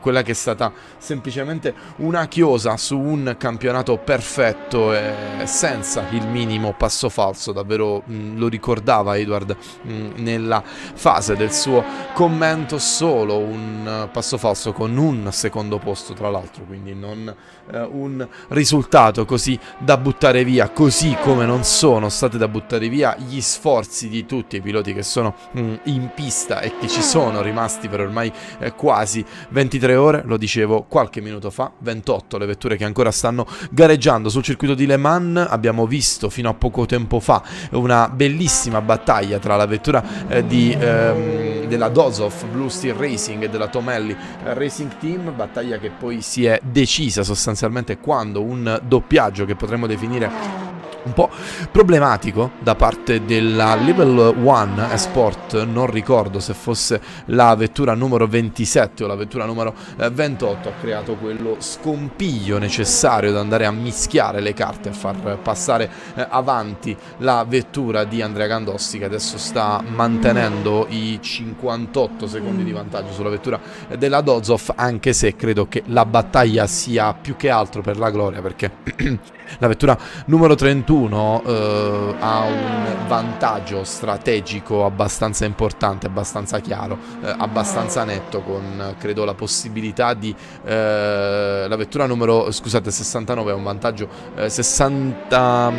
sì, la vettura numero 69 ha un vantaggio strategico abbastanza importante, perché credo che non dovrà effettuare un solo pit da qui alla fine della gara, mentre non credo che la stessa occasione si potrà presentare per la Dozov Blue Steel Racing, che dovrà fare almeno uno splash and go prima della fine della gara. È arrivato il momento che odiate, signori, il momento che però mi obbliga, da cui sono obbligato dalla potente lobby di Pit Lane TV, uno streaming di 24 ore, uno streaming che sicuramente non è stato perfetto, uno streaming che non vi ha tenuto compagnia nella nottata, ma in ogni caso uno streaming in cui me stesso e tutte le persone che mi sono intorno, Valerio Ferraris, Francesco Geniale, Edward Hunter, Amira Zik, Joshua, Brian Chua, perché no Tom Dillon, hanno cercato di mettere tutto quello che c'era a nostra disposizione, quindi ecco, sarebbe bellissimo da parte vostra andare a ricambiare con un mi piace quello che è stato il nostro più totale impegno. Ho visto una bandiera gialla essere anche abbastanza lunga da parte di Sergio Mengale, noi ce l'andiamo a pescare immediatamente con il replay. Attenzione, perché questo potrebbe essere un brutto incidente, lo è, con la vettura che poi è andata a colpire violentemente le barriere. Non credo che si sia rotto il motore, anzi no, non si è rotto il motore, però la vettura credo che abbia riportato dei danni molto importanti. Questo credo di andare ad infiammare la chat in questo momento, è probabilmente uno dei punti che più invidio ad iRacing, perché sicuramente un colpo del genere non lascia una vettura in queste condizioni. Io credo che la parte anteriore della vettura fosse completamente distrutta in una sua ipotetica controparte reale di un incidente di questo tipo. Sergio Mengal, che comunque sta cercando di fare tutto ciò che può per cercare di arrivare al traguardo. Vediamo se deciderà di mettere la freccia a destra e recarsi al box. Così è, non ha senso cercare di andare a concludere una gara in queste condizioni. Ha tutto il tempo per recarsi al box e riuscire a concludere la gara in una maniera più safe possibile. Manca un'ora, non ha sostanzialmente alcun problema nel farlo. Io a questo punto attendo, ma solo ai fini statistici e ai fini sportivi, anche per cercare di capire se potremo vedere magari, perché no, un altro po' di lotta in pista. Io attenderei fondamentalmente quello che sarà il pit di Andrea Gandossi, per cercare di capire quanto vantaggio poi avrà nei confronti di Schatz Liezan. Io credo che poi, quando il pit della vettura numero 69 sarà completato, vedremo una sorta di recupero da parte della vettura numero 31, anche perché la vettura della Dozov, ed è quello a cui abbiamo assistito per tutto il corso dell'ultimo stint, ha potuto viaggiare per buona parte della gara in una, come dire, in una condizione migliore, essendo leggermente più scarica di benzina. Lo si vedeva nei rettilini, dove sostanzialmente Andrea Gandossi non riusciva a guadagnare nulla, neanche in scia. Saluto Francesco Giardinetto e Antonello Gnocchi, che si sono appena uniti allo stint. Entrambi hanno guidato, se non vado errato, nella notte di Le Mans. Invidio personalmente Francesco Giardinetto, che mi dice buongiorno alle 2. Francesco, non è assolutamente una presa in giro, semplicemente sono con una cinquantina di minuti di sonno fatti sulla sedia dalla quale sto commentando, quindi invidio chi al contrario ha avuto la possibilità di dormire, ed è davvero non è mai troppo tardi per continuare a ringraziare chi ha reso possibile sostanzialmente tutto quello che state vedendo in questo momento, tutte le persone che sono dietro quello che state vedendo, che non sono tantissime, devo dire la verità. Si riesce ad organizzare un evento che credo si possa archiviare come sufficientemente ben riuscito, anche con la collaborazione di sole 2 persone, in particolar modo il sempre presente Valerio Ferraris, che è ormai dietro alla cabina di regia da un po', ma anche Francesco Geniale, che è venuto fisicamente ad aiutare la mia persona in quest'ultimo momento. Se vedete un hashtag ballerino comparire ogni tanto sulla grafica, contiene un messaggio per il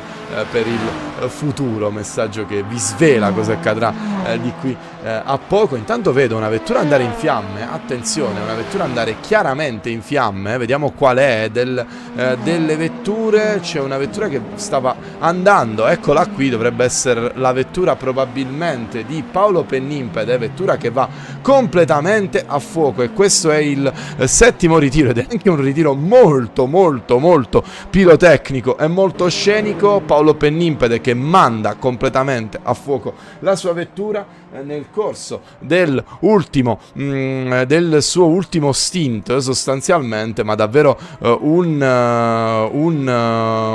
evento più unico che raro. Io lo avevo assolutamente segnalato che le vetture le hypercar avessero un motore da studiare e da controllare fino alla fine anche se credo qui ci sia stato forse magari un problema tecnico, una cambiata troppo violenta, un qualcosa di così particolare, perché io a memoria non ricordo dei ritiri così scenici e così pirotecnici davvero.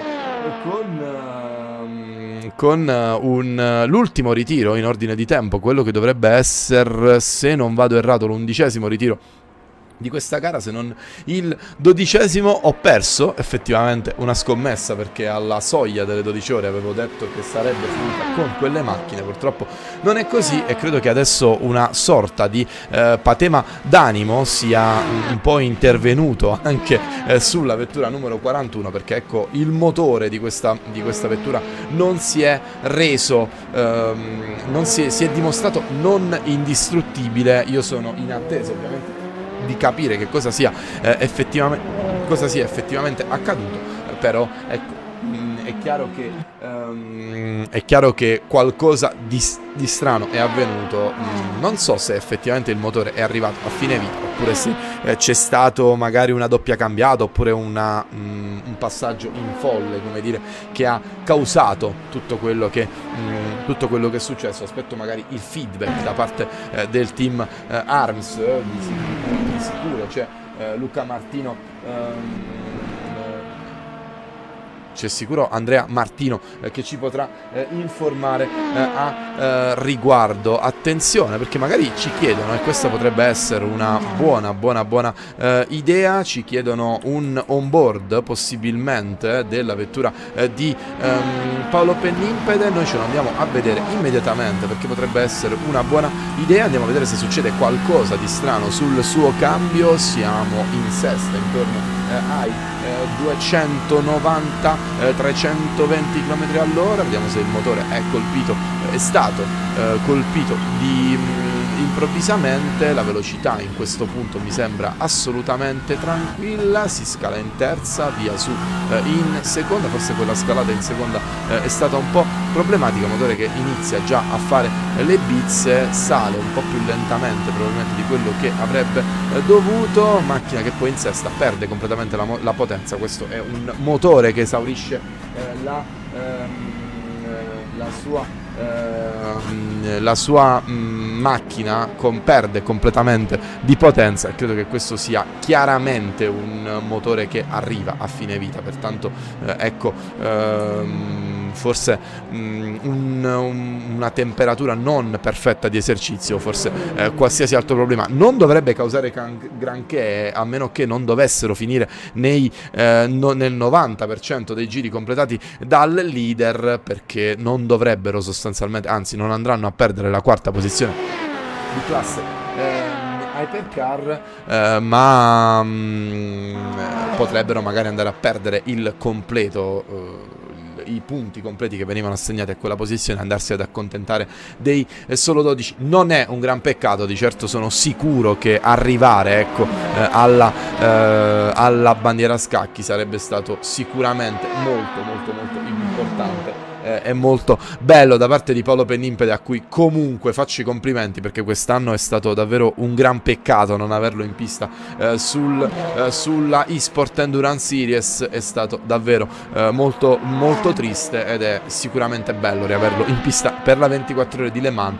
È stata almeno quella, ecco, una consolazione. È sempre un piacere avere gli amici intorno, come si suol dire. Andrea Gandossi, è avvenuto il pit stop da parte della Tomelli Racing Team. Ha guadagnato effettivamente qualcosa il buon Schatz Liezan con il buon Gandossi, con la Dozov Blue Steel Racing che è a 5 secondi e 7 dal leader. Sostanzialmente ha perso quei 6-7 secondi che sono stati persi sostanzialmente nelle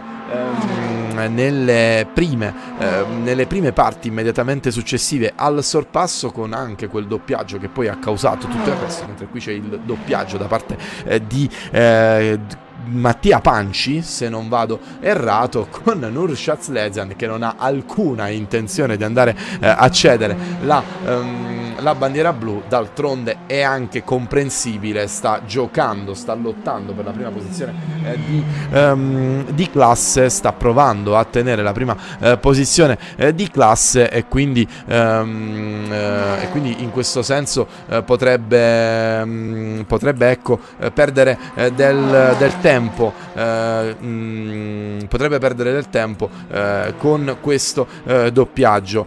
In questo momento intanto dovremmo recuperare Edward Hunter, che è tornato con noi. Dovremmo, a questo punto io vado a cambiare lingua perché proverò ad arrangiarmi come ho fatto in un primo momento. Proverò ad accompagnare il buon Edward Hunter. I don't know if Edward can hear me. Hi Edward, welcome back. Or maybe we can try with you in Italian if you are good. Now you have, I had your my Italian's not I had very your ballista. I had your voice muted, Edward. Now you are okay. I was just joking with Edward that maybe Edward could try in Italian, but you can't hear him. I did try. I used all the Italian words that I know, all three of them. Maybe we can just tell pizza, pane, and so on for the last it was funny 50 minutes. Because I was eating lunch, I looked over at my phone and I saw Arm Supercar of Paolo Penimpede just exploding. There's like a detonation had gone off or something. It was pretty dramatic. Typical, I go away for lunch and an engine destroys itself. Paolo was just making a Sunday barbecue, as he wrote on the YouTube chat, and maybe if you are okay with that, Edward, we can have Pavel Andrzejewski. Maybe we are going to ask him the correct pronunciation of his name. We can have him here. It is the fresh new championship of the LMP2 Pro class. So, of course, if you are okay with that, let Pavel enter the channel. And Edward, don't tell me anything, but go on with the interview with Pavel. Sure thing. Thanks, Mariano. So we are now joined, of course, as Mariano said, by one of our elite drivers from Team Hyperion 44, our new LMP2 Pro Champions of the E-Racing Series in 2023. Pavel, congratulations. Of course, still a bit of the race to go, a little bit of a battle for what is now going to be, I think, overall fifth or fourth position with Go Team. But you guys comfortably out in front, and a beautiful end to the season for Hyperion. Yeah, hello everyone. Yeah, this was very tough race for us. I think for everyone it was tough because it's the first 24-hour race in a year-long time. We are happy in the position where we are. We are going a quite race without incidents, and we were going to this race with the mindset that we only need to finish this race. So we are getting 100% of joy and fun of this race.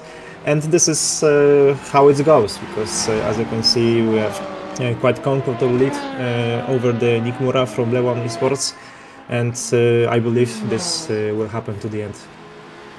It's been quite a dominant season for you guys. I think you've won every race apart from round 3, which is pretty unprecedented. So you go in the pro class anyway. So you guys have really been in a class of your own, really, and really shown what Hyperion can do. It must be great for you and all of your teammates from Poland as well to really, you know, all of you have, there's been no weak link in the chain. All of you have been really strong this season. Yeah, thank you very much for this. I think that the most challenging drivers went to the hypercar class. So we went, as we were racing last season with, for example, current Simfrim racing team, Zoltan Żuks or Zoltan Valkorny. I think I misspelled them, but sorry. I love you guys. It's okay, they'll forgive you, Pavel. Roland Żuks and Zoltan Valkorny. They were racing us really hard in the previous season, and we were going in the LMP2 category. Now they are going in the hypercar, and they are still winning, as I can see. So yeah, they left us, or maybe we choose to go to the slower class and try to snatch a championship. We don't think that it will come, let's say, so easy, because it isn't easy to run endurance racing on any platform and to be concentrated for multiple hours. Yeah, this is huge achievement for us. We are very happy with the whole team, also with the team number 45, which were helping us and gaining some precious knowledge to race endurance racing. So yeah, we are happy to finish this season in the place where we are, and we can't wait to get more racing in the future. Yeah, Edward, can I make 2 quick questions to Pavel? Sure thing, Mariano. My questions were important. Go ahead.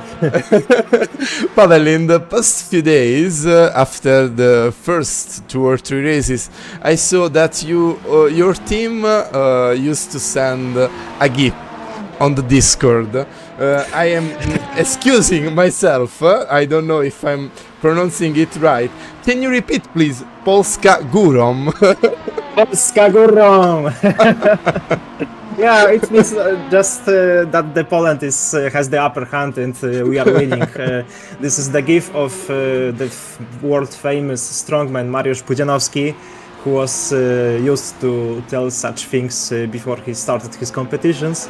And this became quite a meme in Poland, so we are just pasting it to confirm that we are winning the next race and another. And being serious again, Pavel, we saw that last year it was a difficult year from you.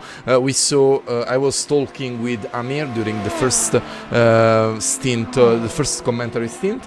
We saw that, for example, the 6-hour Ohio, if I'm not recalling it wrong, you made a very great race during the last season. If I remember correctly, you won the 6-hour of Mid-Ohio, a very tough race during the last season. A lot of rain, a lot of problems. So, and after that, we saw many races where you were not perfect. What changed during this year? You were perfect this year. Basically, I think that we just were gaining knowledge in the previous season, because the previous season was actually the first full season that we made in endurance racing. There were some drivers that had previous experience in endurance racing, especially Patryk Szwajkowski, who was the fellow guy of the world famous Polish sim racer guys Kuba Brzeziński and Nikodem Wiśniewski. He was racing with them a couple of years ago, and when they decided to go pro, he decided to go a little bit more amateur, but nevertheless he's still a fast guy, and he was kind of mentoring us how to do the proper endurance racing. And yeah, the previous season was all about learning, and we were still gaining a little bit of pace from race to race, and the culmination point came at the Mid-Ohio. I think this race was really tough because it was raining for the most time, and to be honest, to win this race, the most important thing was to stay calm and react to the changing environment. We had maybe some kind of luck. We didn't crash. We don't like crashing, actually, as you can see in this season, for example. And yeah, this season is the effect of the previous experiences and how we learned to do endurance racing. And I think that this is the quite perfect way to run in an endurance league. Edward, the mic is back to you. Thank you, Mariano. So, I mean, it never left me, to be honest.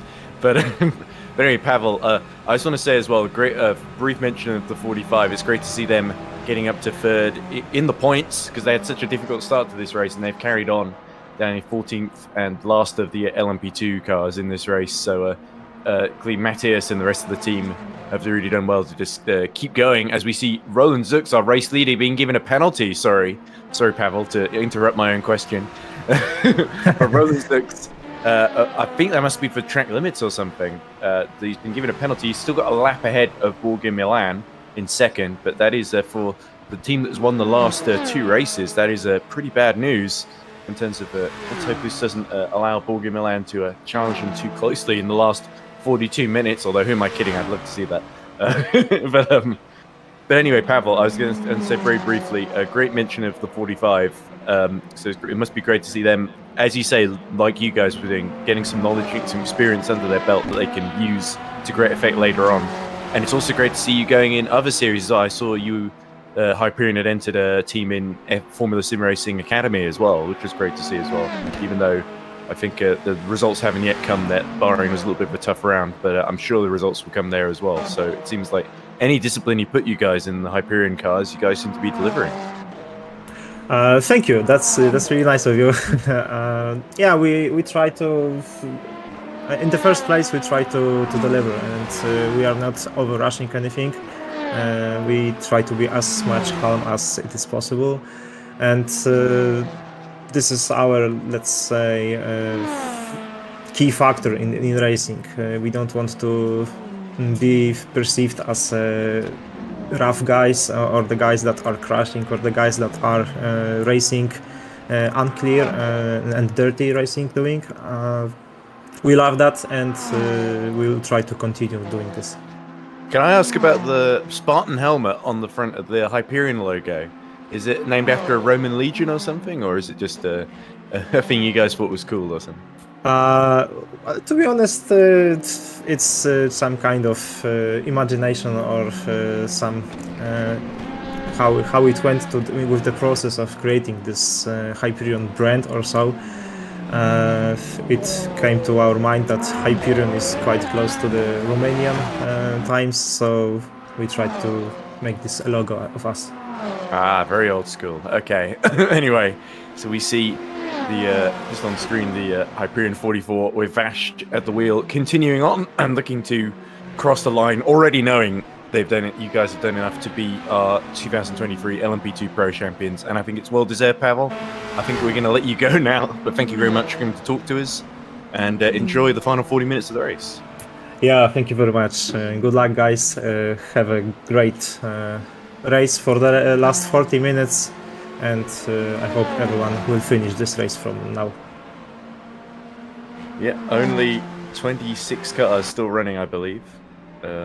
Yes, quite as soon Pavel said that, Mustafa Batuambu ran DNF, so it's quite... Okay, so I will shut up from now, and good luck, everyone. Is that all the Sunset Motorsport cars done for the day, sadly? I don't think Sunset 83 is still in the race either. Yeah, but let's see what up. Maybe the engine is gone because they won't move. They were stopped in the first sector and they weren't moving anymore. So I think that their engine died. Yeah, not as dramatically as the Arm Subra 42 car of Penimpede. But okay, I will show you again. Okay, I know that you want to see that flame going from the Toyota. No, I'm not saying that. I'm just saying it probably wasn't as dramatic. It probably just died on the internally without exploding. Right. But anyway, it's a big shame for Sunset 84 in any case. Ronsux has served his penalty, by the way, and has come out 220 seconds ahead of Borghi Milan. So the battle for the overall lead in Hypercar is still on, very much so. And here is Penimpede going along quite nicely. And then suddenly, somebody's left a grenade in that car because it is about to... Oh no, we're about to see the Sunset car explode as well. Oh, there we go. And clearly the Sunset Motorsport 84 got ideas, having seen that happen right in front of them. They thought, oh, we can do that too. And unfortunately, they couldn't quite make the sun shine out the back of their Sunset car. But Penimpede... has a barbecue going on behind him and realizes the race is over, and that's unfortunately the day done with only 2 hours, about an hour left to go. So it was a really late and unfortunate retirement for Impede and, of course, the Sunset 84 of Mustafa Batuambu. As here we go, this is Chaslihan and Gendosi trying to get within 4 seconds of each other as we see Roland Zux just lapping the pair of them. Now, Zook's being slowly caught now by Borg and Milan. That penalty was the penalty for track limits, Mariano. I'm quite sure, yes. All drivers had... I don't know if you know how the rFactor 2 new cut system works. Is it like a free stroke rule or something? They like had a sort of points for every cut they are making on the track, and then when they reach the threshold, they will have a drive-through. For example, in this race it was 15, and for every cut you took about 0.25 or 0.50, so they had the drive-through at the end of the race, so it was quite difficult to have a drive-through, but maybe with their advantage from Borja Milan, they were not thinking too much to the track limits, also because you saw that they only lose 20 seconds or so, because the pit lane is quite short in the track. Yeah, but even losing those 20 seconds, the gap's gone now from 219 seconds to 216 seconds. So they've already started to lose further time to Borg in Milan. So Milan is pushing, he's not giving up on victory, but perhaps 36 minutes is not enough to close a 200-second gap. I think that maybe now it's an honor thing, Edward. Maybe Borja is trying to not give a lap to Roland Zooks. Maybe he's trying to stay in the same lap, because there is also another half an hour to race, so everything could happen, and being in the same lap is always the most important thing during an endurance. This track is very long, so I don't want to sound inappropriate in this moment, but a connection lost, an accident, being on the same lap, it's always a good idea. Exactly. So let's hope there's nothing too unfortunate that happens to these drivers. It'd be such a shame for someone to lose the championship after working for nearly 24 hours and then lose it in the last 5 minutes because the connection couldn't last that long. But here is your Nurshaz Lihan. He's trying to hold off the into the points number 47, the pro entry, currently driven, of course, and as he goes alongside by Arda Ercan, the Turkish driver. And they went through the split for Sector 1 there. They were exactly the same time, so they went across it side by side there. But Arda Ercan is clearly ahead as they go into Mulsanne 1. And now Shaz Lihan has to sort of keep with Ercan as he tries to catch the 3.6 seconds to Andrea Gandosi in front of him. So Nurshaz Lihan, we saw him battle with Gandosi earlier. Now he's catching him again. And this last half an hour could be an amazing battle for the GTM victory here, Mariano. At least, even though I think that... there he is! Look here, there he is! The ERT at the end of the parade. Even though I think that the Dodzoff Blue Steel Racing must enter the pits before the race ends. They have not enough fuel to make till the end, and this is the reason why now they are. And now and before, when you were commentating the last team, they were catching the Andrea Gandossi car because they have a bit less fuel on their car. They were faster on the straight, and they were very fast with the slipstream. When I was directing the broadcast, I saw that the Dodzoff Blue Steel Racing car was faster even when it was in the front of the Tomelli e-Racing team car. So it was yes, a bit less fuel on that car, and maybe he will pit in the next I think 10 or 20 minutes, so it will be very close to the end. But maybe they want to catch the Tomelli e-Racing team cars and then see what happens, make some pressure to the other car. And if there's a code 80, that could play right into their hands if it comes in just before they were going to pit anyway, because that could really put them on fresh tyres and they won't lose as much time to the Timeli ERT car. But yeah, like you say, the lower fuel may be playing to their advantage. The other thing is, of course, they're on the harder tyres, whereas Gandosi's been consistently on the medium tyres. So that means their tyre life at the end of the stint is going to be slightly better than those on the mediums. And with the track going very hot, this could be a problem, because let's see what is the temperature right now on the track, for example. 40 degrees. So as we can I believe see, that's Celsius. Yeah. yes, 40 degrees, which is very hot for a truck, and maybe the softer tire will work a little bit slower now with all these degrees on track. So, you know, 30 minutes remaining, everything can happen. And of course, with the higher temperatures, means it's harder to keep the tyres cool, especially if you're in a battle with someone and you're swerving around a lot. But anyway, we see a few more pit stops for Nick Muir and Mattia Panci, who are getting ready. I think those might be their final pit stops for Rivetto and for Level 1 eSports. But up front, it is still Roland Zux, 215 seconds ahead of Borgia Milan, as we see there's Panci in the Rivetto racing team up on the jacks. There we go, back. He's immediately put back down. Half an hour to go, so Panci should be good to the end. Looks like it's going to be a fairly comfortable second place in GT Pro class, but not really able to challenge Andrea Terzi in the Simfream Junior team, number 99.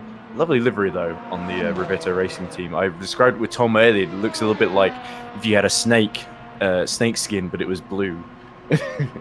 But I think maybe that's probably not what they were going for. 2 temps, by the way, between Gandosi and Erchan. So Erchan has sort of slowed down somewhere. Yes, it was maybe he was trying to. Erchan has got through. That's what happened. Sorry. Here we go. I've been confused. Sorry. And this could be a very good result for Andrea Gandossi, because this would be the overall podium for Andrea Gandossi. But I think that Arda Ersan is faster than Andrea Gandossi. You see that he's going to build a gap between the two cars. Right now there are at least I think 1.5 seconds. So.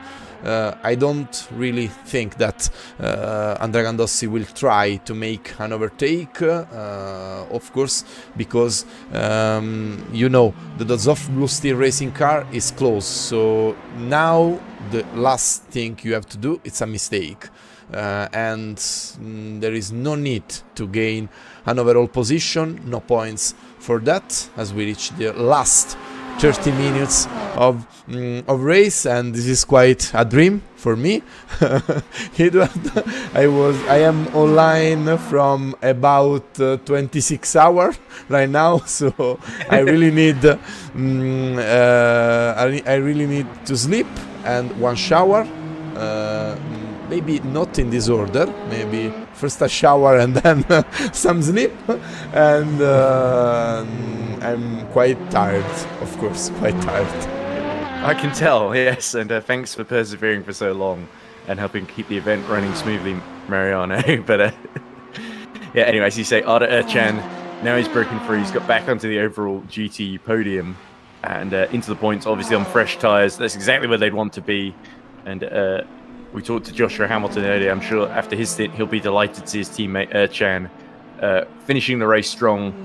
Maybe they would have been like to ideally be a bit closer to Rivetto racing team and challenge for second, but third, that's going to be their, I think, their second podium of the season, because they took one in Sebring as well in GT Pro. So certainly into the points, 47 and end the season on a high. I think they will take second in the Pro Standard. Oh no, it would be third, wouldn't it, behind Caspian 75.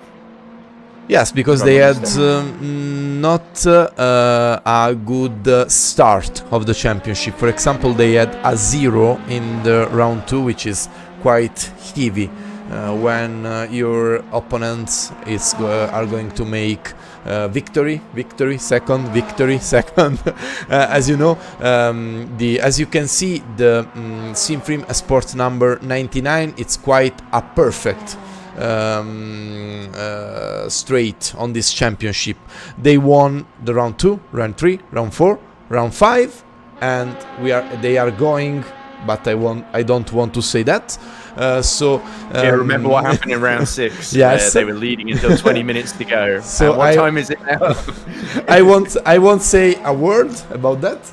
And but Caspian were pretty solid during the championship. They always made first or second, and today it was the perfect storm for them, Edward.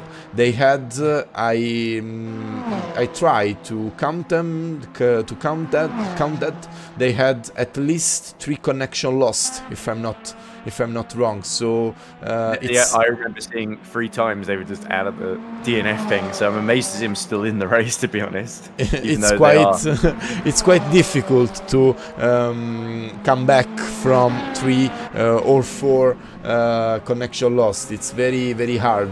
So it's a pleasure that they are. Wozniak just losing it through Dunlop there, and just letting the rear hang out a bit too much on exit of turn 1 and into turn 2. That's actually turn 2 and 3, sorry, that he got it wrong there. But Wozniak still holding on to a pretty strong second for Speed Eagles, 19 seconds up the road from a level on eSports of Jürgen Langrek. So Pro-Am podium looks like it's still set for Wozniak, but nothing he can do about Go Team Racing or Origin Racing far behind. Not doing badly enough to lose the championship, Origin Racing. So it looks like Wozniak will just have to settle for second then. And I can assume that also drivers with 23 hours of racing are tired. So, yes.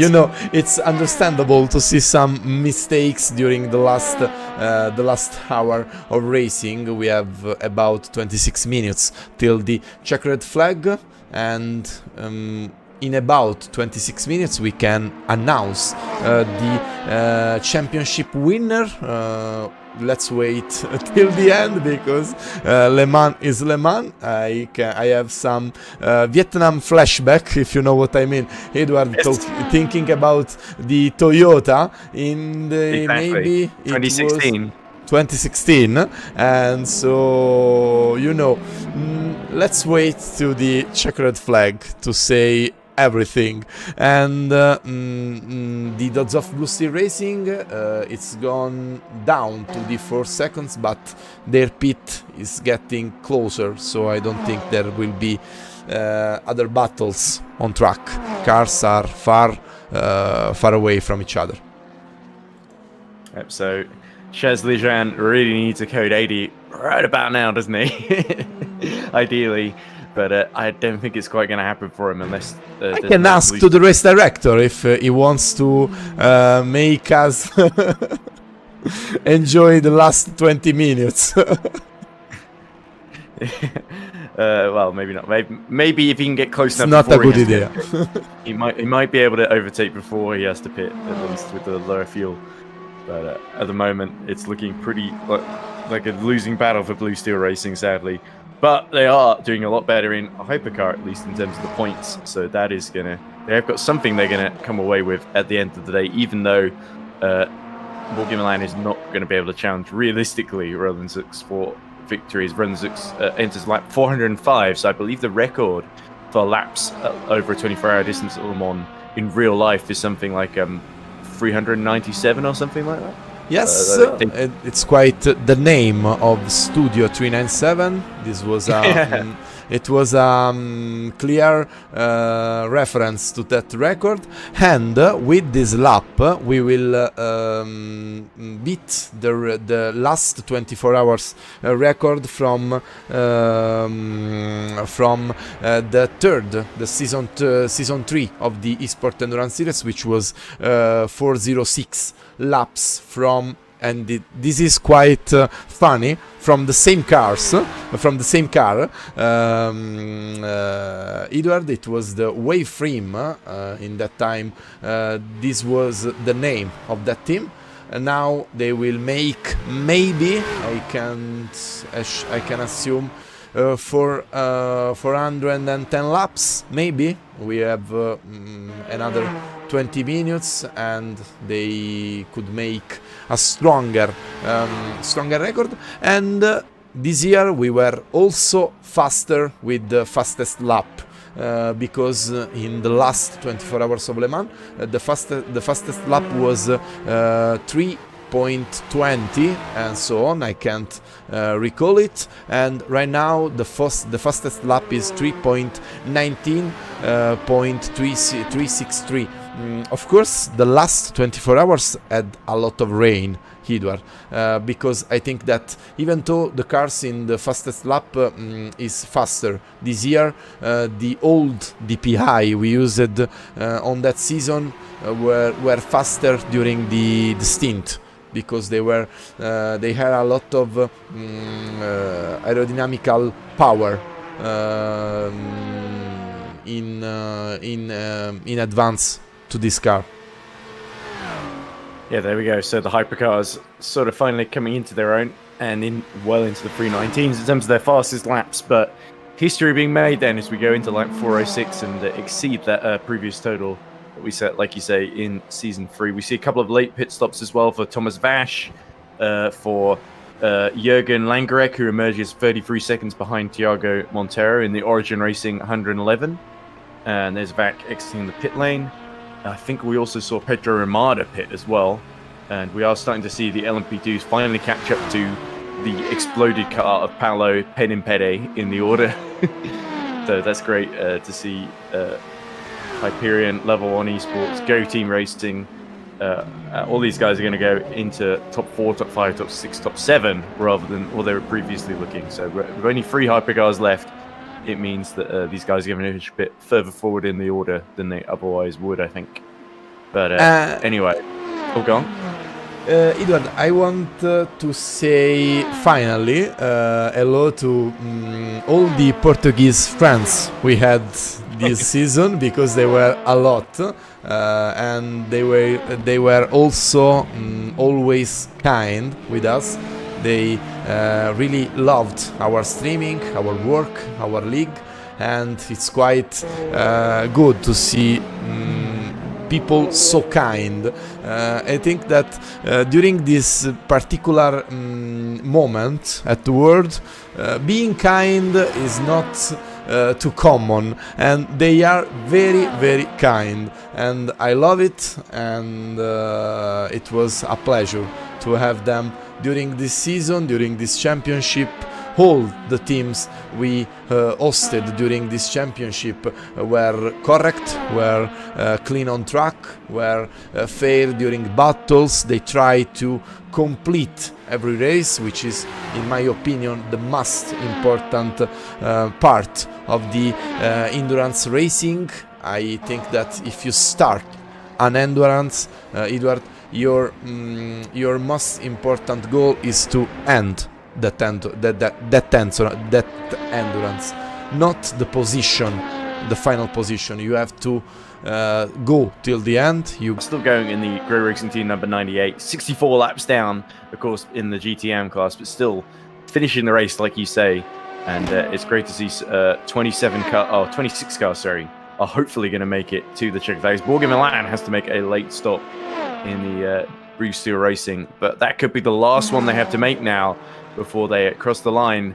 Who knows, perhaps as champions. They are 4 laps ahead of the next car, and so it doesn't look like they're going to lose that second place. I think theoretically we're getting towards a time where it's going to be difficult for people to lose the positions they need to lose the championship, if that makes sense.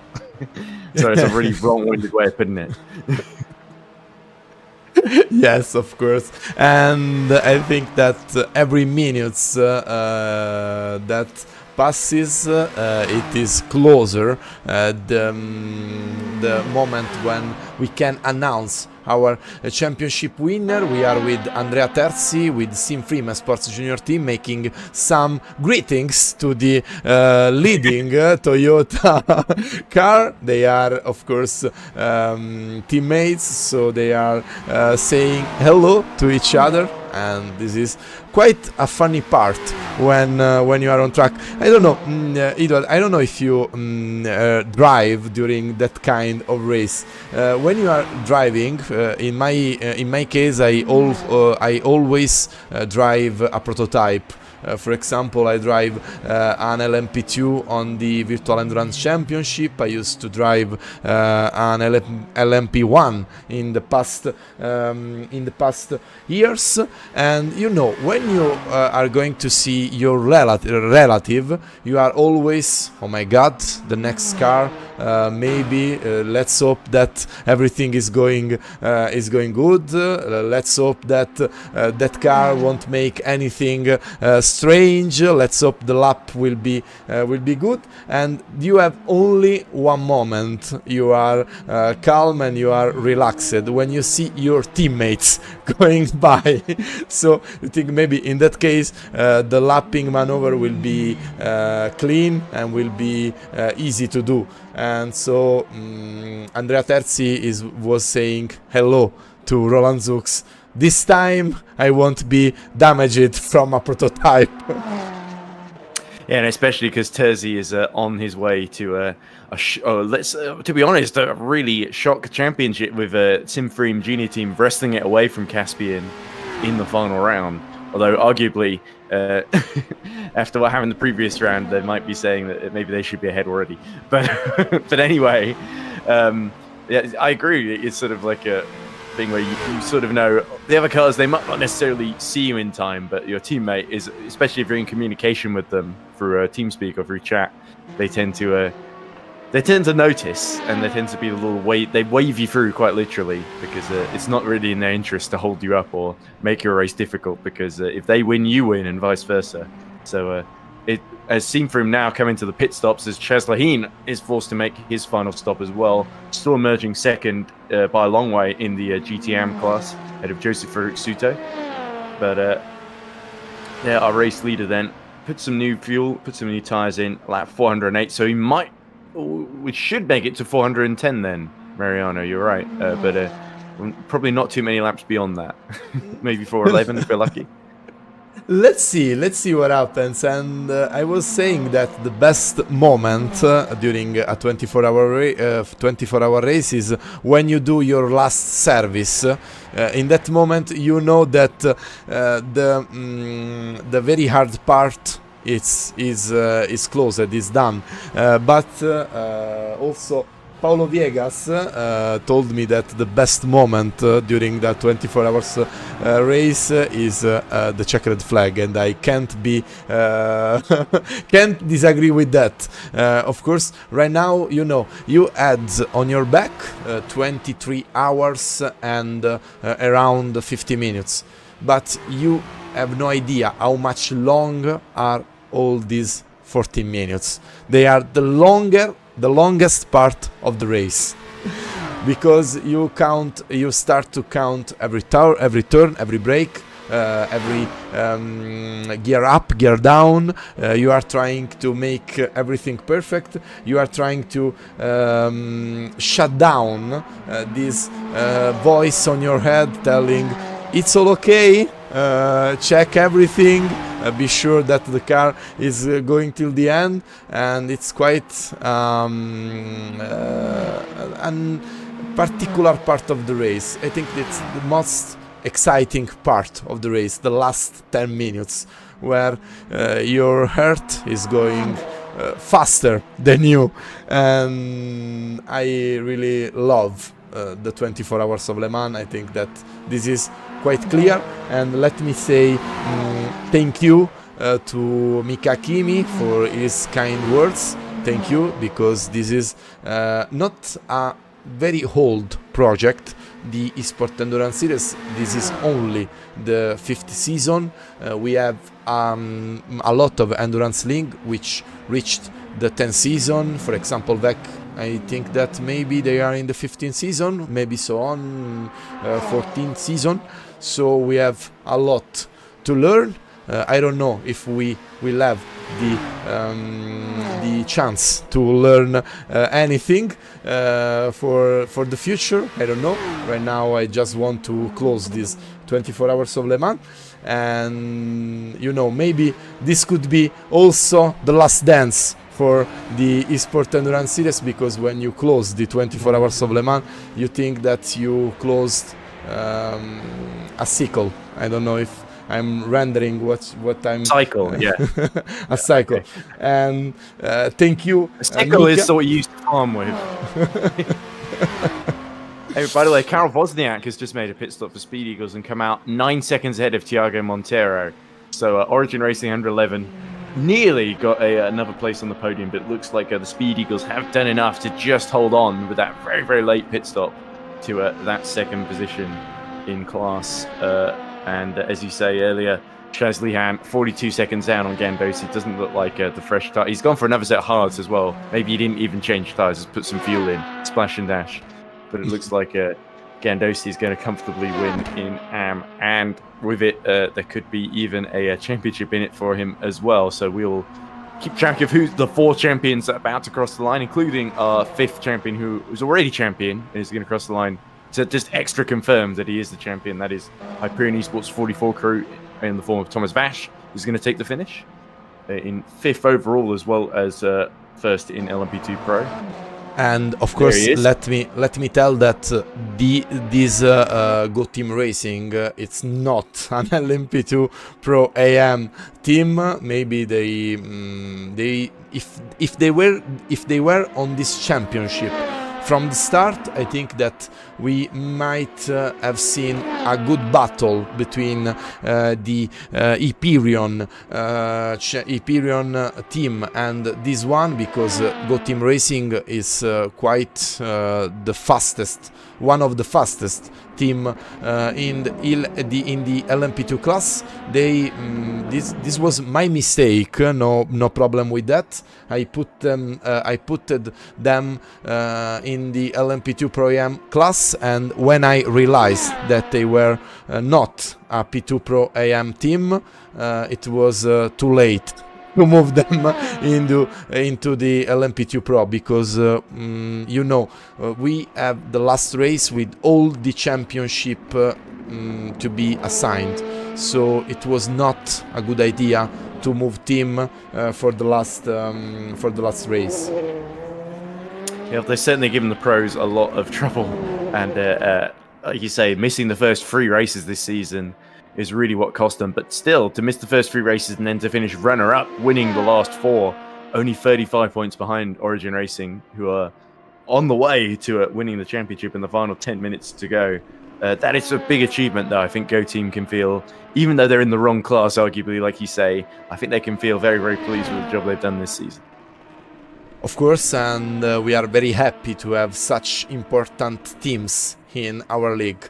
Am I dreaming? Edward, I saw that only 9 minutes left till the end of the No, race. you're not dreaming. You know, when you're driving, you are worrying about your car, your driving, your other cars, and you are hoping everything it's going well. And of course, on my side, I had the last 24 hours thinking about the server. Is he going to make me some troubles, to make me some trick before the race ends? Will be the broadcast good? Will I have problems on my PC? I have to PC to make the swimming, so it's of course a relief for me that this race is ending and everything went I think quite good. Okay, we have not big problems, not big accident. Of course, we had two or three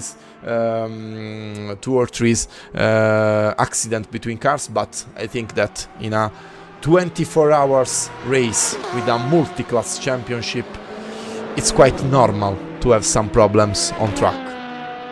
Exactly, those sort of things are kind of inevitable when you've got 41 cars and they're all 5 different classes, or technically 3 different cars, I guess. But also we have a little battle going on the last 8 minutes. We've got Erdim Akil in the Caspian 75 desperately trying to pass Javier Quivero. He's catching him like I think 5 seconds a lap last lap. So Javier Quivero really struggling. Here he is. Here's the front view from the front of Eddie Magos. Caspian are probably not going to get into the top 4. It's just too big a gap in front of them, and they've just not closed it quickly enough. But they might be able to just get the Los Piratas car for position overall in the race. So this is the battle for 23rd and 24th position then. And you've got to think there's maybe another lap left for Eddie Magos to catch Javier Quivero. And considering all the difficulties that car's been through, just gaining a place right at the end will be definitely worth its weight in gold for these guys, even if the championship is out of reach.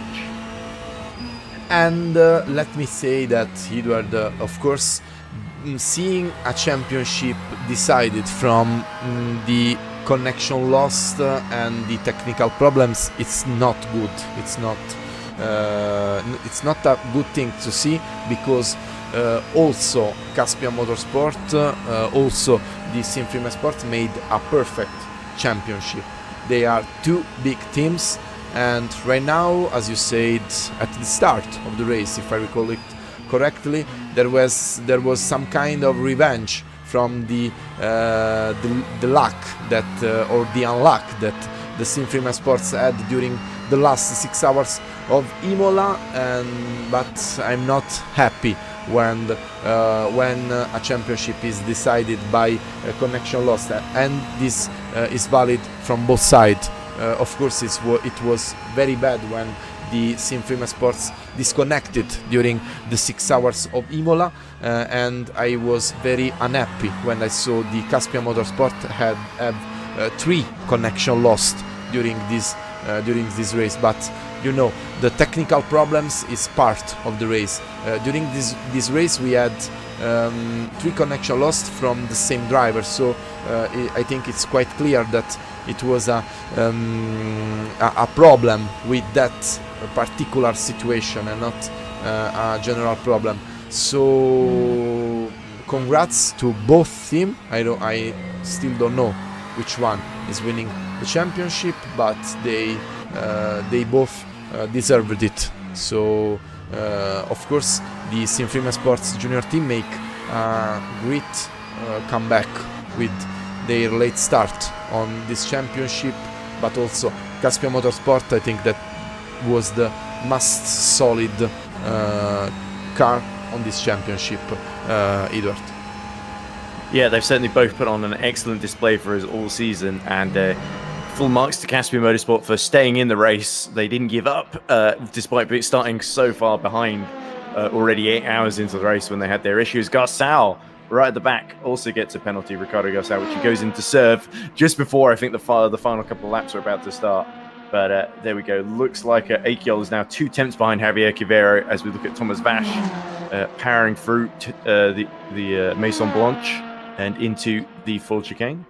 And Akiol, I think, is about to... Oh, he's gone through. There we go, just in the foreground.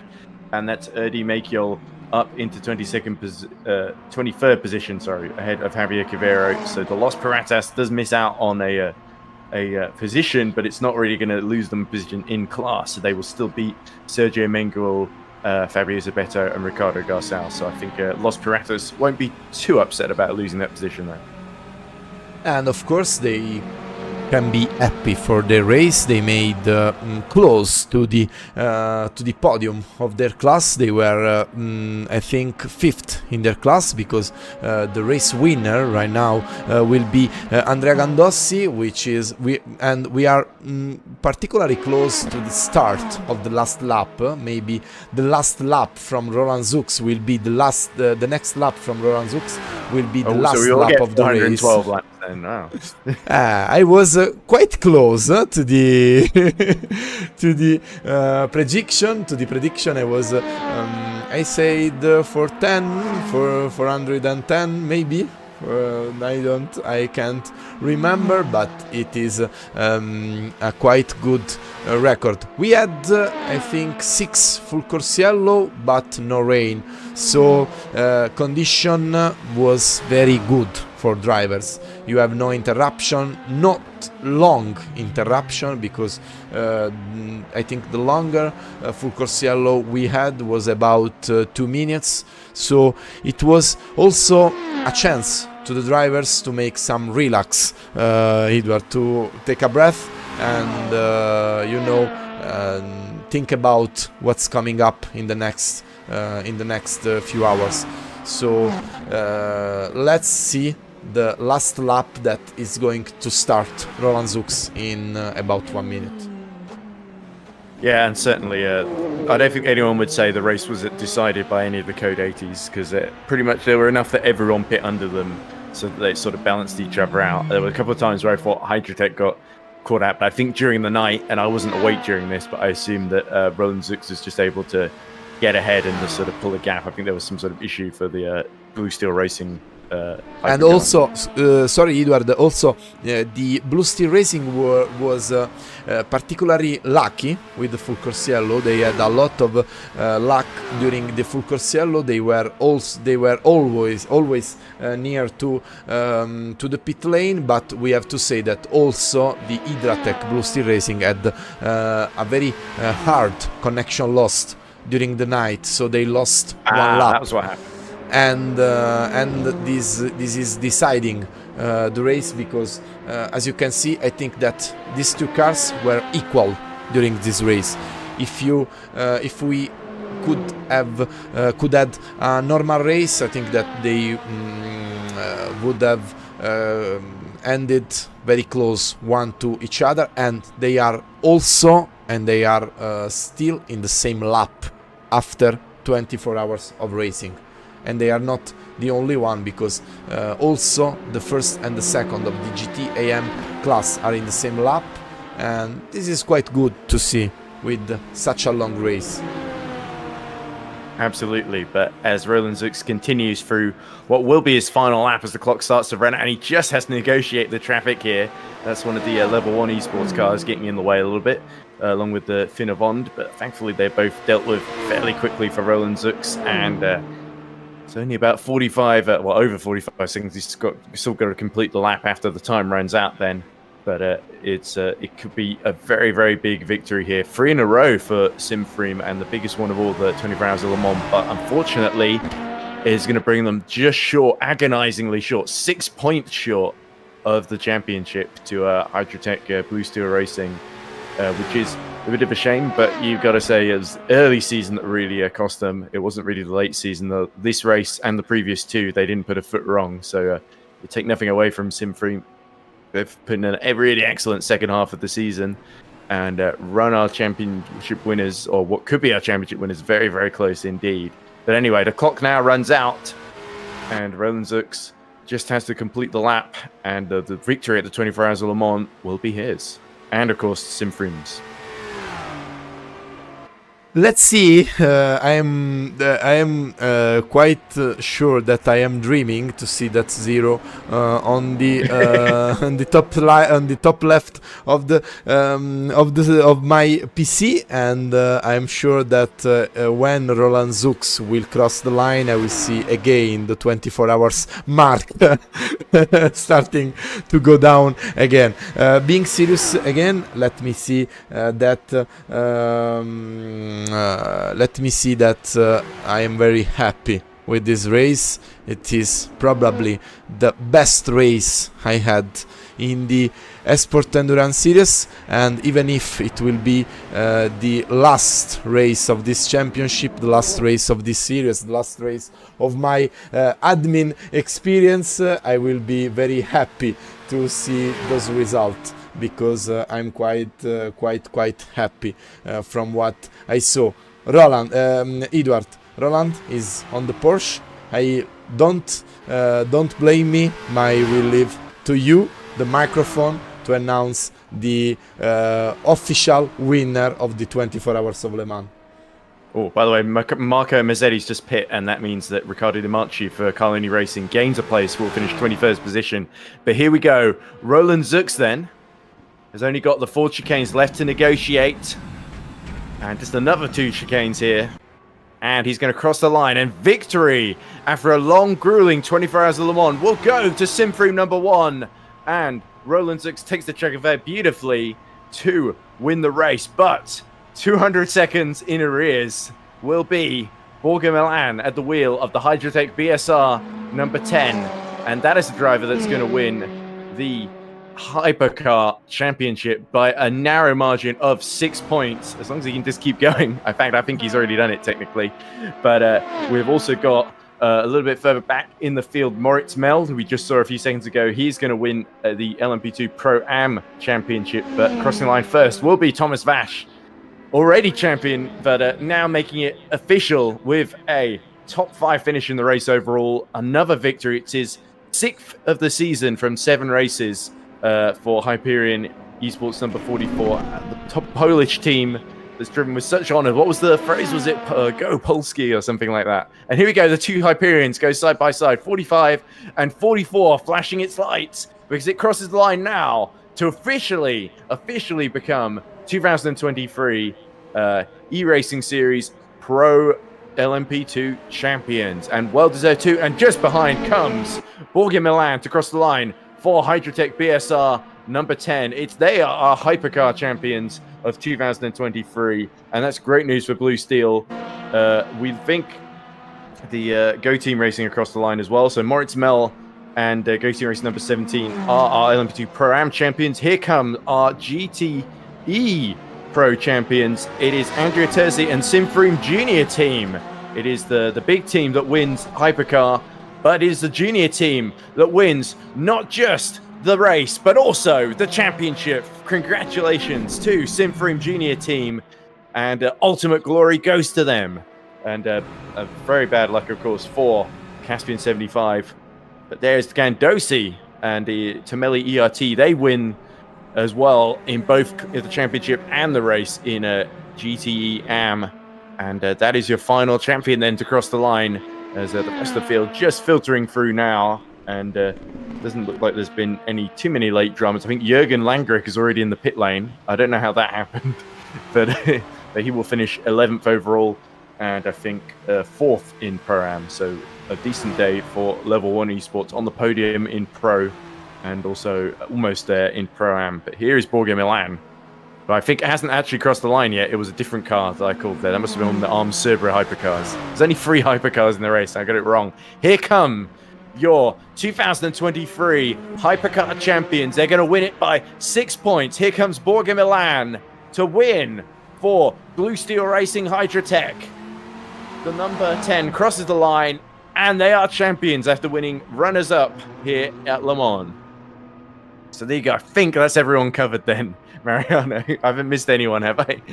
I was afraid to miss someone. I was trying to find which one is closer to the checkered flag, which one was closer to the end of the track. I missed the Andrea Gandossi passing of the checkered flag, but of course Andrea Gandossi wins with the Tomeli Racing Team, even as you said, the 24 Hours of Le Mans and the championship. And let me make 20 hours of applause to the Go Team Racing effort today, because they were the LMP2 overall winning of this race. Really incredible, very incredible effort, and of course Edward, the winning of the P2 Pro-Am class from the Origin Racing of Thiago Monteiro. We now have all the 5 championship winners. I was waiting for Thiago. There we go. And the Origin 111, well-earned Pro-Am champion. I think they're going to win it by 42 points in the end, so it's a very dominant victory. And they almost wrapped it up. I think they were the only team that nearly wrapped it up before Le Mans, but in the end they sealed it today, and in style as well, with the 3rd place in class. So they do finish on the podium. I think all of our champions did finish somewhere on the podium, I think, which is great to see. Everyone ended the season very strong and took advantage of those double points. But anyway, Mariano, now they've all crossed the line. I guess we can open up the floor to interviews with our race winners, our champions, those who competed in the race. Probably not too many, though. Have we got time for any interviews, or should we just go off air? We have to go straight to the end of the streaming, Edward, because I have some personal. You got that shower today, yes. Yes, and I am afraid to have all the championship winners here because they are a lot, and you know. I was just thinking, yeah. It was not planned, so I think that maybe it would be difficult to have all the championship winners here.